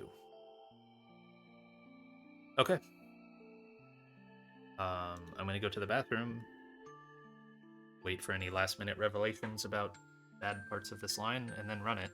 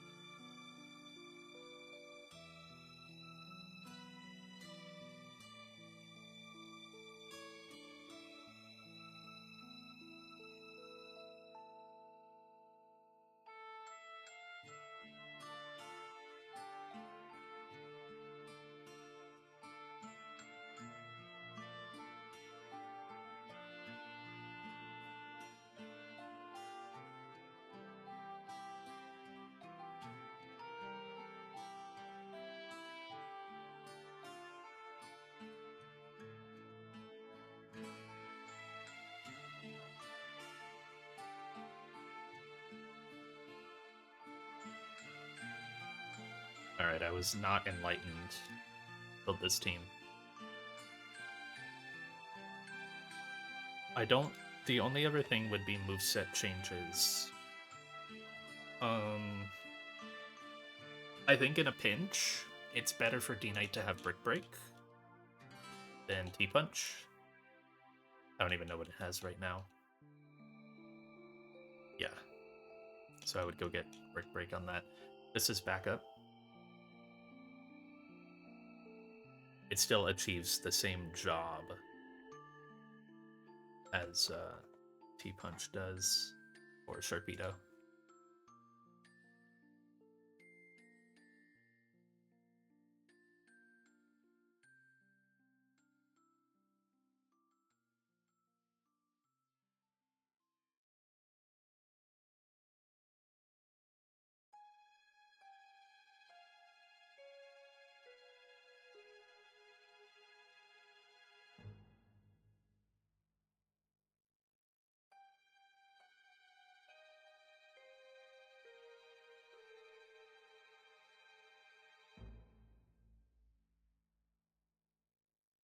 I gotta level up my D-Knight. Wow. It has been level 89 in the calc, thankfully. I did update that at the start of calcing this fight.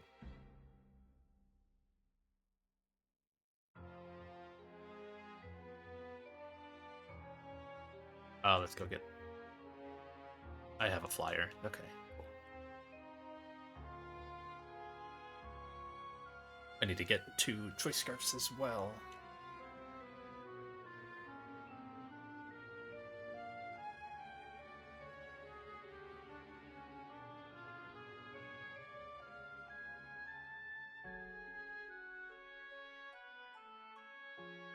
Quad fighting move, on Kelder.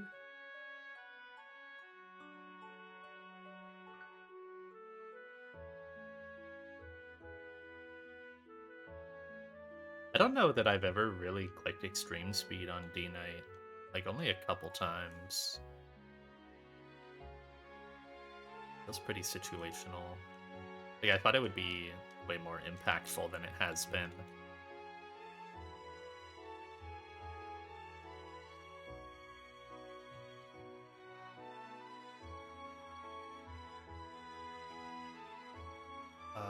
Oh, I have 2 choice bands to double trade.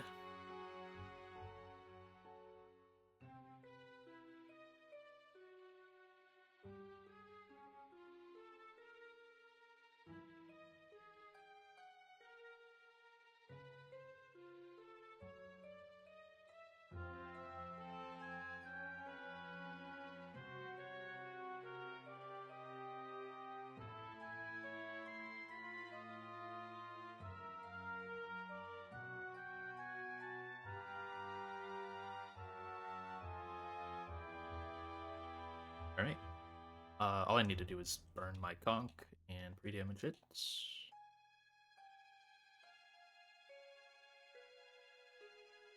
Oh, no, I do not. No, I am not doing Shelly and Archie today. I mean, maybe if I did them later tonight, but probably need a little brain break. Okay, need to go 279. Like, I've jumped around and looked at them for sure, but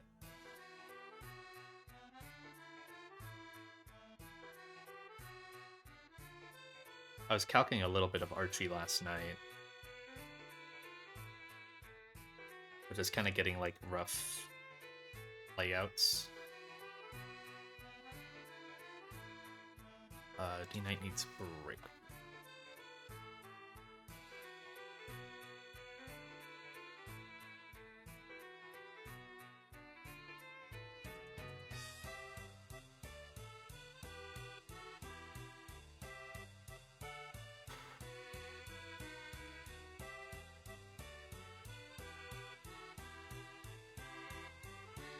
Alright. Burned 279 black belt. Make sure that kills again. case I don't need Life Orb. Yep.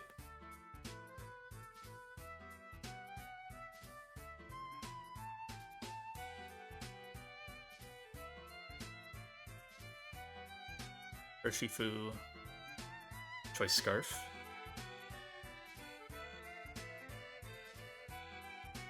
Ultra Citrus. Choice Scarf D-Knight with Brick Break.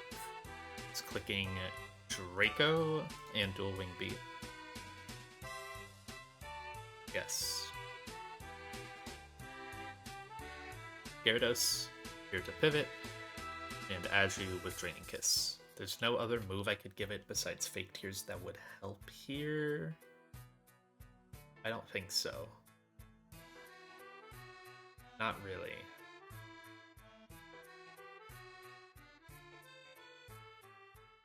No. Okay.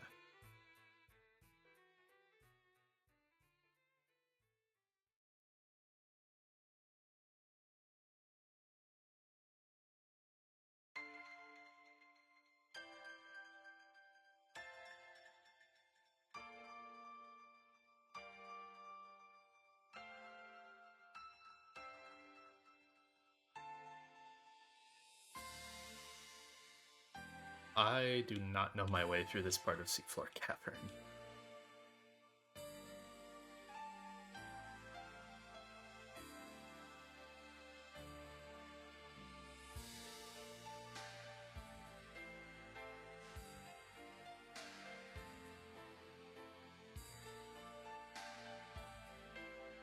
So it's like here and then up?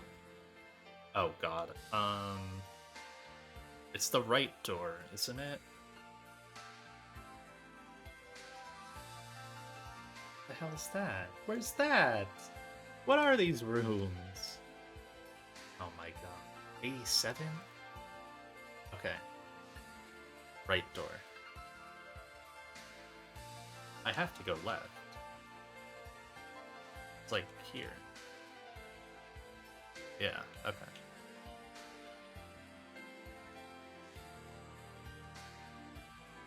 Goes to 92?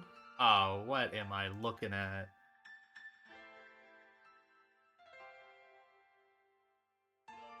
Well, this is the only way forward for now.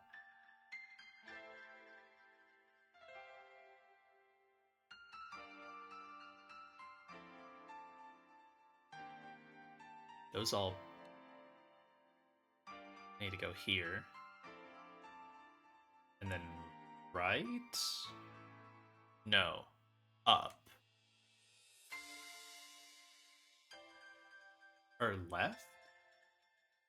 No, up.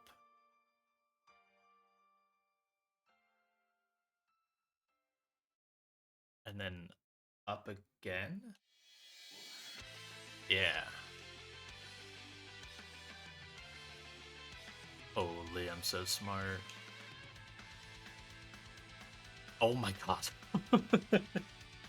Why are you right there?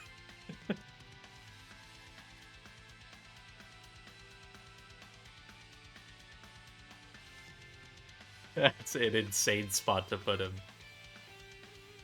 Oh, that scared the shit out of me. Okay. And then there's Shelly.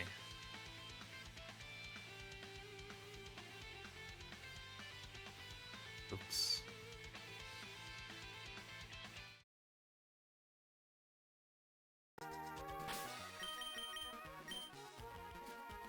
Alright, let's not get the Giga Cringe, basically. 279. Yes, that's for extrasensory after barbs plus burn. Yeah.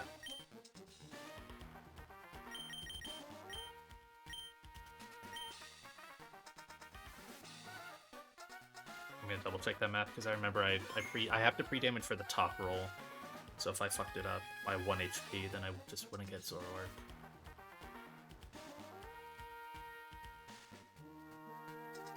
For burn, 18 damage.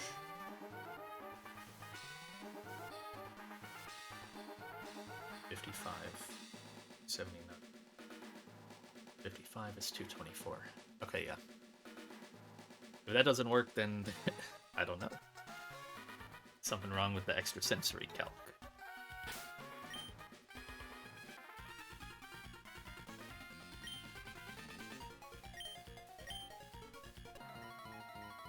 Alright, man.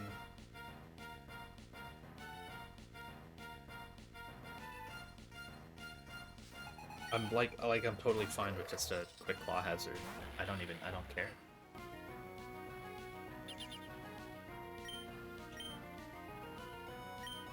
Alright. Reload line, theoretically. Just have to remember to close combat with Urshifu. It's the only thing.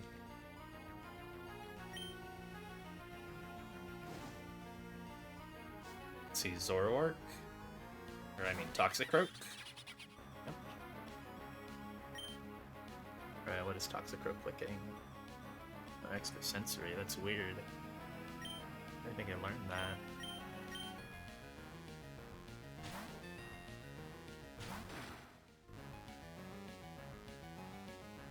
Cool.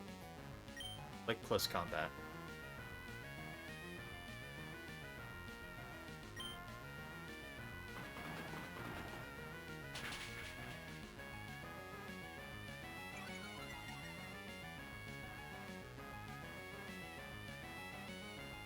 Oh my gosh. What the heck? This cry is crazy. Awesome. Okay. Intim doesn't matter because I always crit. I didn't even really think about that, but yeah. I still block D-Dance. Also, I'm just showing KOs, so it doesn't matter. Okay. Goontra, my absolute goat. Eat this Draco.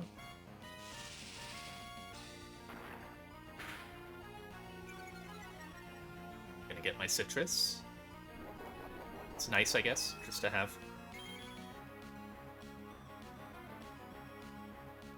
Oh yeah, well, while locked in, yeah, I always forget. I keep forgetting about that. Alright. This is always Earthquake.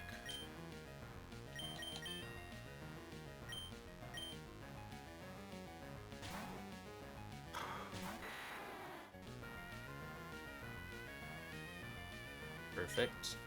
Great go.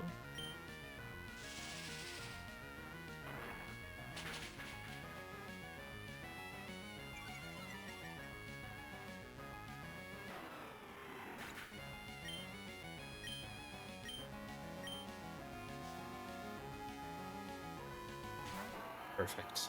Okay. This can agility or meteor mash.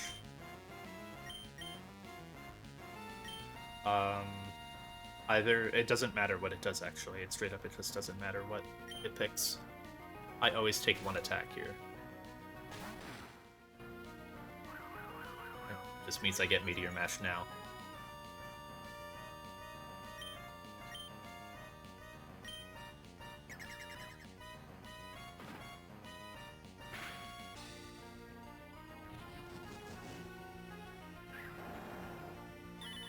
Wicked blowjob.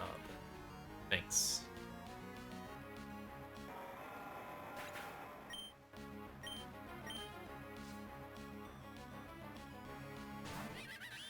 Nice crit. Thanks. Okay, what HP am I at? This doesn't see any KOs. It can very easily nasty plot. Oops, I put 179 in the percent.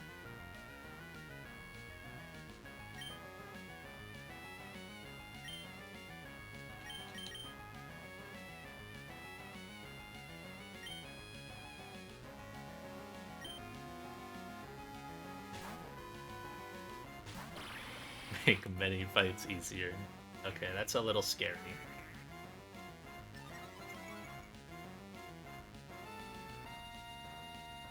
So this can nasty plot again.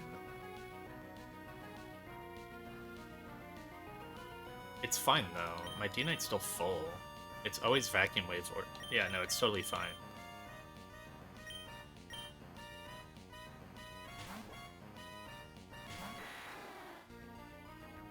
Okay. And it won't even vacuum wave. It's doing all this just to do no damage. Because it doesn't see that I KO it.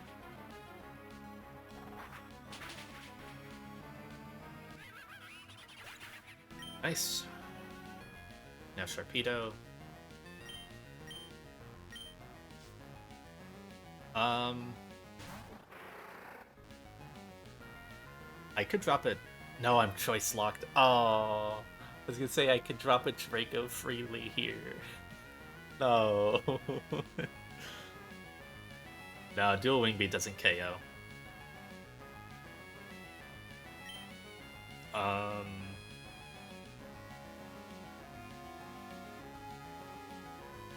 Yeah, it's like I'm safe. It's punish. Punish is... I can't get flanged. It always sees Dark Pulse afterwards, no matter what. Even if I get crit. Yeah, I can just dual wing beat.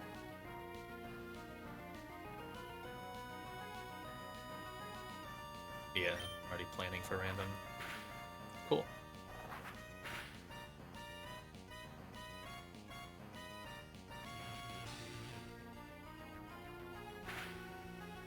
Yeah, RNG just never fucking happens. Okay, now I gotta switch. Now it sees fast KO.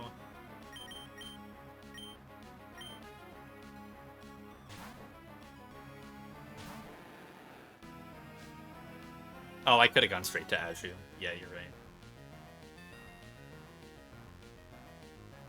Nothing ever happens, though.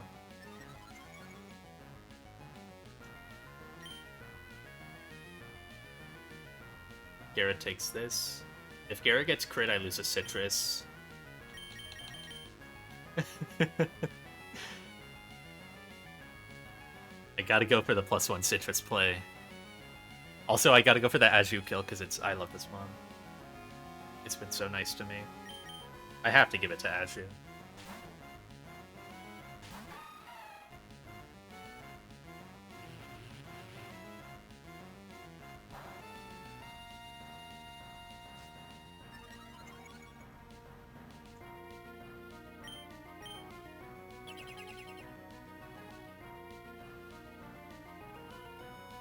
Yeah, literally, how did I have 2 slots for the Sharpedo? That's insane.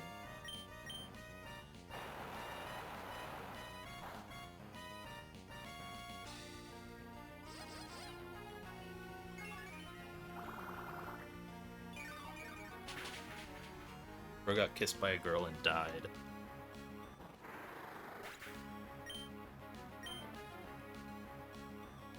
Save Aura Sphere. I mean, like, this route only works because of Wicked Blow, right? Just OHKOing Metagross. But maybe...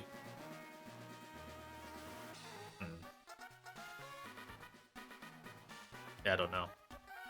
Like, your guy was Jolly... Or, like, you were planning on making your Urshifu Jolly.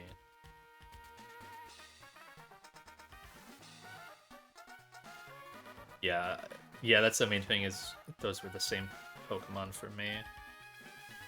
Like, it was just 2 for Metagross Zoroark, 2 for Mence Toxicroak, and 1 for Pharaoh.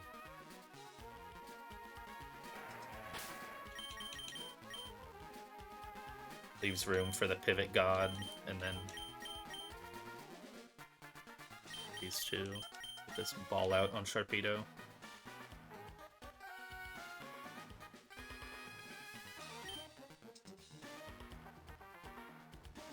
Also, wasn't my Wicked Blow... Yeah, okay, I'm plus 31 attack Urshifu, and Wicked Blow did 101 to Metagross. Literally the most damage possible. Chomp for meta. Yeah, without Urshifu, the only other mon I have to beat Metagross is Chomp. And it needs Choice Band, which means I have to block Agility.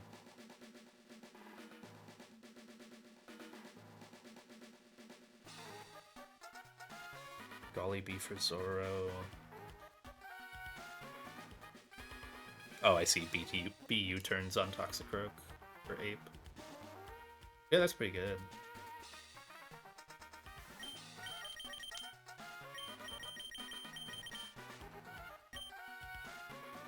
Oh, that's... yeah. Drill U-turn. I don't think my Drill U-turn killed. I feel like I looked at that. I guess Ape just fakes out, right?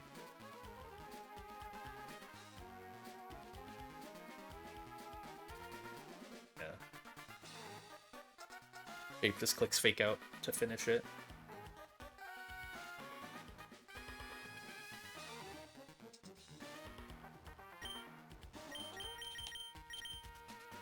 It's a pretty healthy looking squad for that fight.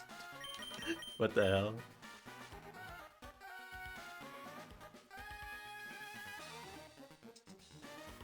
So, like, if hazards were up, well, D-Knight would be, like, at about this HP anyways, because I only stayed in later. It would have just been more Gyarados damage, and then Aju maybe a little lower. Yeah, just, like, a pretty solid core. Gudra was pretty chillin'. I mean, the guy went for Nasty Plot a lot, right? So D-Knight could have been a little lower. Shifu would have been a bit lower with a Spike or a Rock. Or like Mash Crit, but it always lives.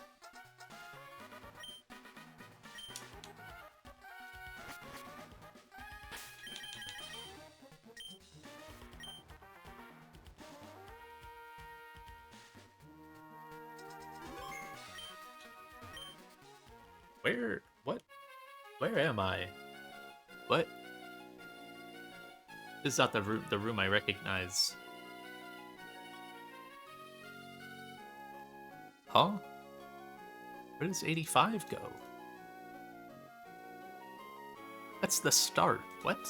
I'm just going in here and finding out what happens.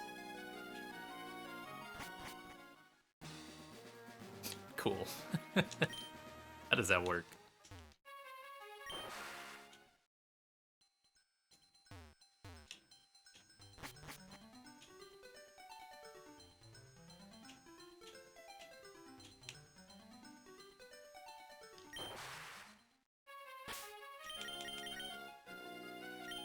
And I got a flyer. Oh yeah. I've never done this walk back, I don't think. Actually, no, I did it after going for Cloyster. I don't think I had a flyer with me then.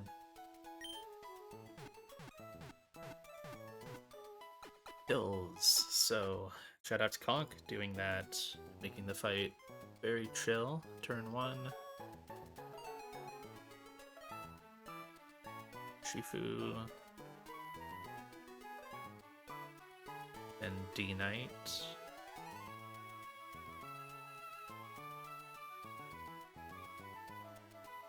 Then Shifu.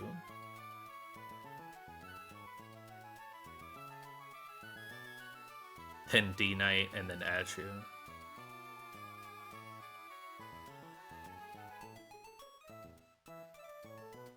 Yeah, I gotta get the Aju kills up to 7. Hey, right now it's a better Pokemon than Gyarados, Seismitoad. Don't think it's better than Gudra. I won't say that.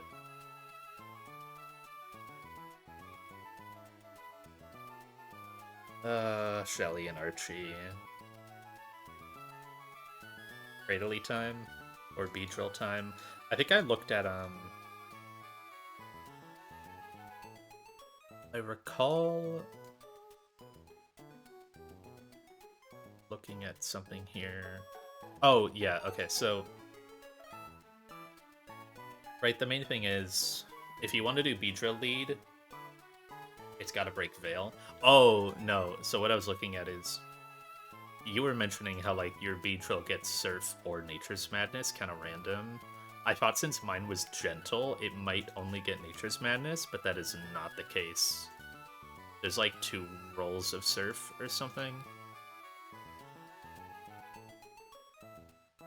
Yeah, there's 2 rolls of Surf where it goes for that over Nature's Madness. Top 2. Which is a little unfortunate. If I scaled Spadef, then that would not be the case. That would guarantee Nature's Madness. But the other problem I have with Beedrill lead just in general is I would have to Brick Break, and I don't really have a slot to teach Brick Break over. It would be Drill Run, but I like having Drill Run.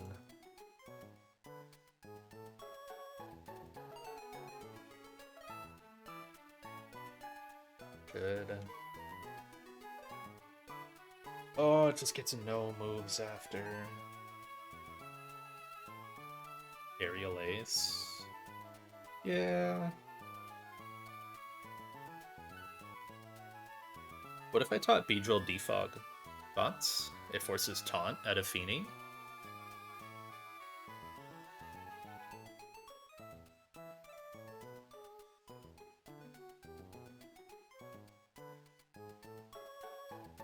But I'm faster and it just... Or is that only when it's slower?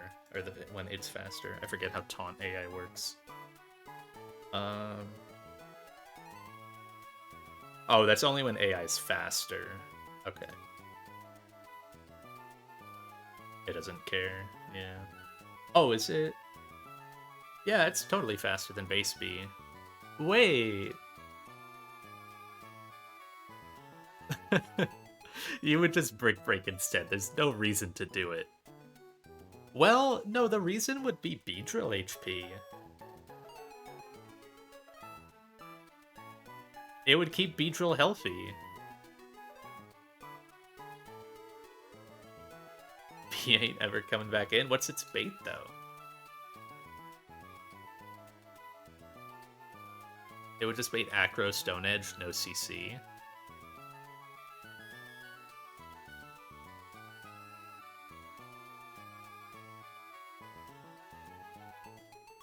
Yeah, I don't even know what I'm sacking to this. Like, does Avalugg work? It does, yeah. Avalugg 100% works.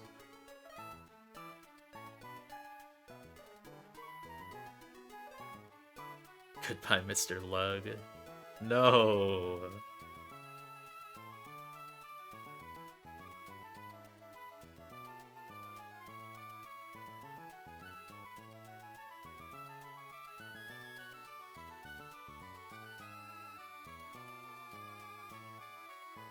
With Bolt Nature Scale. Yep. Yeah, that's the thing is Bolt doesn't kill Gengar with darts right now. It would if it was neutral attack, and it would if it was plus attack. Yeah, like this could be a 1-sack Shelly.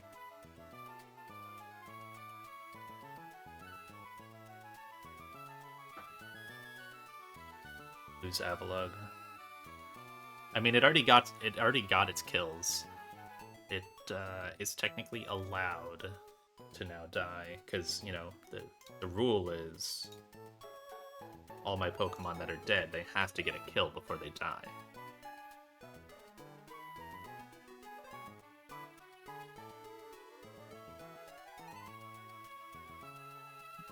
Avalugg has made its impact on the world.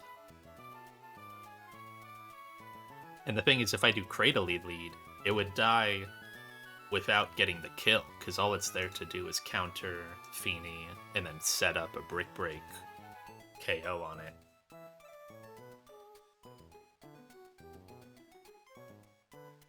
Okay, let's think about the Cradle lead, just in general. My guy is plus Spadef, so I can guarantee Nature's Madness. Obviously, I want to leave it at 1 HP, so that means I have to be at 250. Or no, I have to be at 251? Yeah, 251. Itzy's Nature's Madness. I drop down to 126, and then I citrus up to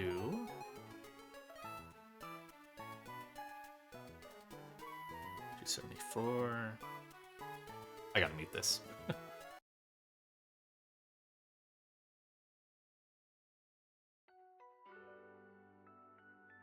This is a vocal song.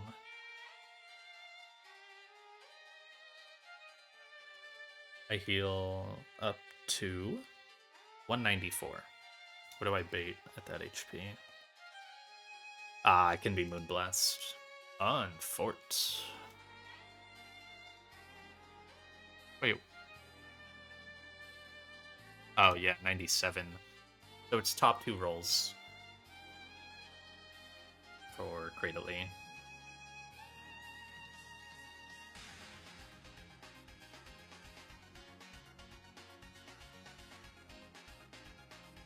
Dang, and that's already at max level, right? So I can't... Like, that's with the highest special defense stat I can have.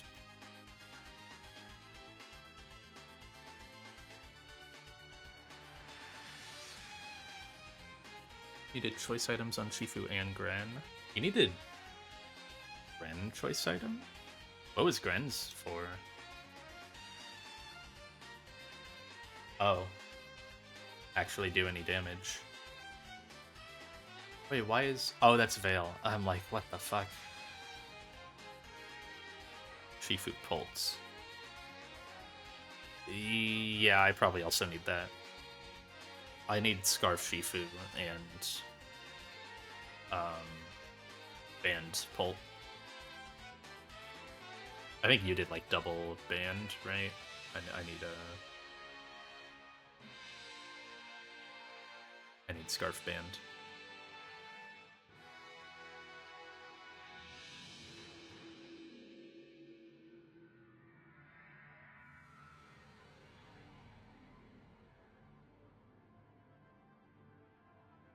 So like Beedrill can take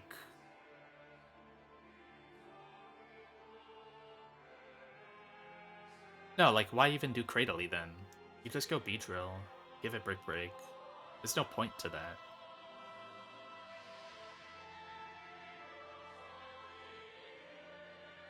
Yeah.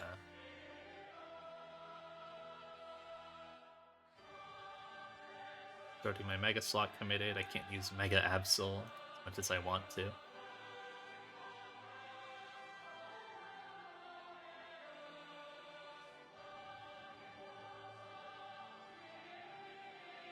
Yeah, alright, so each Brick Break to Beedrill. Like, I've got my Drill Run use. It being a Flex Slot is fine. It's still only used... Like, I probably actually use Drill Run, I would say, like, once a split.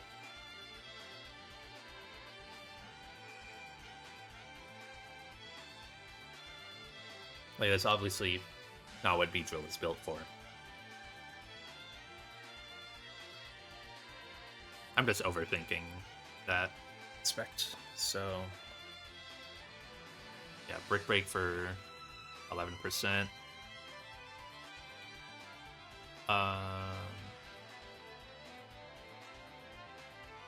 And then, yeah, I don't guarantee Nature's Madness, but it's pretty close. I live Surf Crit.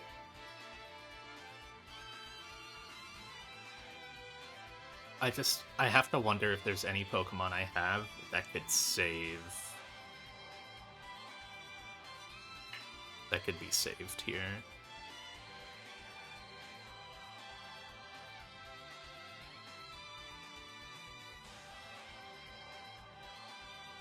Oh my god, bro. My Bolt does no damage as is. Do I even kill with this at -1 defense? I do. Okay.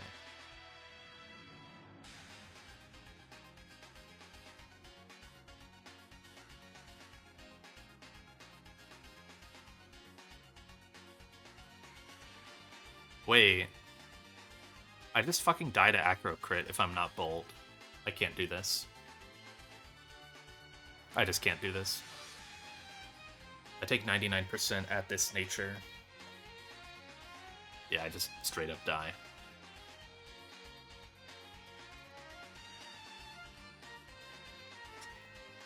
Do I give up my sticky barb?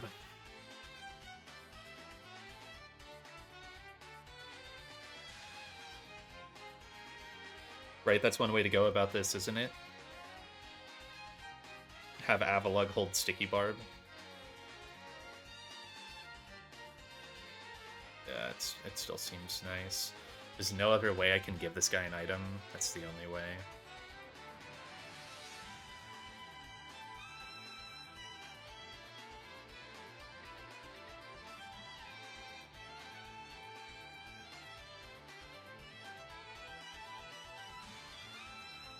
I don't think there's any other way to, like, give an item.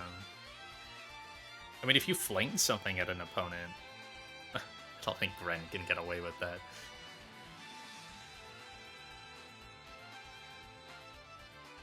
Skew to flip? I mean, it doesn't outspeed.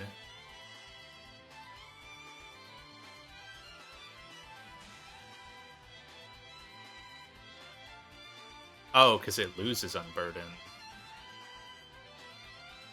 Right. I forgot Unburden, like, turns itself off. Boost is lost if it switches, gets new item.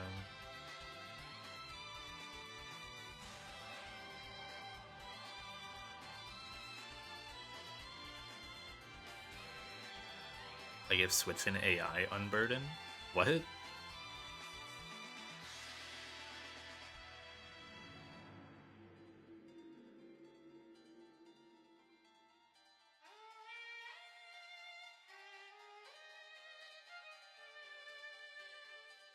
Scuda Liquidation Gengar thinks it has doubled speed?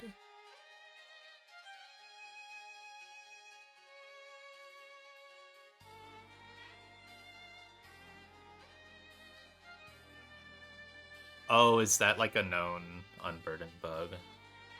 Aware of Unburden bugs. While also removing its held item, Unburdened is counted as applying to the entire opposing team in the AI's post-KO switch-in. Wow. Interesting. So...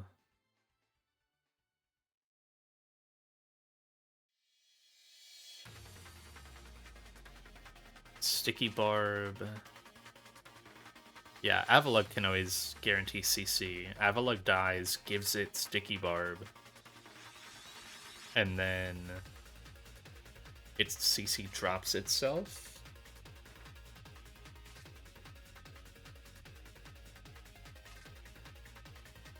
I'm itemless? Why is that liquidation doing no damage? Genuinely, why is that liquidation doing nothing?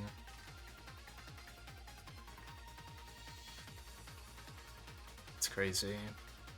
Because yeah, it would only get it only gets the Sticky Barb for one turn. Ren also outspeeds this.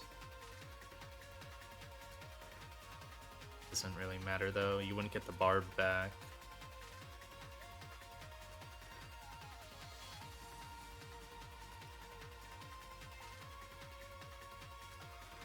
Could I kill with a Prio move?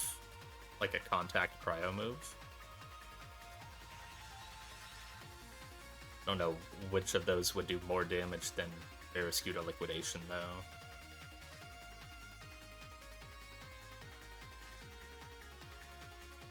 I guess I could also... Well, no. I don't think I can really beat Scarf. I think I need the choice items. Straight up, I don't know how I beat the Gengar without, like, Banded, Darts, Dragonite, hitting a chain.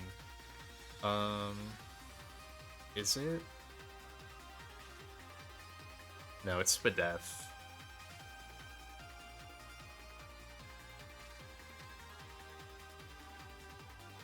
Yeah, that's why Draco does 60% here. Okay, just making sure that actually applied properly.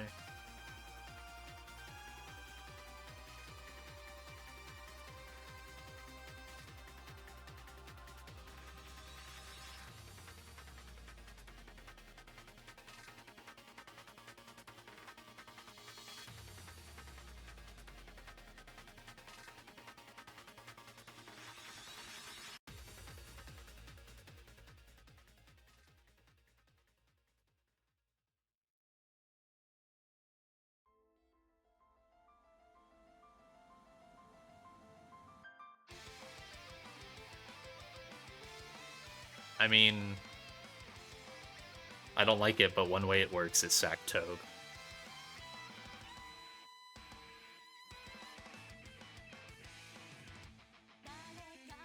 You guarantee like 40% on it. You don't even need the sticky barb setup.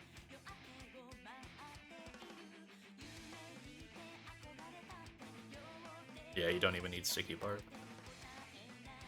Toad would do it. But I can't sack Toad.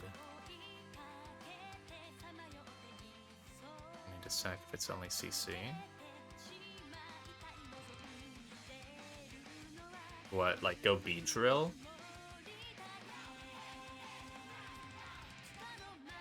Swap Bolt. But then I'd either be giving up Sticky Barb or Bolt just dies.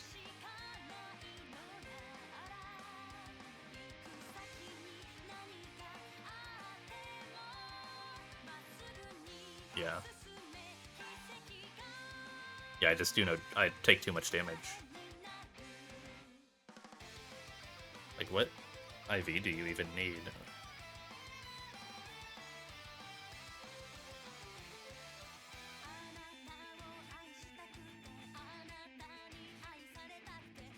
I guess it's Spadef would be back at neutral for this setup.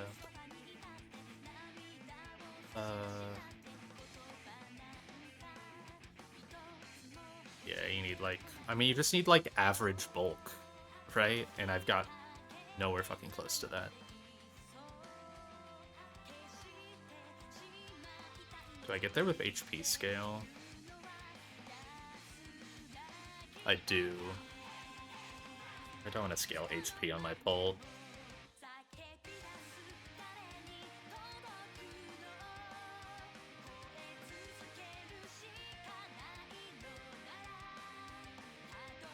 That'd be 4 scales immediately into Bolt. But it would make it good, so I don't know. Like, at this point, my scale situation is... There's 16 in the entire game. I'd be spending 4 right here. Then also potentially 1 on Archie. This doesn't feel great.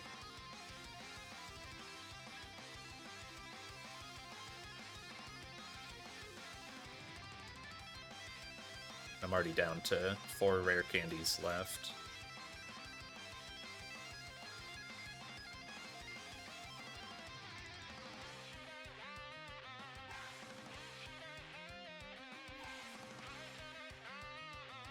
And if I'm nature scaling Pult, I can't afford to just ball out and like not get crit here, right? Then I don't kill Gengar. I just don't. This is the only thing I have that kills Gengar.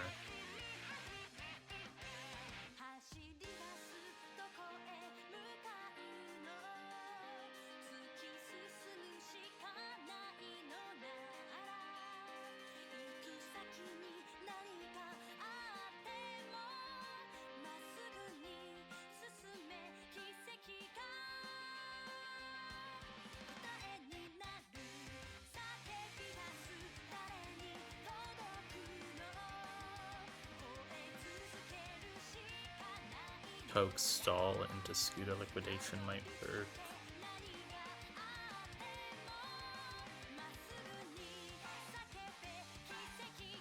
Yeah.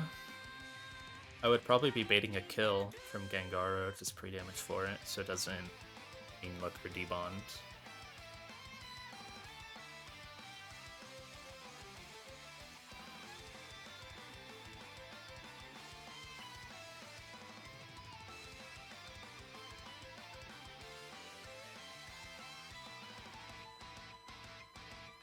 Because at that point you could just like pivot in just about any like sucker.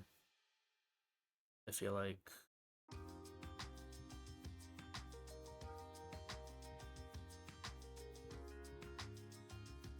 Lucha only takes 25%.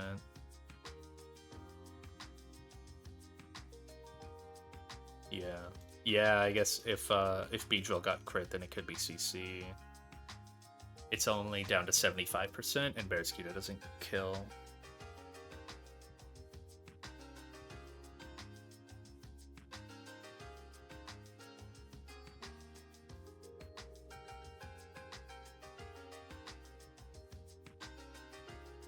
Yeah, it lives Stone Edge and gets the fake out off is the trade-off. And you Spiky Shield.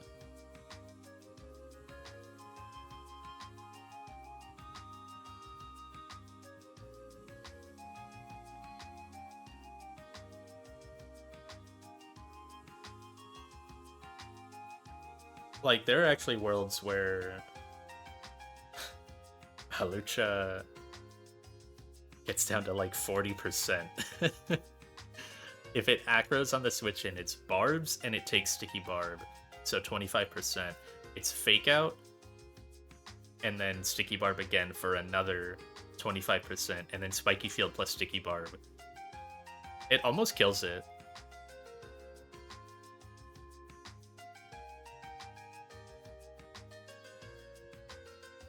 And then CC for... Wait, actually, that would be dangerous. Straight up, that could be bad. Because Halucha could kill itself on Toad. So, like, if it was aggro on the switch in, then you don't fake out to remedy that. It's so dumb. I don't want to lose this Mon, man. It's so good. But I also haven't used it as much lately, but... I say that, but in every double battle I've brought it, and it's been insane still. I don't want to lose that.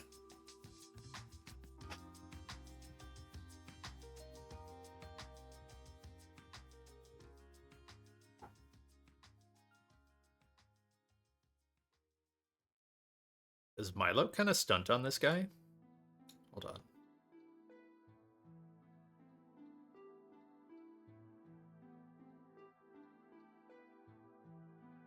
We had the same idea. That's its sword stance.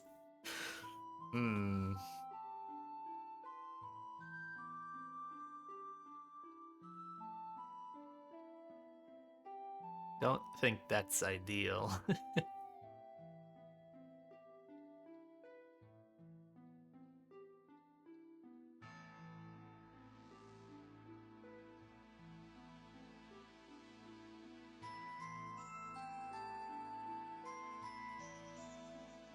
What about Chomp? Chomp kind of sits there and also speed drops the guy.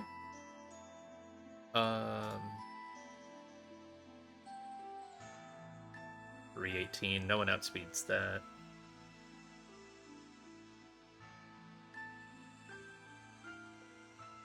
Yeah, like, I'm pretty sure a 4-scale fight with, like, Avaleg Sack and I just win. Right. But...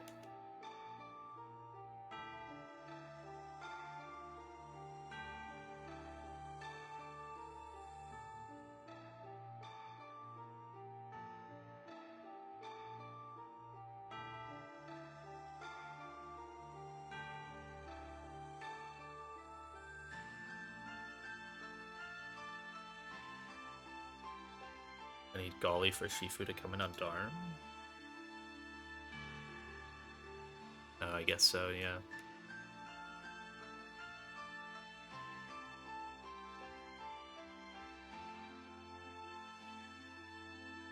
Because it's Pult on Darm. Yeah. Pult gets Darm.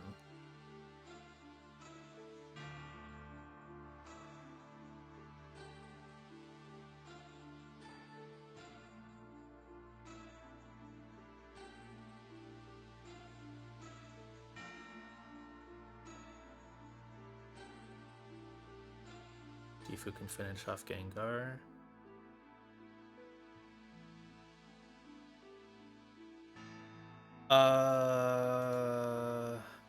Like, yeah, but then you're just locked into a dark move and you have to find some way to quick pivot on Darm to reset for a fighting move, right? That's the only difference. You also might be low enough to let this U-turn.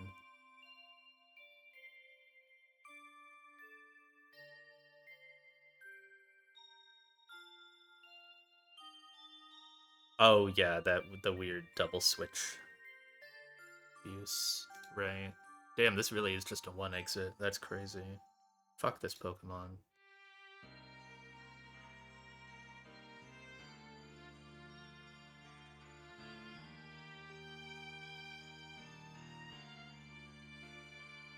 Golly Shifu, probably Gren for the last 4.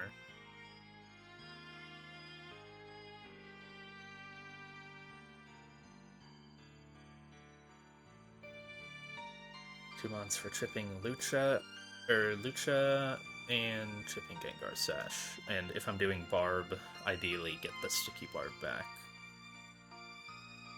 Yeah, so okay, for you, yeah, Gren was bad. I don't have don't have something that does it. Bro, I don't have a single special attacking grass Pokemon. I literally don't have one. It's Delmise. That's my best one. I told you about Specs Delmise. And this is still fiction, by the way. It just dies to Psychic Crit.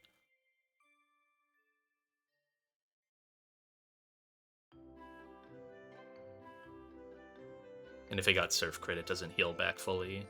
Well, roughly.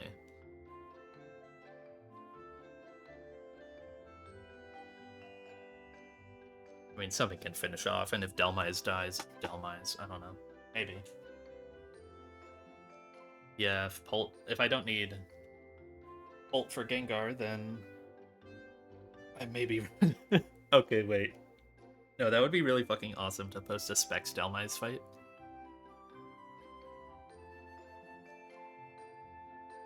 Let's go Dark Bug Electric. I mean, I got my own, bro.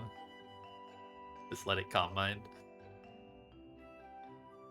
Obviously, B does nothing.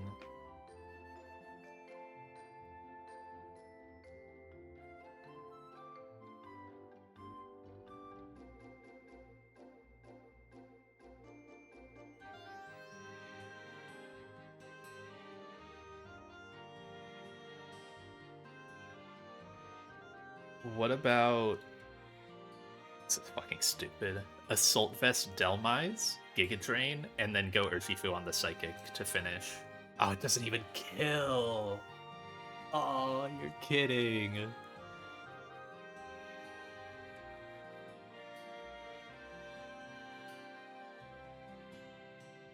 Damn, really?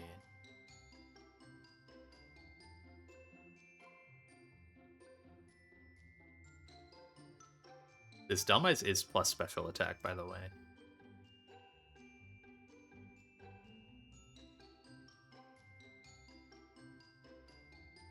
No, Delmise is faster. I mean, it's a slow bro.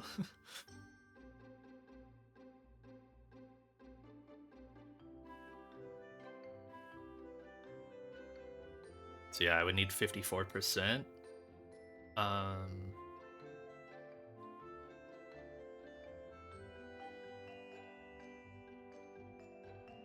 I would go Urshifu and then bait Surf or Calm Mind. Can Beedrill take that Surf? No, especially because it's already fought Feeny.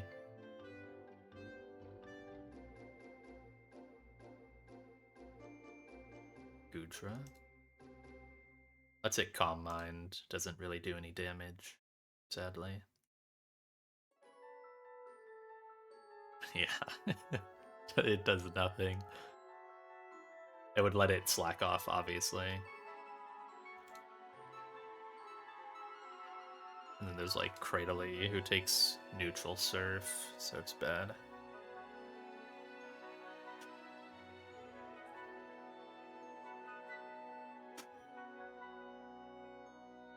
Yeah, I mean, Goodra takes no damage, but it also gets Psychic dropped, and it lets it Calm Mind. And,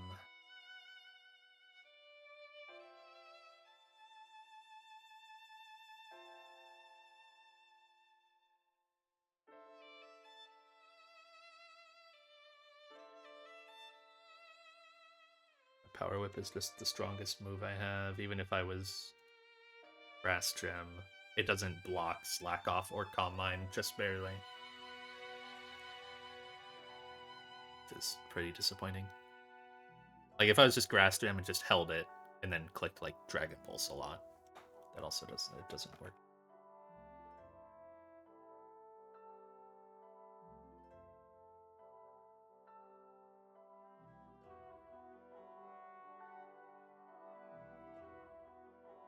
Yeah, I'd be allowing slack even with grass trim.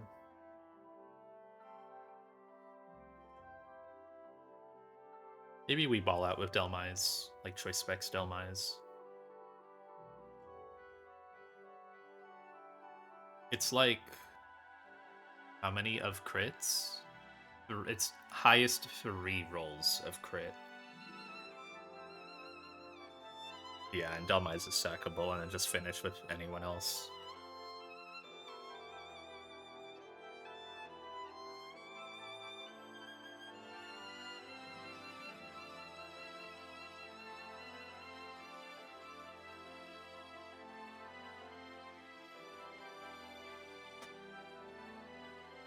Yeah, I guess it wouldn't be anyone else. It would have to be Shifu, because I need them to do 29%.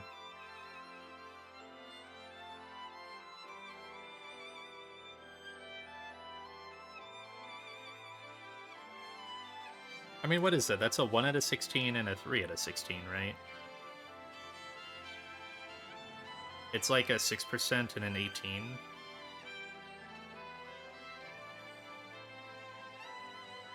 It's like 1875.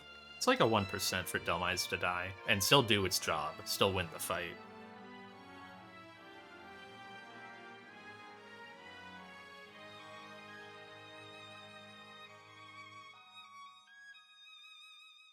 Yeah, 1.1%.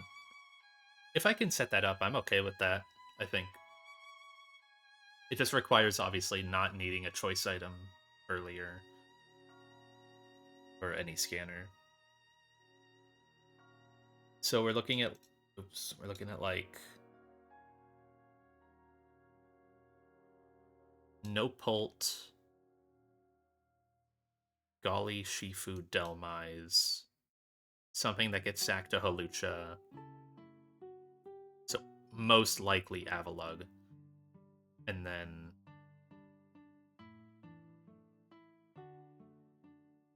Shit, I mean, Aju kind of walls it, if I'm being completely honest. Yeah, so the problem is just... Oh, what if I was... Water Gem Barraskewda does it. Yeah, we just had the same thought. Oh, no.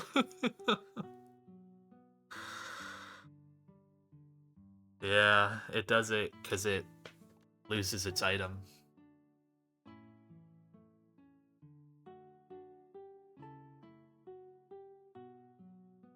It's just, I don't know how important Water Gem is.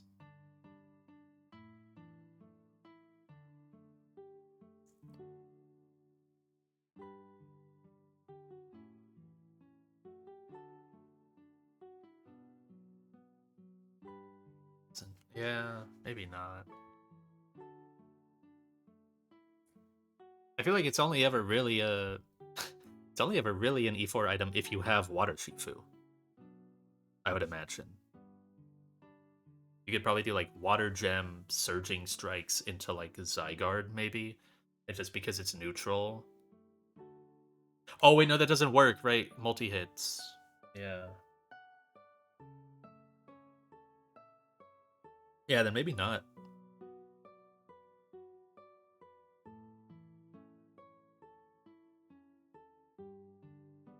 Yeah, it just doesn't seem great there. Okay. I want to say this just works then.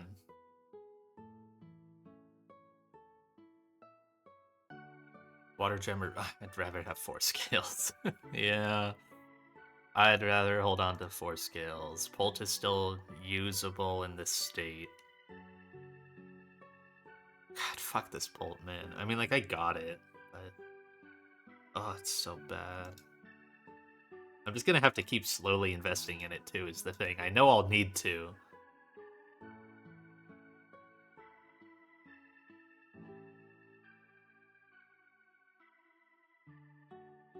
I mean, maybe if I just hit, like, a Lottie, I won't need to. Oh, that's on Gengar.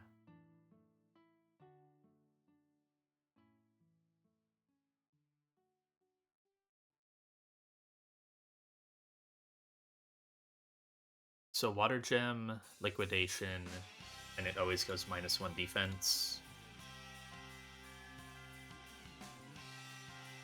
Just kills, yeah. Right? Well, not with... No, but I'm not trying to flip turn. Right, yeah, I'm not flip turning. Because we're giving it Sticky Barb. Getting Sticky Barb back.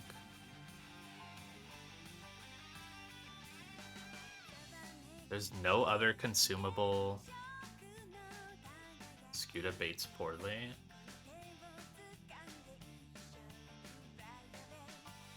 Yeah, it does bait Sludge Wave. Can I go B on that? Can I guarantee Sludge Wave go B? No, I can't guarantee. No, because B could be low.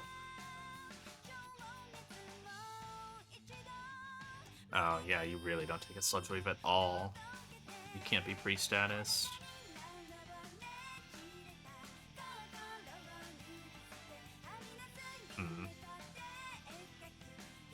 It's not a Golisopod pivot at all.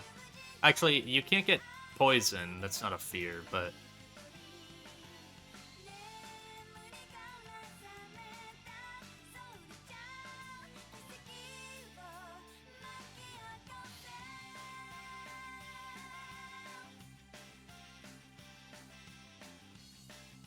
Yeah, just straight up dead to crit.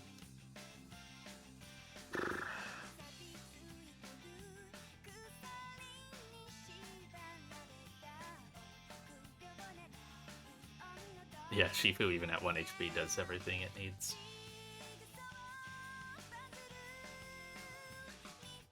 Yep.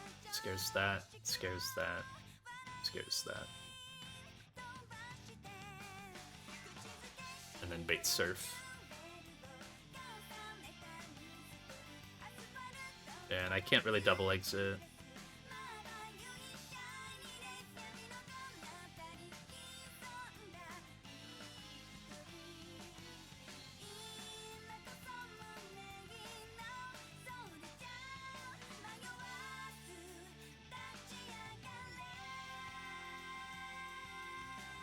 Put you at -1 defense again.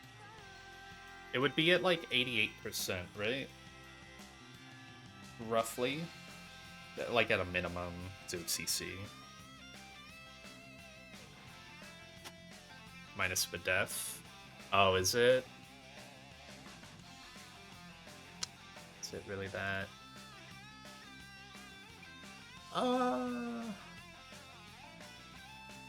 I still die.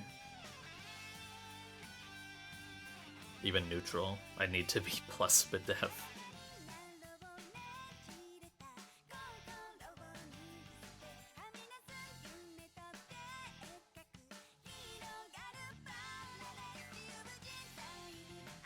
Yeah, it's just like back to the pulp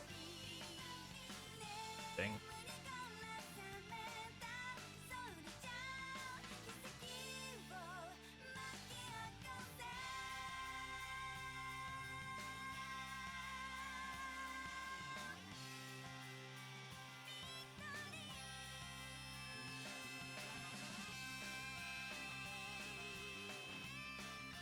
So what's the attempted fix here? It's like just a different Pokemon than Scuda, but they need to be able to chip Gengar as well after, and like the conditions are like be faster than Palucha, kill it when it's at -1 defenses, ideally get the Sticky Barb back.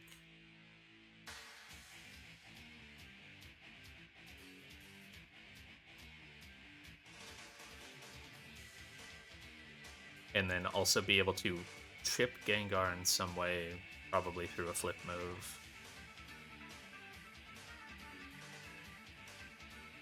Yeah, Grant still gets Sludge Wave.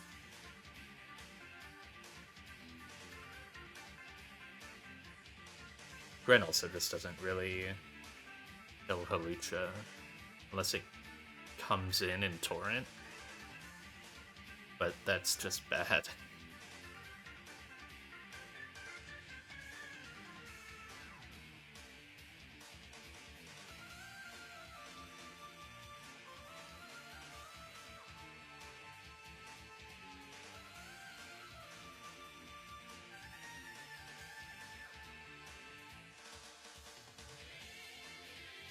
Honchkrow, save me.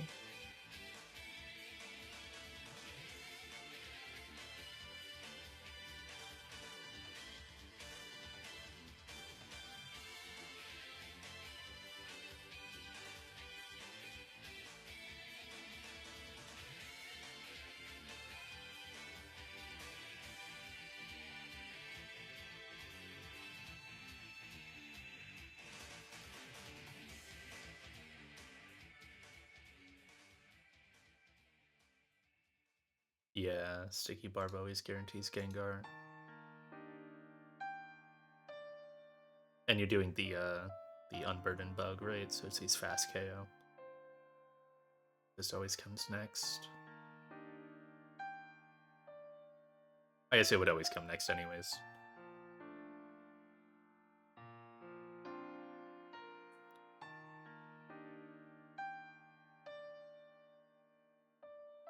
And the same is for Gren, because Gren outspeeds everyone.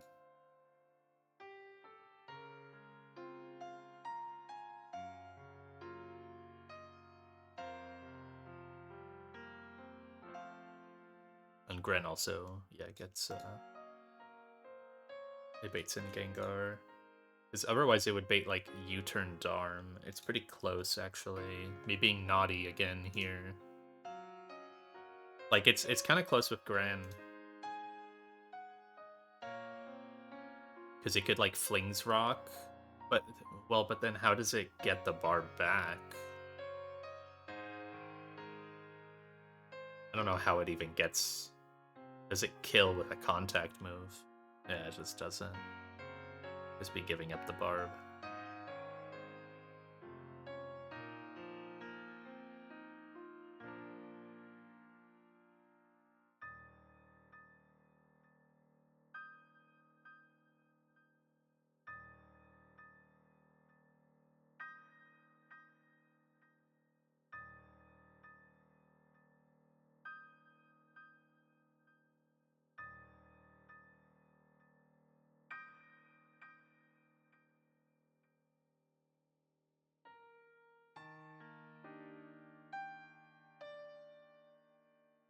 Does Phantom Force make contact?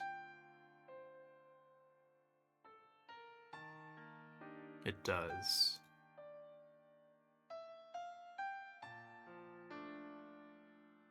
Bolt can almost do it.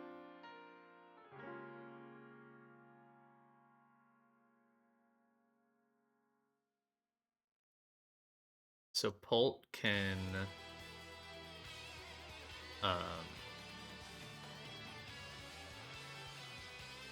potentially, that would be like Ghost Gem to get the kill. Yeah. Yeah, so that would be Ghost Gem, Phantom Force, get the Barb back, bait Shadow Ball Gengar. Wait, no, yeah, you bait Shadow Ball Gengar. But yeah, it doesn't chip the Sash.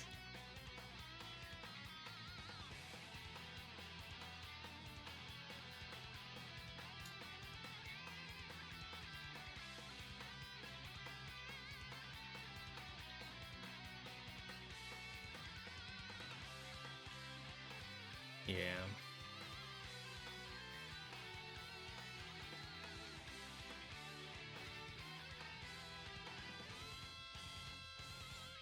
Is there a world where I use Gudra here and...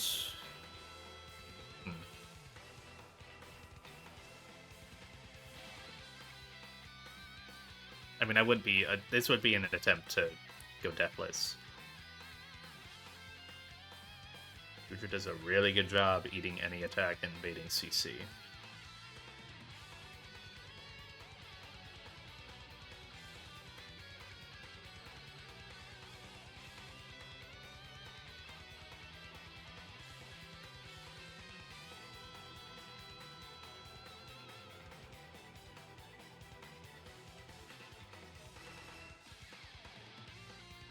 No, Pult can... Well... No, the item would be gone, yeah. Yeah, Pult guarantees CC. It can Sword Stance. I'd have to be pre-damaged.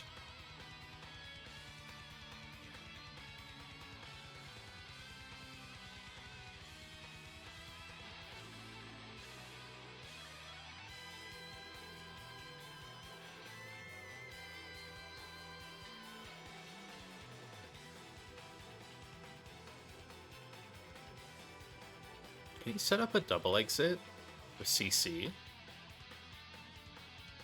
No, surely. It just does so much. Damage variance of 29%. Yeah, probably not.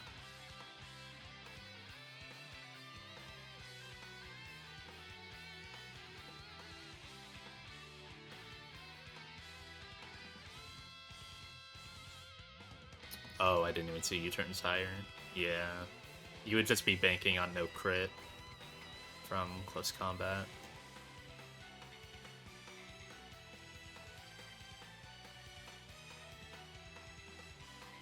Yeah, Golly's 89.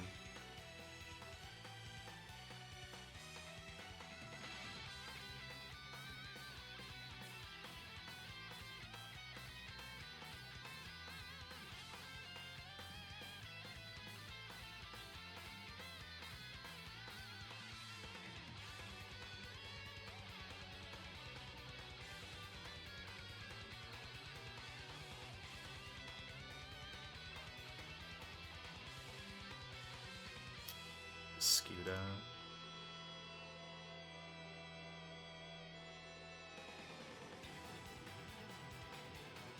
It still baits Sludge Wave.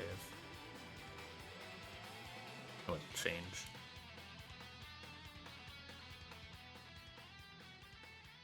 Udra plus Delmai stall him out of close combat PP.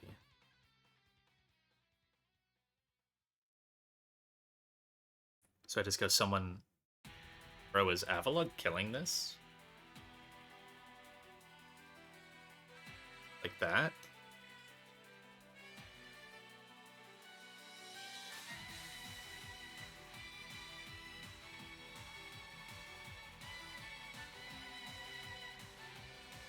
I mean, Avalug kills it. And then doesn't really have a way to chip the Gengar.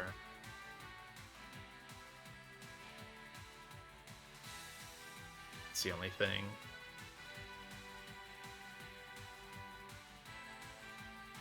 Or I guess, like, Gudra could just kill it. Like, it has a lot of CC PP, doesn't it? It's got 8. Gudra can take it, though. Can't get crit. The Citrus, I think it just takes them all. All the, like, the 8 Acros that would follow. And then, yeah, back up to half. Could Heavy Slam twice to kill.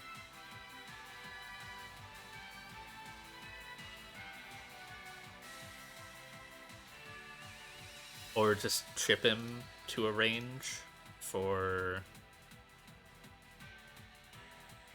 someone else to kill.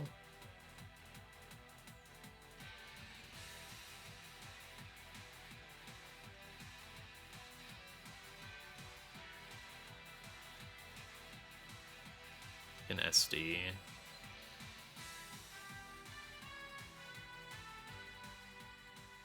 Oh, because it's no longer seen as highest damaging move, right? Or like it sees, like these aren't seen as highest damage anymore. So then yeah, I can SD. Delmise prevent SD. Delmise would just need to be pre-damaged. Oh, but then if Delmise is pre-damaged, it's bad against Slowbro. Well, no, this is with item.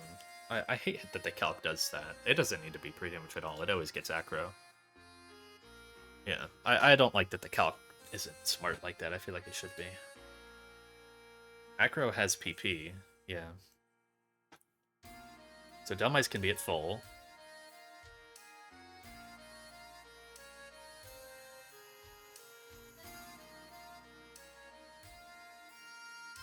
So then, yeah, Gudra just has to, like... Oh, that does mean this... No, this aggro hits harder than I think, though. Fuck. Yeah.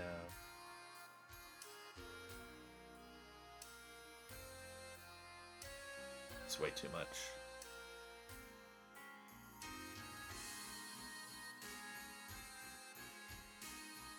Fuck this Pokemon.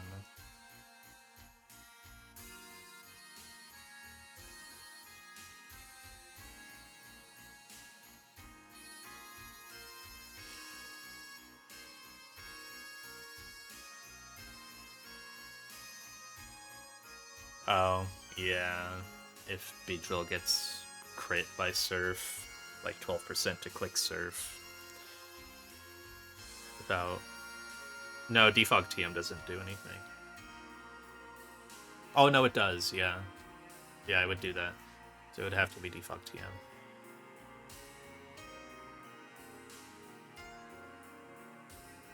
Speedroll come in on Lucha CC.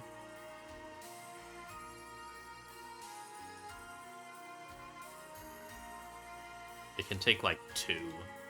Not even. And then it baits random move after.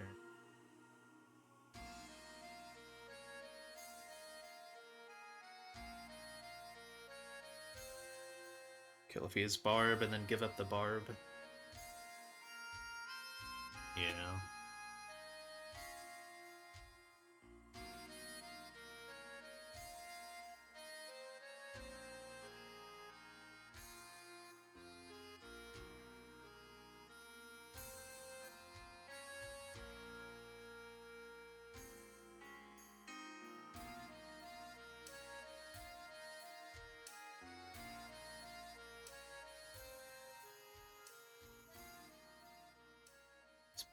STC, or it keeps putting back on Halucha.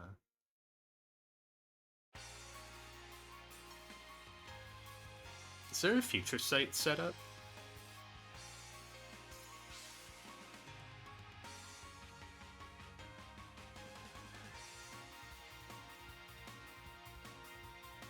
Hmm.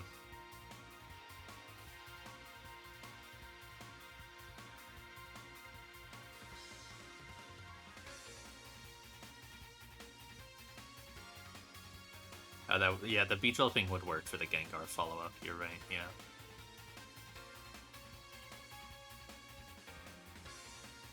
Like, is there ever a way to just set up a future sight on a Halucha and just dome it the moment it comes in?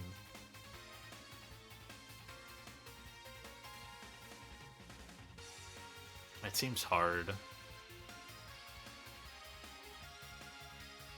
But, like, I've got some bulky future sighters that can heal and sit there.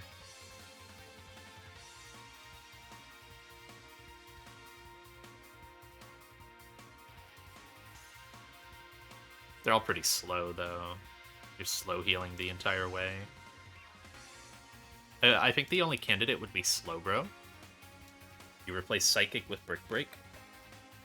You do Brick Break and then like Seismic Toss while you're sitting there stalling. What is Nature's Madness PP? 10. Yeah.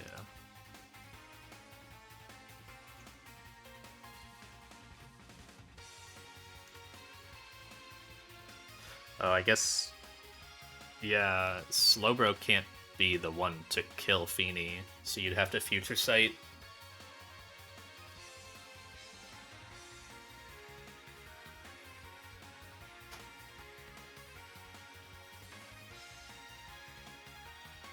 This is with item.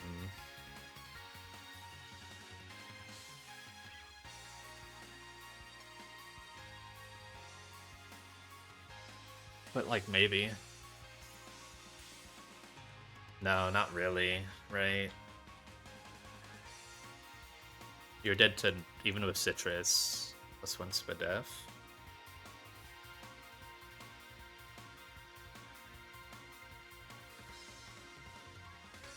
Oh, yeah.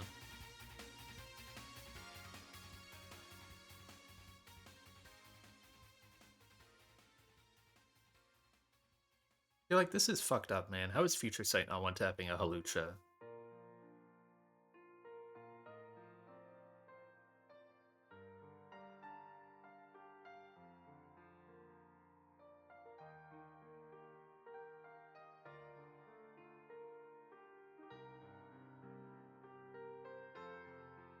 You mean just like Slowbro Barb?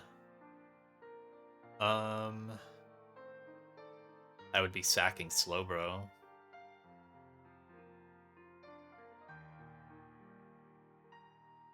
Like, it could just be switching in on Acro. It needs its item. to be Sticky Barb.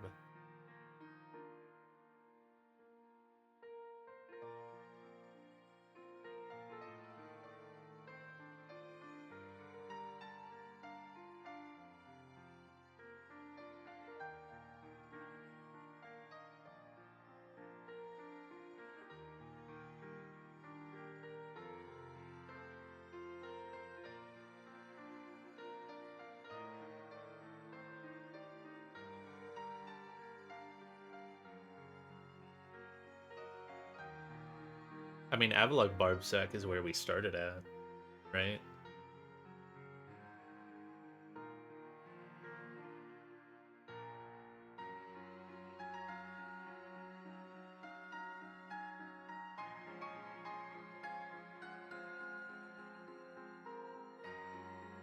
Oh, I see. Sack to CC, and then it's got Barb. How do you take it back? Brick Break? The S-Toss doesn't make contact. Oh, it does. I mean, it's not buffed by... But yeah, like, he would have Sticky Barb, so then he doesn't have Unburden. He still has the +1 Spadef, though. Or no, it goes down to neutral from CC.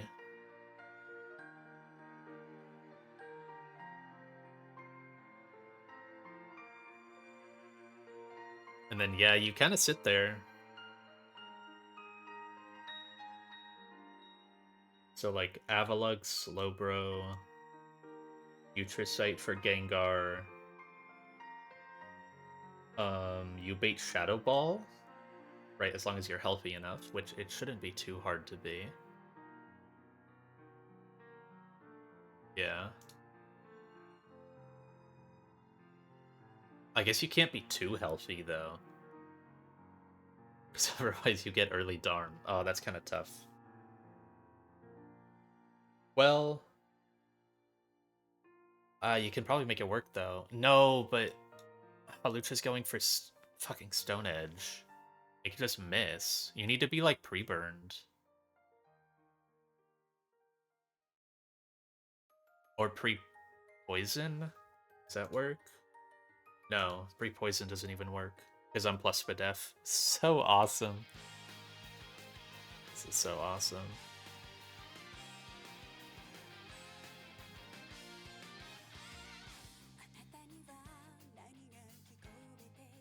Oh, I take Barb back, yeah.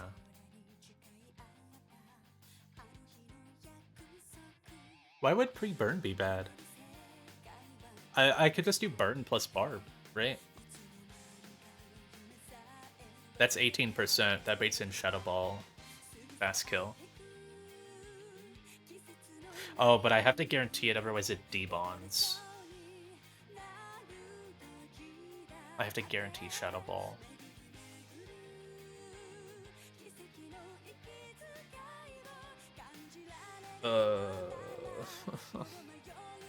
Because even if I'm... I like... Excuse me.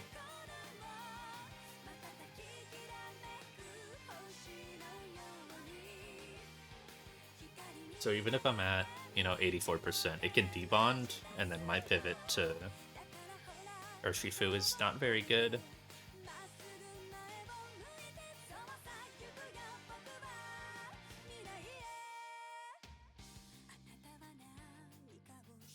I think so, right? I guess it goes to 1 HP the moment it comes in. I think it just really wants to debond.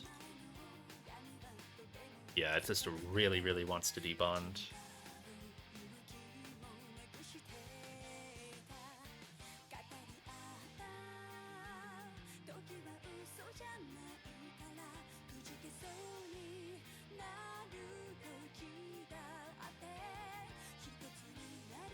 And yeah, no matter what, it'll just want to keep spamming debond. So chipping this guy doesn't really work. Unless you're showing him a KO. Some, like... I think the only way it works is guarantee Shadow Ball somehow. So, yeah, you would... Yeah.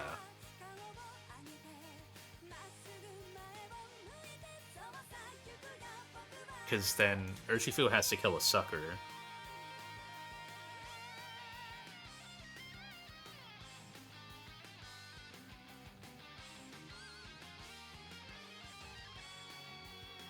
So you take Shadow Ball, and then have to guarantee Sludge Wave. That's not too hard. Right, you just go to 89 or 90. Oh, I am Scarf. That's right.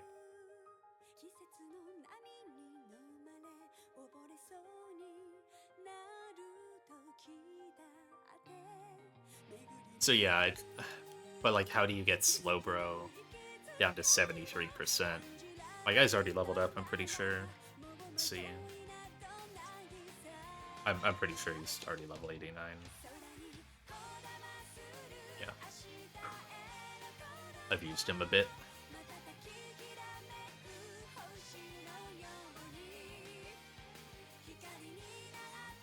Poison plus Barb doesn't even do it.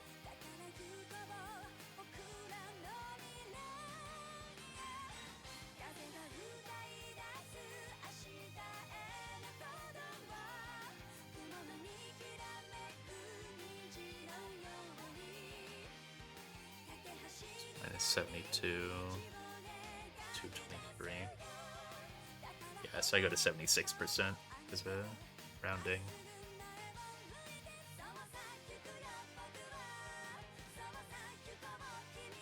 Sequence. So like, if I don't show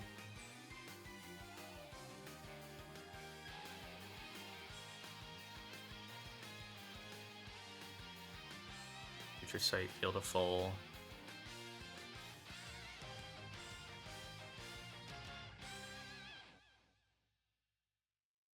Big Barb plus burn.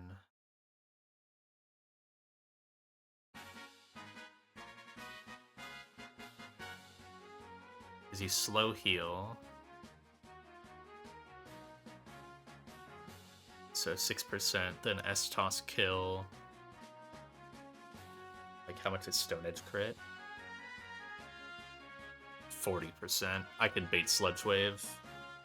And we're back to the same issue.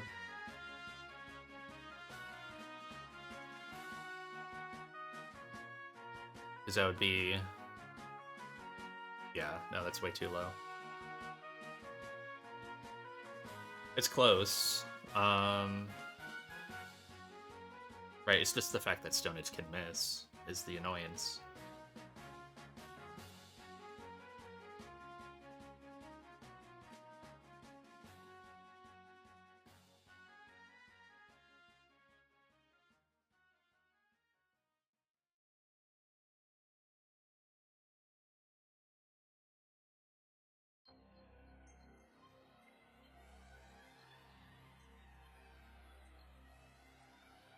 What if I switch... No, but then I'm not killing Halucha. What if I switch Urshifu into Stone Edge? I'm Scarf? Wicked Blow finishes it. So that would be like Future Sight pivot kill.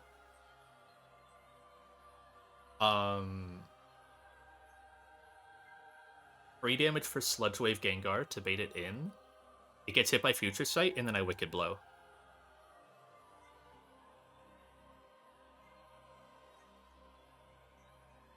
Right?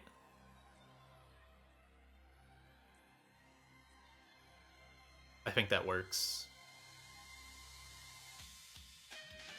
And you don't care about the Stone Edge. And if this never gets a chance to debond. Slowbro to take Barb back. It has to at some point, yeah. Otherwise, like, the stall could take too long. Well, I guess, no. Yeah, part of its job is taking the barb back. No, but then it can acro if you take the barb. Yeah, I'd be giving up barb, like, for sure. That's the one downside there. It can CC on Slowbro? Could it? Oh, shit, it can. I didn't even really see that. Yeah, no, okay, it's close.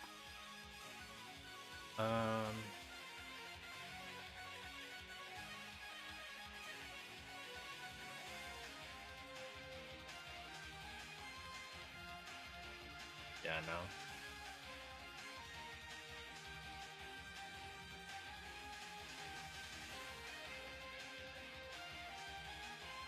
Heal Pulse Scale?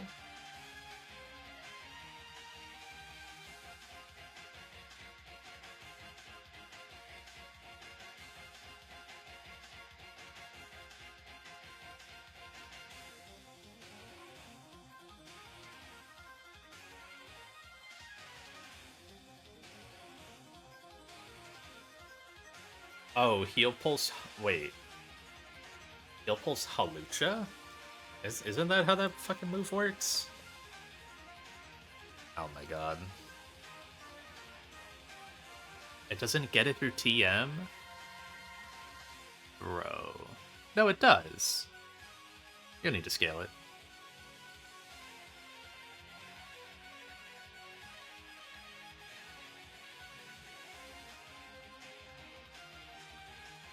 Yeah, we have that. I'm pretty sure. I think we got it back on, like, Route 118.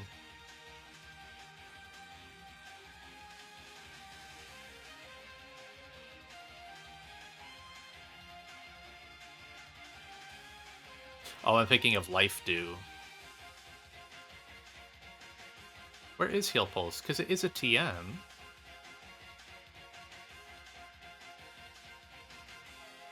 Oh, no, yeah, we have it. It's in Shoal Cave. Yeah. Spam Recover to burn through Lepa while occasionally healing it.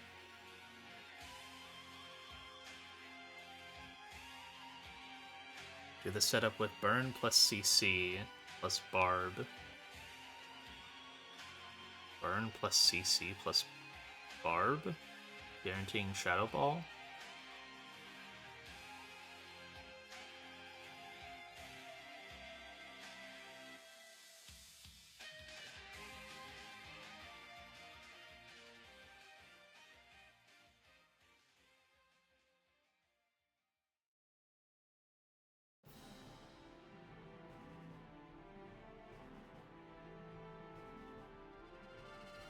It's 2 turns of Burn. CC crit. Oh, because you're stalling it out of Stone Edges.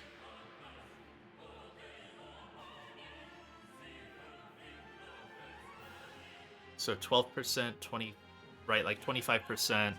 Yeah, that's still too low. It's still way too low. At 60%, you're at 40%.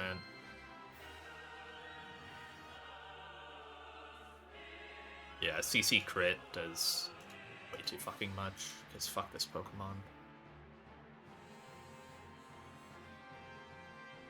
No burn?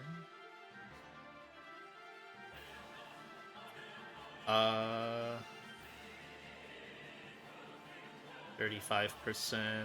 That's still too much. Right? Or no? No, it's 47. It puts me at 53. Yeah, that works.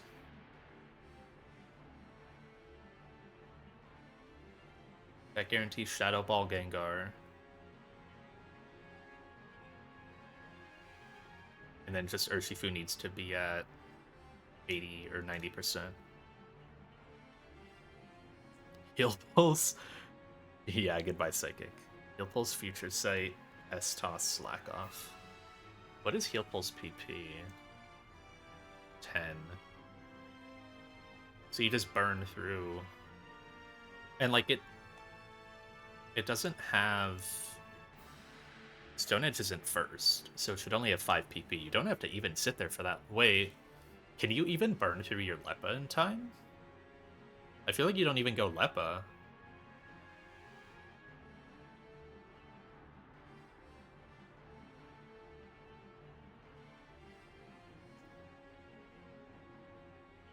Yeah, so he takes 12% the turn he kills Avalug. Right, he lives for 8 turns. I don't know if you can fully set up everything, though. You might still want Heal Pulse, but I don't think you need Lepa, because Slackoff has 10. You only need to stall 5 PP. Oh wait, Slackoff has... No, I thought Slackoff had 10. I always mix this up. Yeah, it literally has 10. I'm gonna pull up the trainer documentation to make sure the move slot is correct.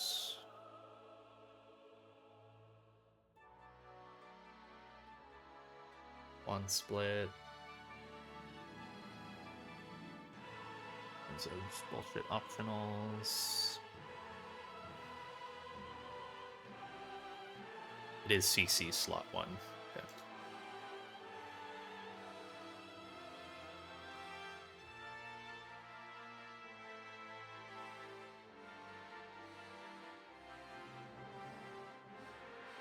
He's like close to dying, I think. I don't know that you can set it up. I don't think you can... Like, I think he dies the turn he would click the first close combat against Slowbro, right? Because he takes 12% on Avalug death. And then that's... Like, he only has 8 turns. No, you only have 7 when Slowbro's in, right? Because it takes the barb. Oh, unless it's rod visible. Yeah, I didn't. Divided by 8. It is not. So he would end at 28 times 8. He would end with 6 HP. So yeah, you do have 8 turns. Oh wait, that's Gengar. Oops. Oops. Okay, it's still non-divisible. You would end at 6 HP still.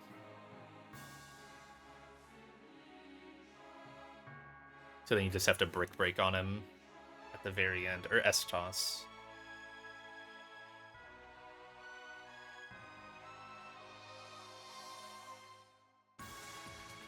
Slack 4 times. Future Sight, Slack, S-Toss. That sounds correct. What if it Aerial Aced on Avalug, though? Right? That's an extra turn. I think I need Heal Pulse. Like, that's an extra turn of Barb's Trip early.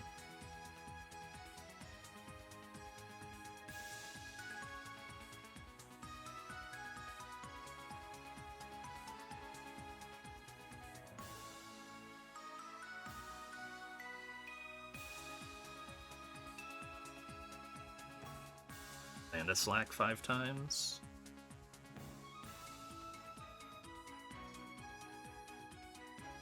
No, yeah, I think the extra, like the acro on Avalug messes that up. I need Heal Pulse, which would be fine. It just means getting rid of Psychic, right?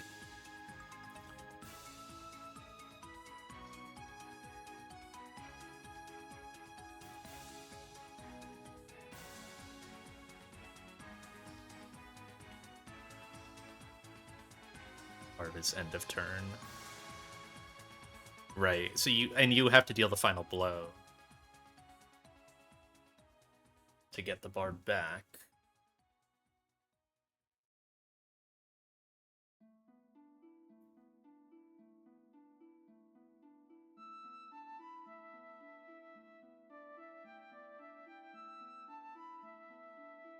Oh, if Acro Lug lives?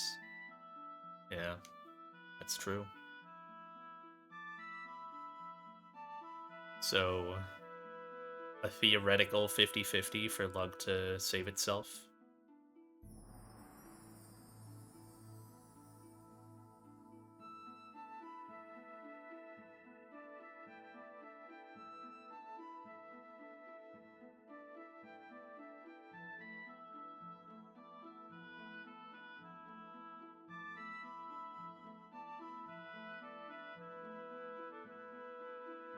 Yeah, you need to guarantee the CC. That's the hard part. I think I just need heal pulse.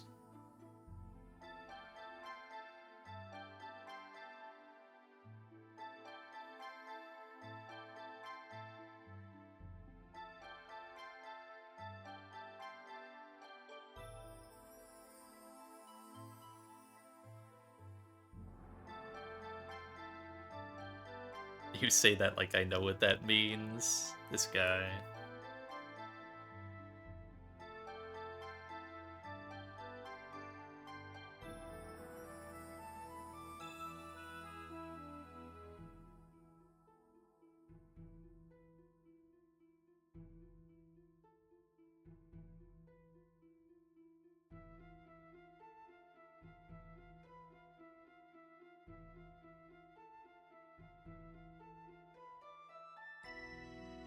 It's like can't think out all the turns. It's the annoying part. So if it's acro,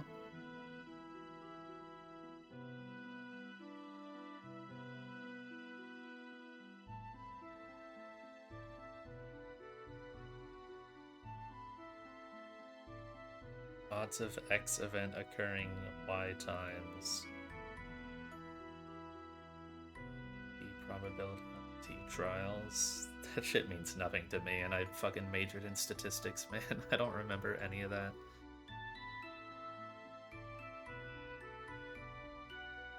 Online calculator.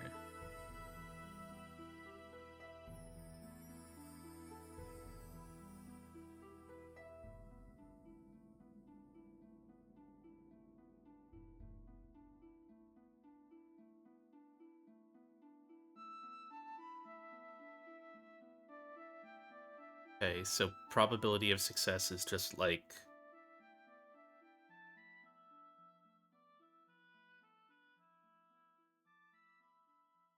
I mean, what even is the goal? Like, get hit by Stone Edge and not get crit? Right?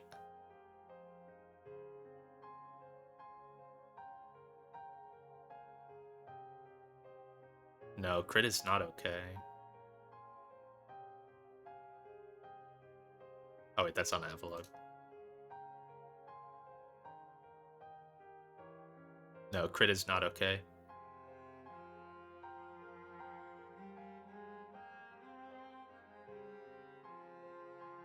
Right? Oh, because this is random. Oh, the 91%, I see what you mean. I keep forgetting that this is fucking random move. I think that's the part that I just initially had fly over my head.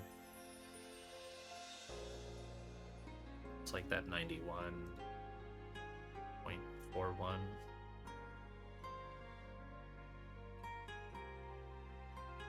Just barely can't SD. Do you want 0.91?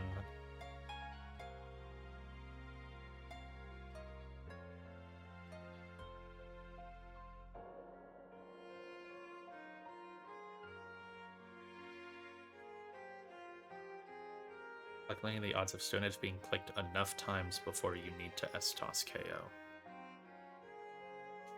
So number of trials would be like 7, right?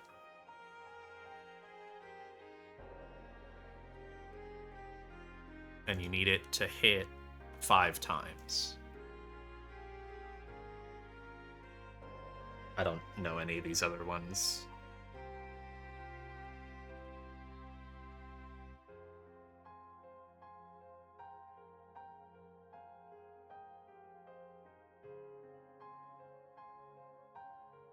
I don't know what I'm looking at.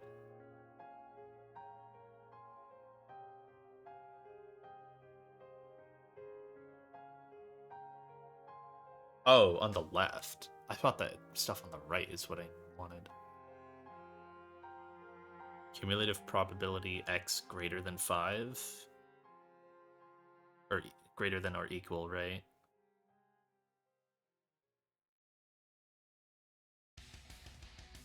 Yeah, so this one. 2% for it to not click Stone Edge enough.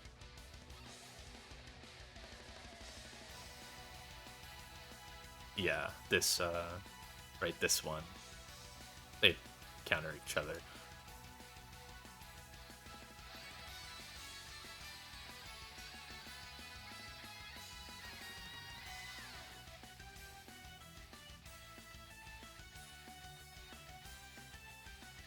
But, like, I'm just giga fucked if it goes wrong, right?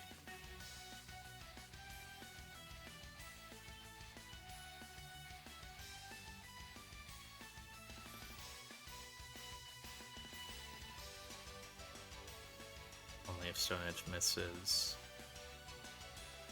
Only if Stone Edge misses or it crits. Those are both bad.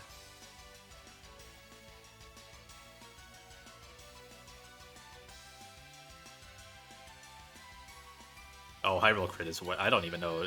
I think just crit. Right, because I need to stay above 51%. I can only take 49. Most of crits, I'm okay actually. I would need to like do the math. 295. Because I take a barb, so I take 36.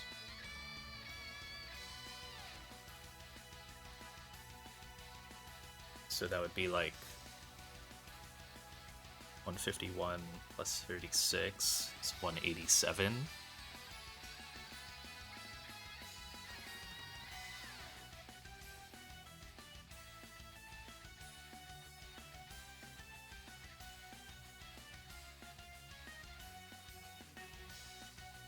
I think it's fine.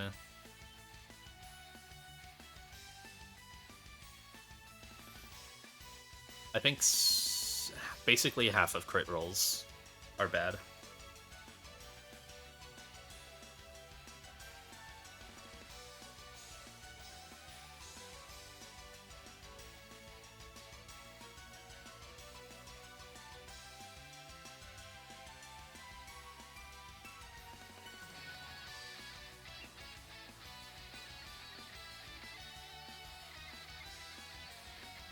Oh, like, can I be full? Yeah. Darman sees kill. Because fuck this Pokemon.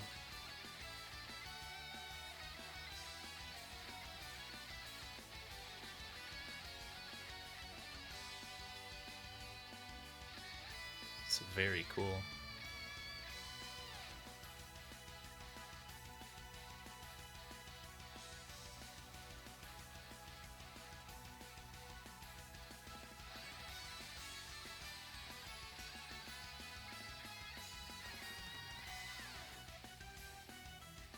Yeah, I think I just want to heal Pulse.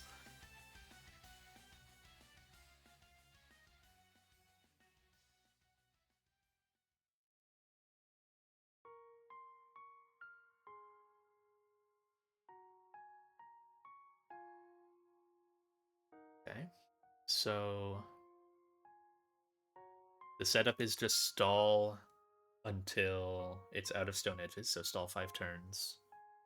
Slack offs and heal Pulse it, so that way it doesn't die to the Barb.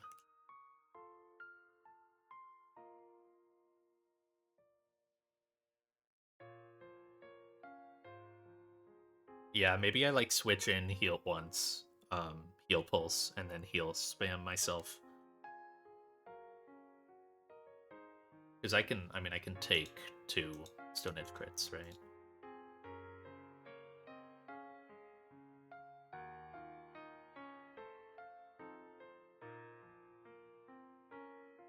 We need Lepa. It's weird. I think it's like when heal Pulse gives him 4 more turns. Oh, and those are turns where I can't attack. Right.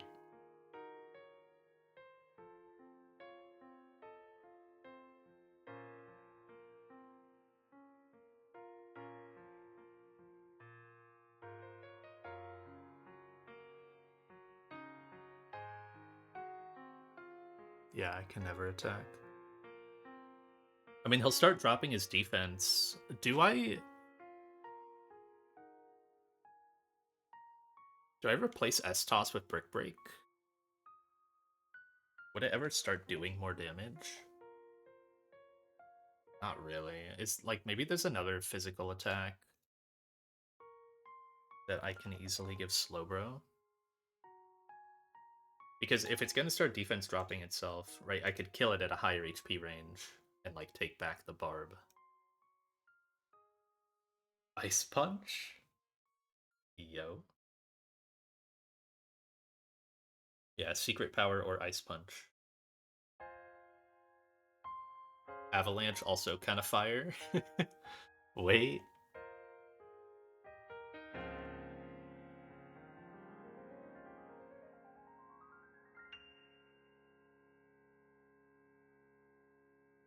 Yeah, Ice Punch can just like eventually kill from full after some CCs. I mean, you wouldn't like really get there, but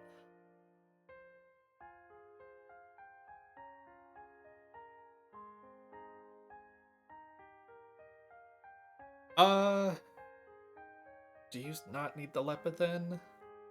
I guess not. You have 10 slack offs to work with. You probably only heal pulse him like twice.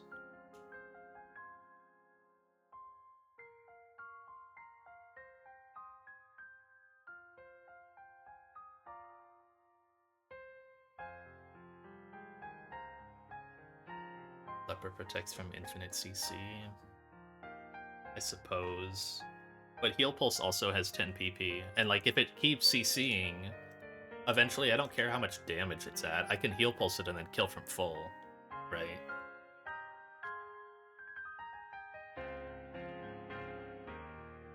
Is there ever a worry? No, never mind. It's not a problem. Where it can start clicking acro.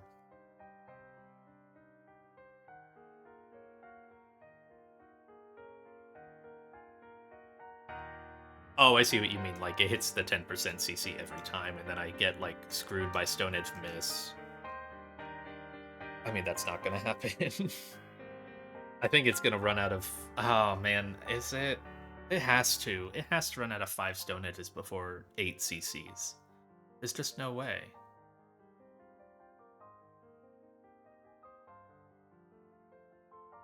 Do I do, like, Lepa, but burn some PP? Do I pre-PP?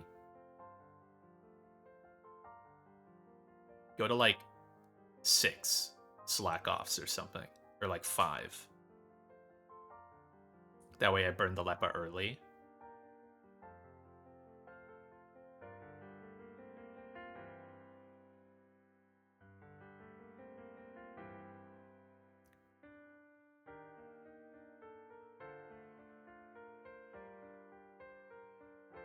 I guess, yeah, I'm not really on a timer.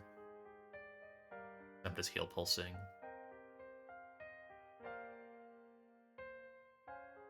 Okay.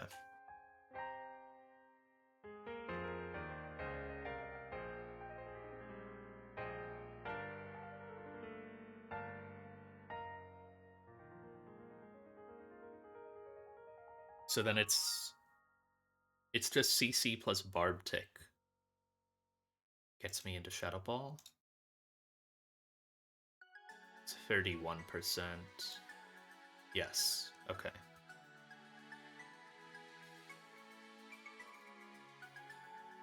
And then this only does 46.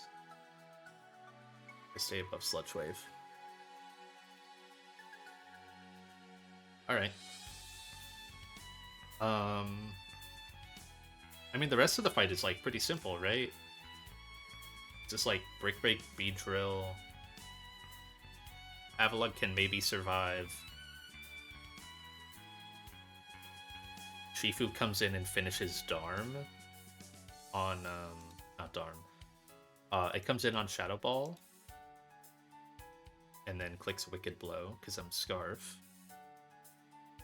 And then... just one exit Golly.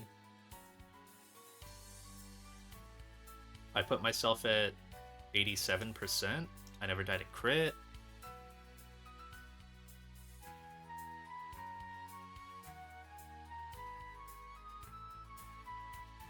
Wait. Doesn't that mean Lug, like, always lives as long as Beedrill never got crit?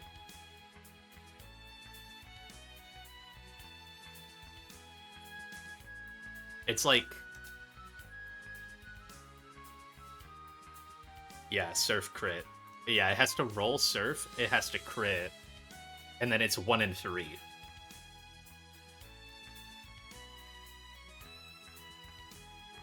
And yeah, even rolling Surf is pretty low odds. It's like 12%, 6%, and then a 1 in 3 off of that. It's literally like a 0.2% that Lug dies here then. Does it need high roll crit? Maybe.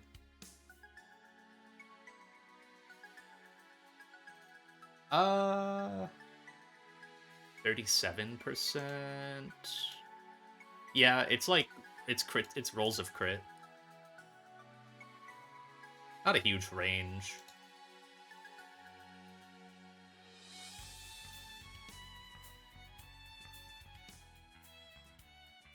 I guess what's 80 HP?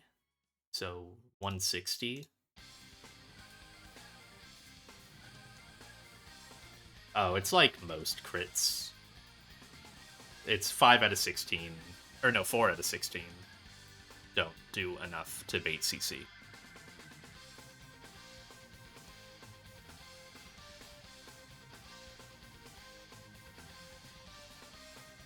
So it's like that 1 in 400, and then, yeah.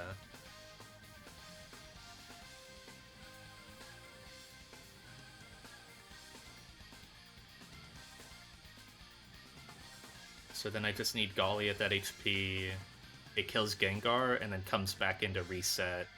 Plus combats this, and this. And then beats Slowbro. Go Delmise on Surf. Choice Specs Delmise has a pretty good chance to live here. Because it heals back the damage taken from the Surf, and it can 2-tap. And if it dies, then Urshifu just finishes. I really want to run this right now before I have to go eat, because otherwise I'm going to forget like all of it. And I don't know that I can write it down.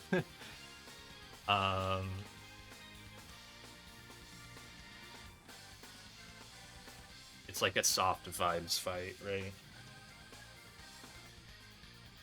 I fucking love Apple Hug. Let's sketch out the plan. So it's like...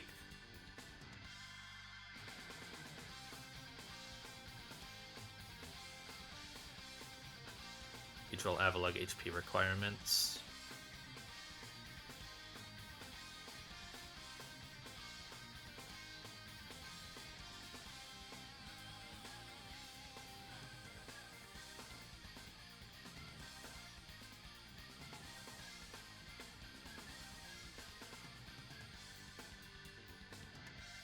So, okay, so the issue is like...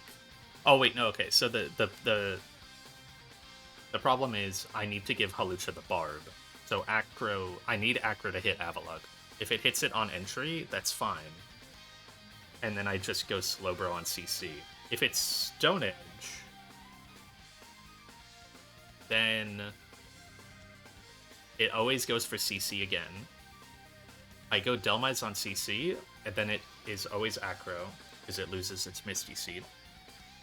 And it hasn't taken Sticky Barb yet. It sees Acro kill, and then I go Delmise.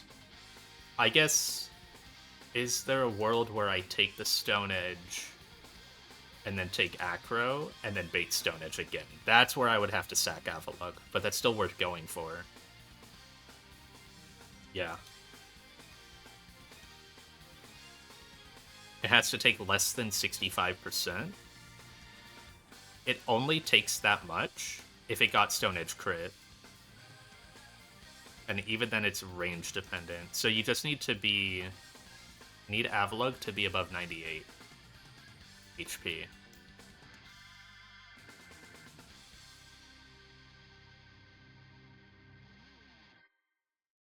So if Avalug is under 98, I can't do this. And then... Wait, no, can't I still? Because I'm just going Slowbro.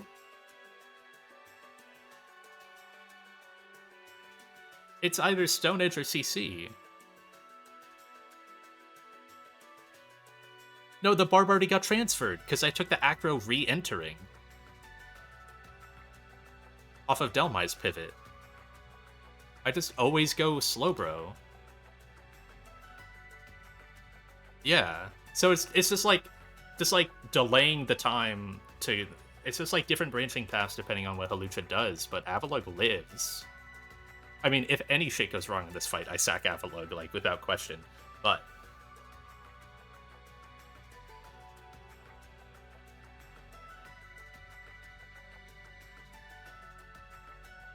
Then yeah, Slowbro sits on Halucha. Doesn't let it Swords Dance. Burns the Stone Edges. Okay. Let's run this bullshit.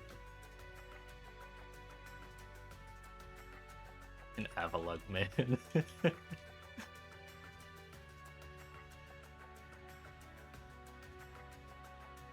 Yes, that sounds correct, yeah.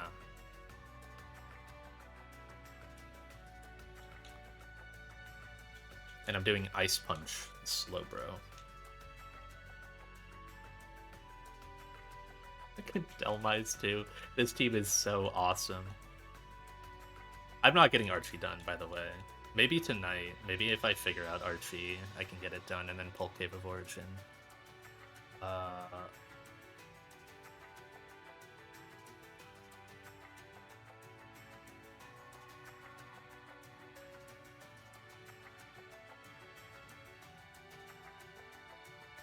Okay.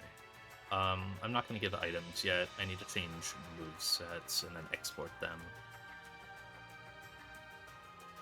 Ping your server for this? Sure.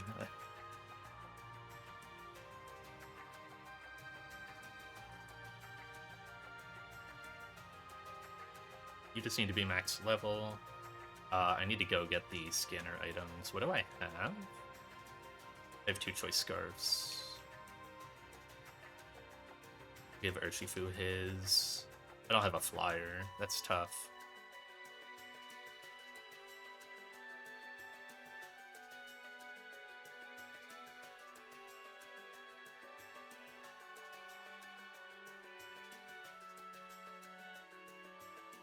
I need to go get Brick Break and Ice Punch.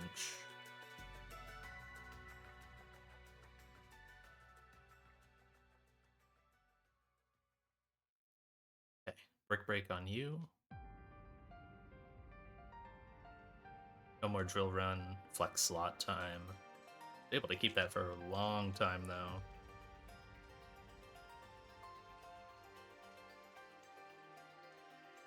Ice Punch.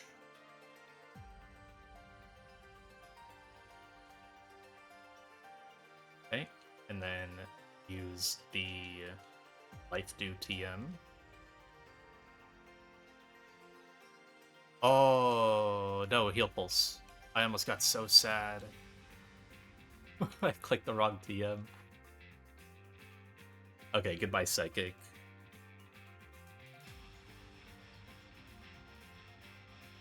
Oh, I almost got so sad. My heart dropped when I saw not able there.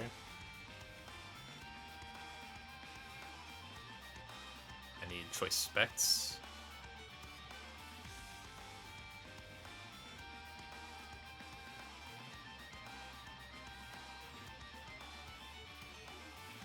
Am I on the right scene? I'm not. Eh?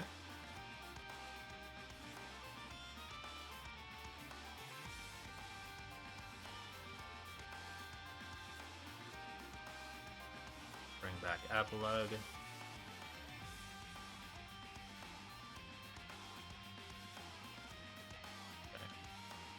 I'm gonna export like this, so I have all the right movesets now. Without any of the items.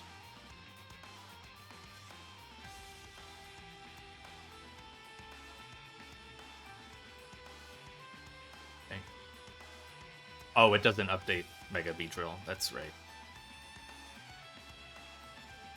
It's very confused. Future Sight, Ice Punch, Slack Off, Heal Pulse. Okay.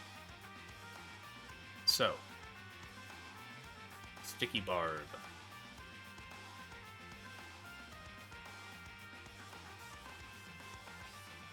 But so last time I used this, I scrolled past it.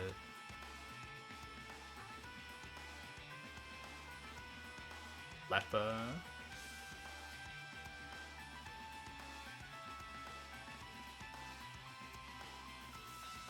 Choice Scarf. Citrus. I obviously need to find the HPs, but I'm not too worried about it. They're pretty simple. I'm gonna screenshot this and put it in the Nuzlocke server. It's just a really dumb theme.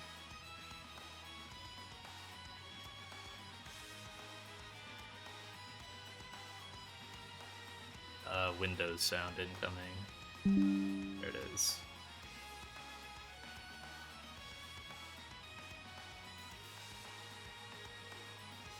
Oh, you posted it.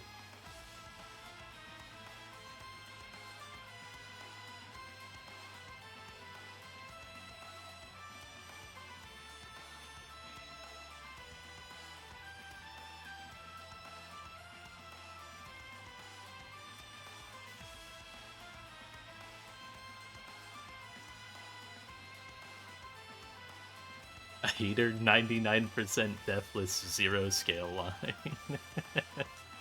Thanks for putting the 99. Appreciate that. Alright, pre-damages. Avalog doesn't need to be pre-damaged at all.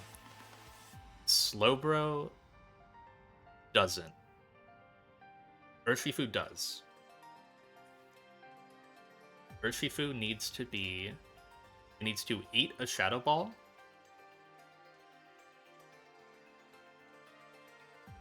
And then bait Sludge Wave. So it's pretty easy.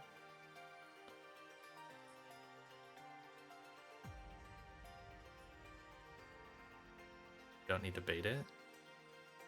I am Scarf. You're right. Okay, so I just beat full HP Urshifu.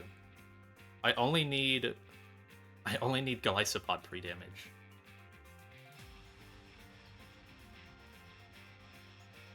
And Golisopod is just Mineral Icicle Crash to get me to 125. Plus 96. 221. Okay.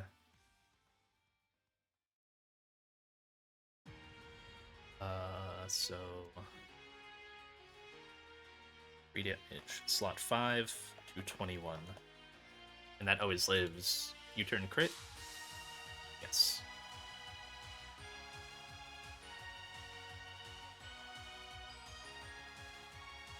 Alright. I'll get there and then I'll unmute.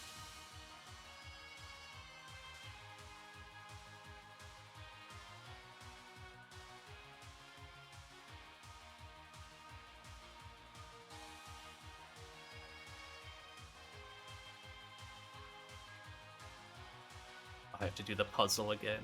No.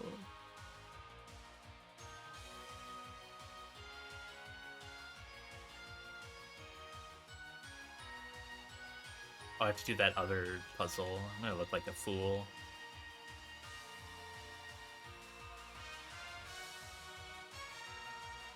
It took me like more than 10 seconds to solve this one, so...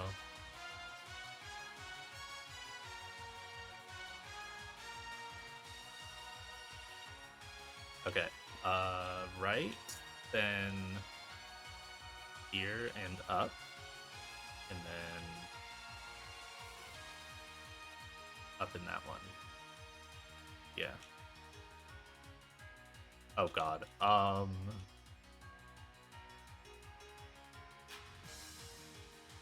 What?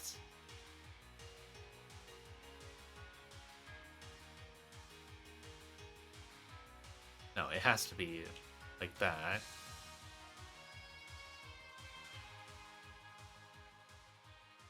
And then like that and... Sure.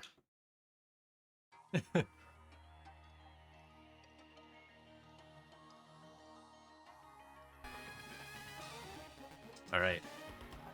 Oh.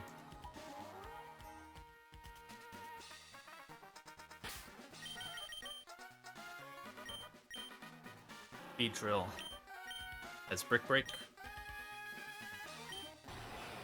Sticky Barb, Avalugg. Moveset doesn't matter. Slowbro with Lepa, Heal Pulse, Future Sight, Slack Off Ice Punch. Cannot get through that moveset without smiling. Choice Scarf Fifu. Moveset is fine.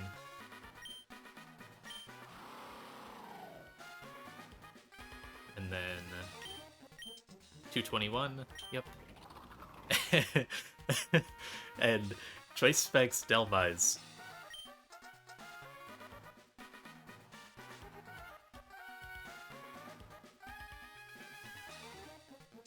If Tech let you ever cycle slow, bro. Alright.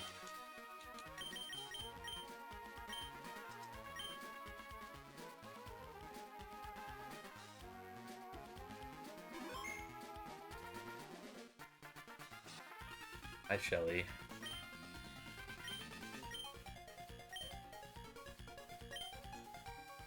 Want payback after I blew up my Scun tank on your Mega?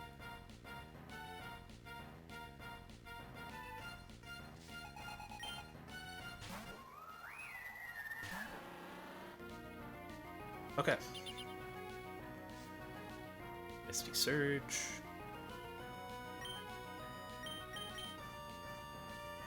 I really want to see Nature's Madness. It's like 90% to click it.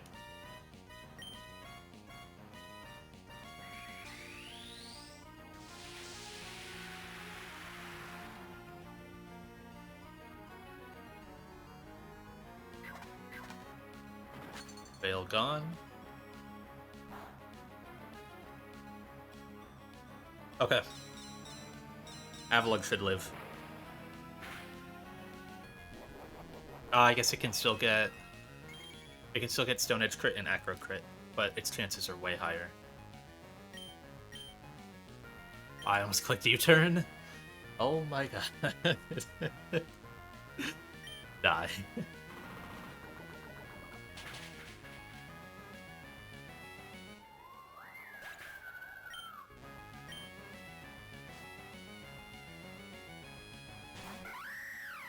Alutra slow kill, now fast kill. So you do not have an item. You have a +1 Spadef boost.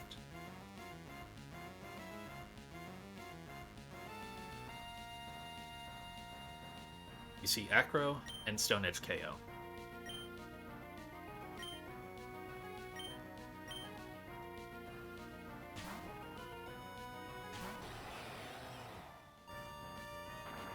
Okay. Alright. I think we're safe. I forgot about the Sticky Barb. Oh, maybe not. Oh, I forgot Sticky Barb would activate on me that turn. Oh, Avalugg might still die. It depends on acro damage. I need to be above 98. Oh no, I'm always fine. Acro crit puts me at 100 and then he takes the barb.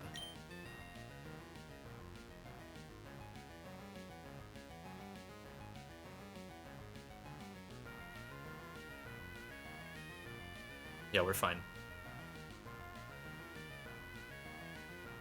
Oh wait, no, yeah, I just go Slowbro anyways. That too. Okay, so this is always close combat.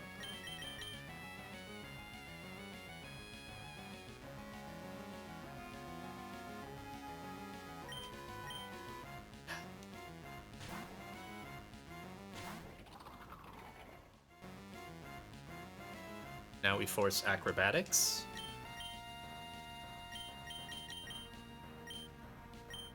So he takes the Sticky Barb.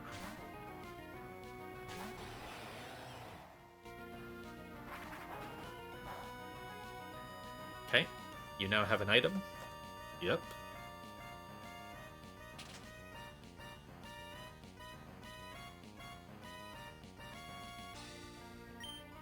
This is always close combat.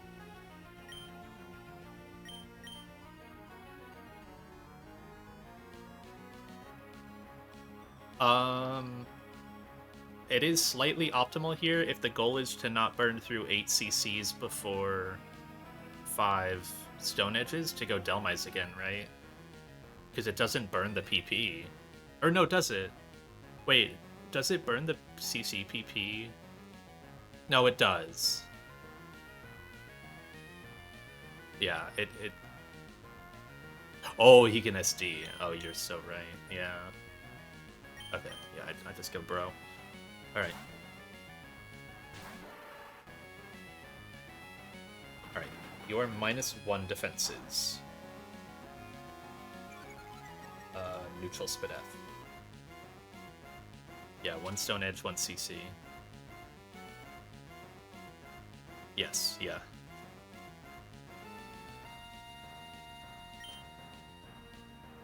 I probably just slack off once.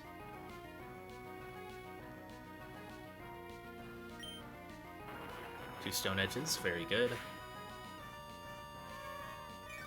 I'll heal pulse him this turn.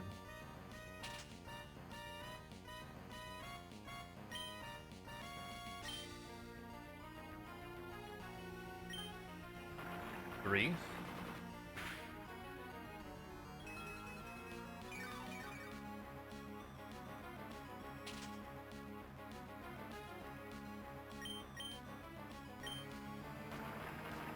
Four. I mean, they were very likely.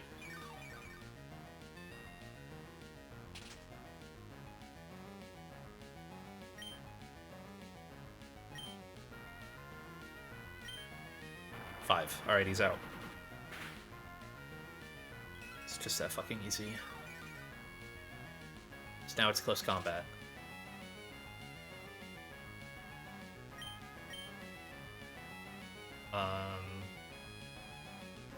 I'll heal one more time. I need to get to a spot. I'm not dead to double CC crit right now. No, I'm not.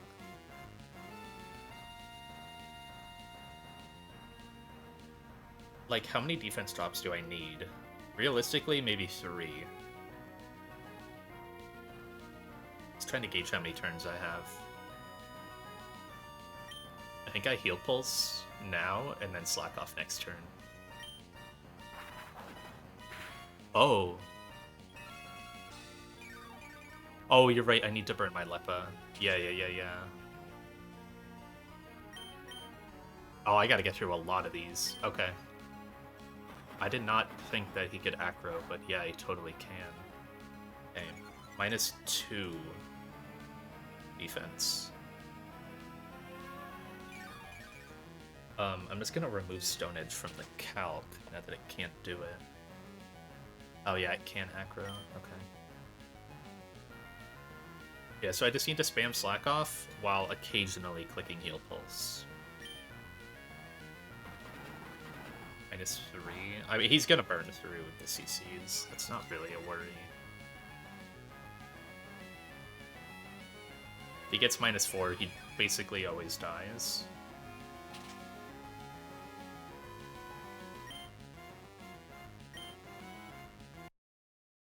Yeah, I have time here.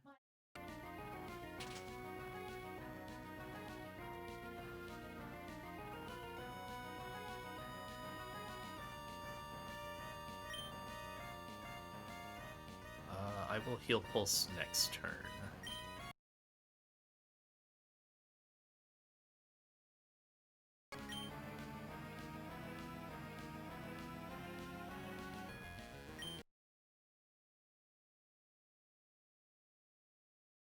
Okay.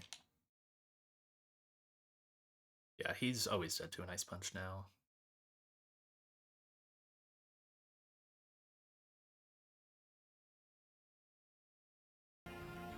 Okay.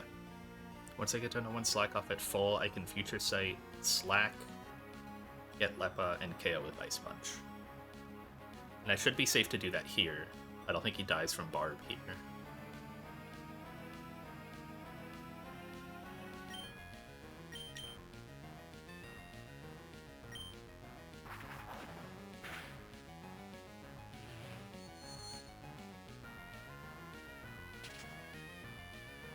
Oh, it's gonna get really close, but he's gonna get to like 6 HP. I hate it, but...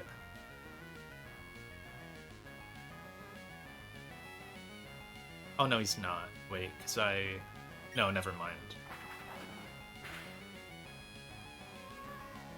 If it was one extra turn, he would go to 6 HP, I think. Like, he would live with, like, a pixel on the bar after this next action, but I'm gonna kill him.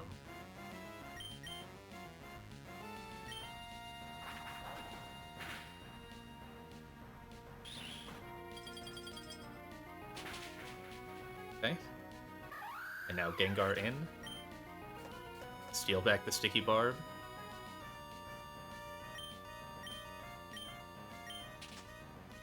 Perfect. So he's guaranteed Shadow Ball KO.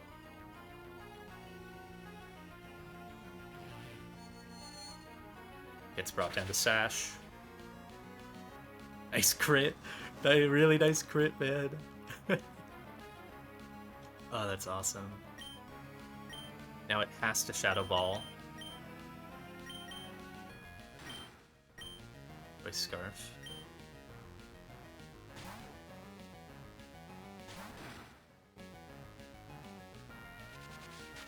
Wicked Blow, don't sucker.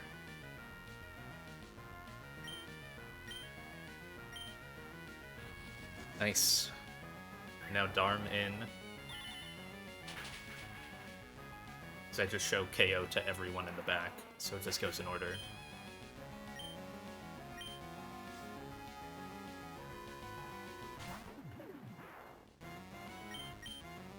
One Golly exit.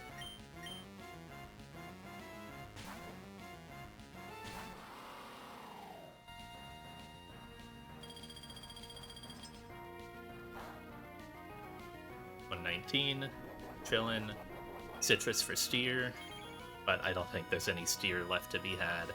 It's either Delmise wins or Urshifu gets the kill. Reset my Scarf. Close combat. And now I outspeed Oko the Kyurem as well.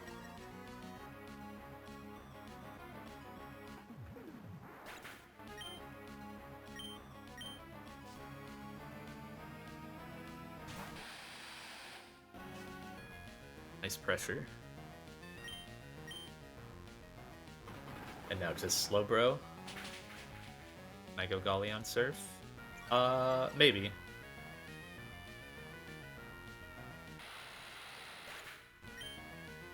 It wouldn't really do anything. Giga Drain heals all the HP back unless Surf crits. So I guess if I can go Golly. It's at 182. I don't take enough damage, so I gotta go straight to Delmise.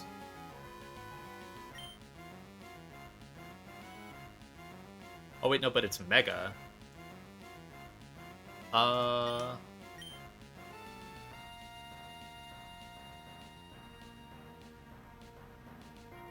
always take enough. I take enough by like 2 HP.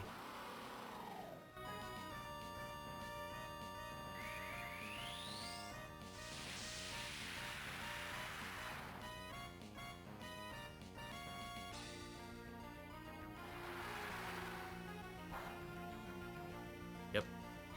123 was my highest there. And now go to Choice Specs. Mild Delmise. It can still die, but it will do enough of its job.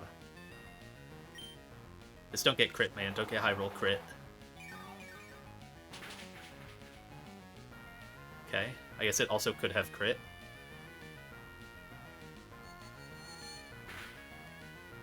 It's just too fucking easy, man. What a sick fucking line. Oh my god.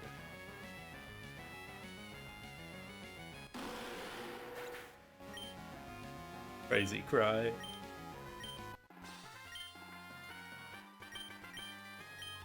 And got the Sticky Barb back.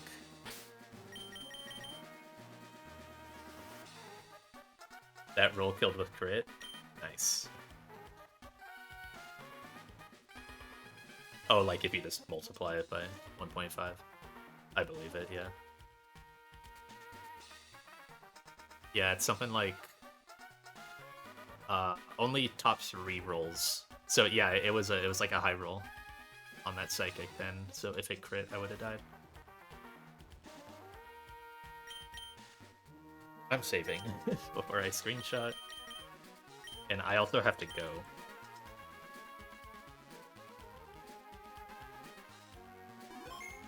Maybe Archery tonight if I can figure it out. But it does seem a little tricky for me. Hopefully, it's just like setting up Gyarados to win.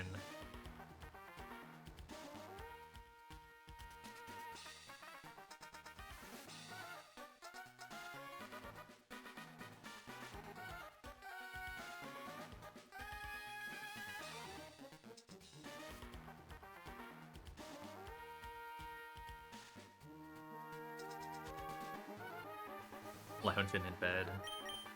I appreciate the help on the cook. I don't know that I would have found the... I was just, like, overcomplicating stuff. I wouldn't have found the Avalugg, like, keeping it alive line. Like, I would have just sacked Avalugg, I think.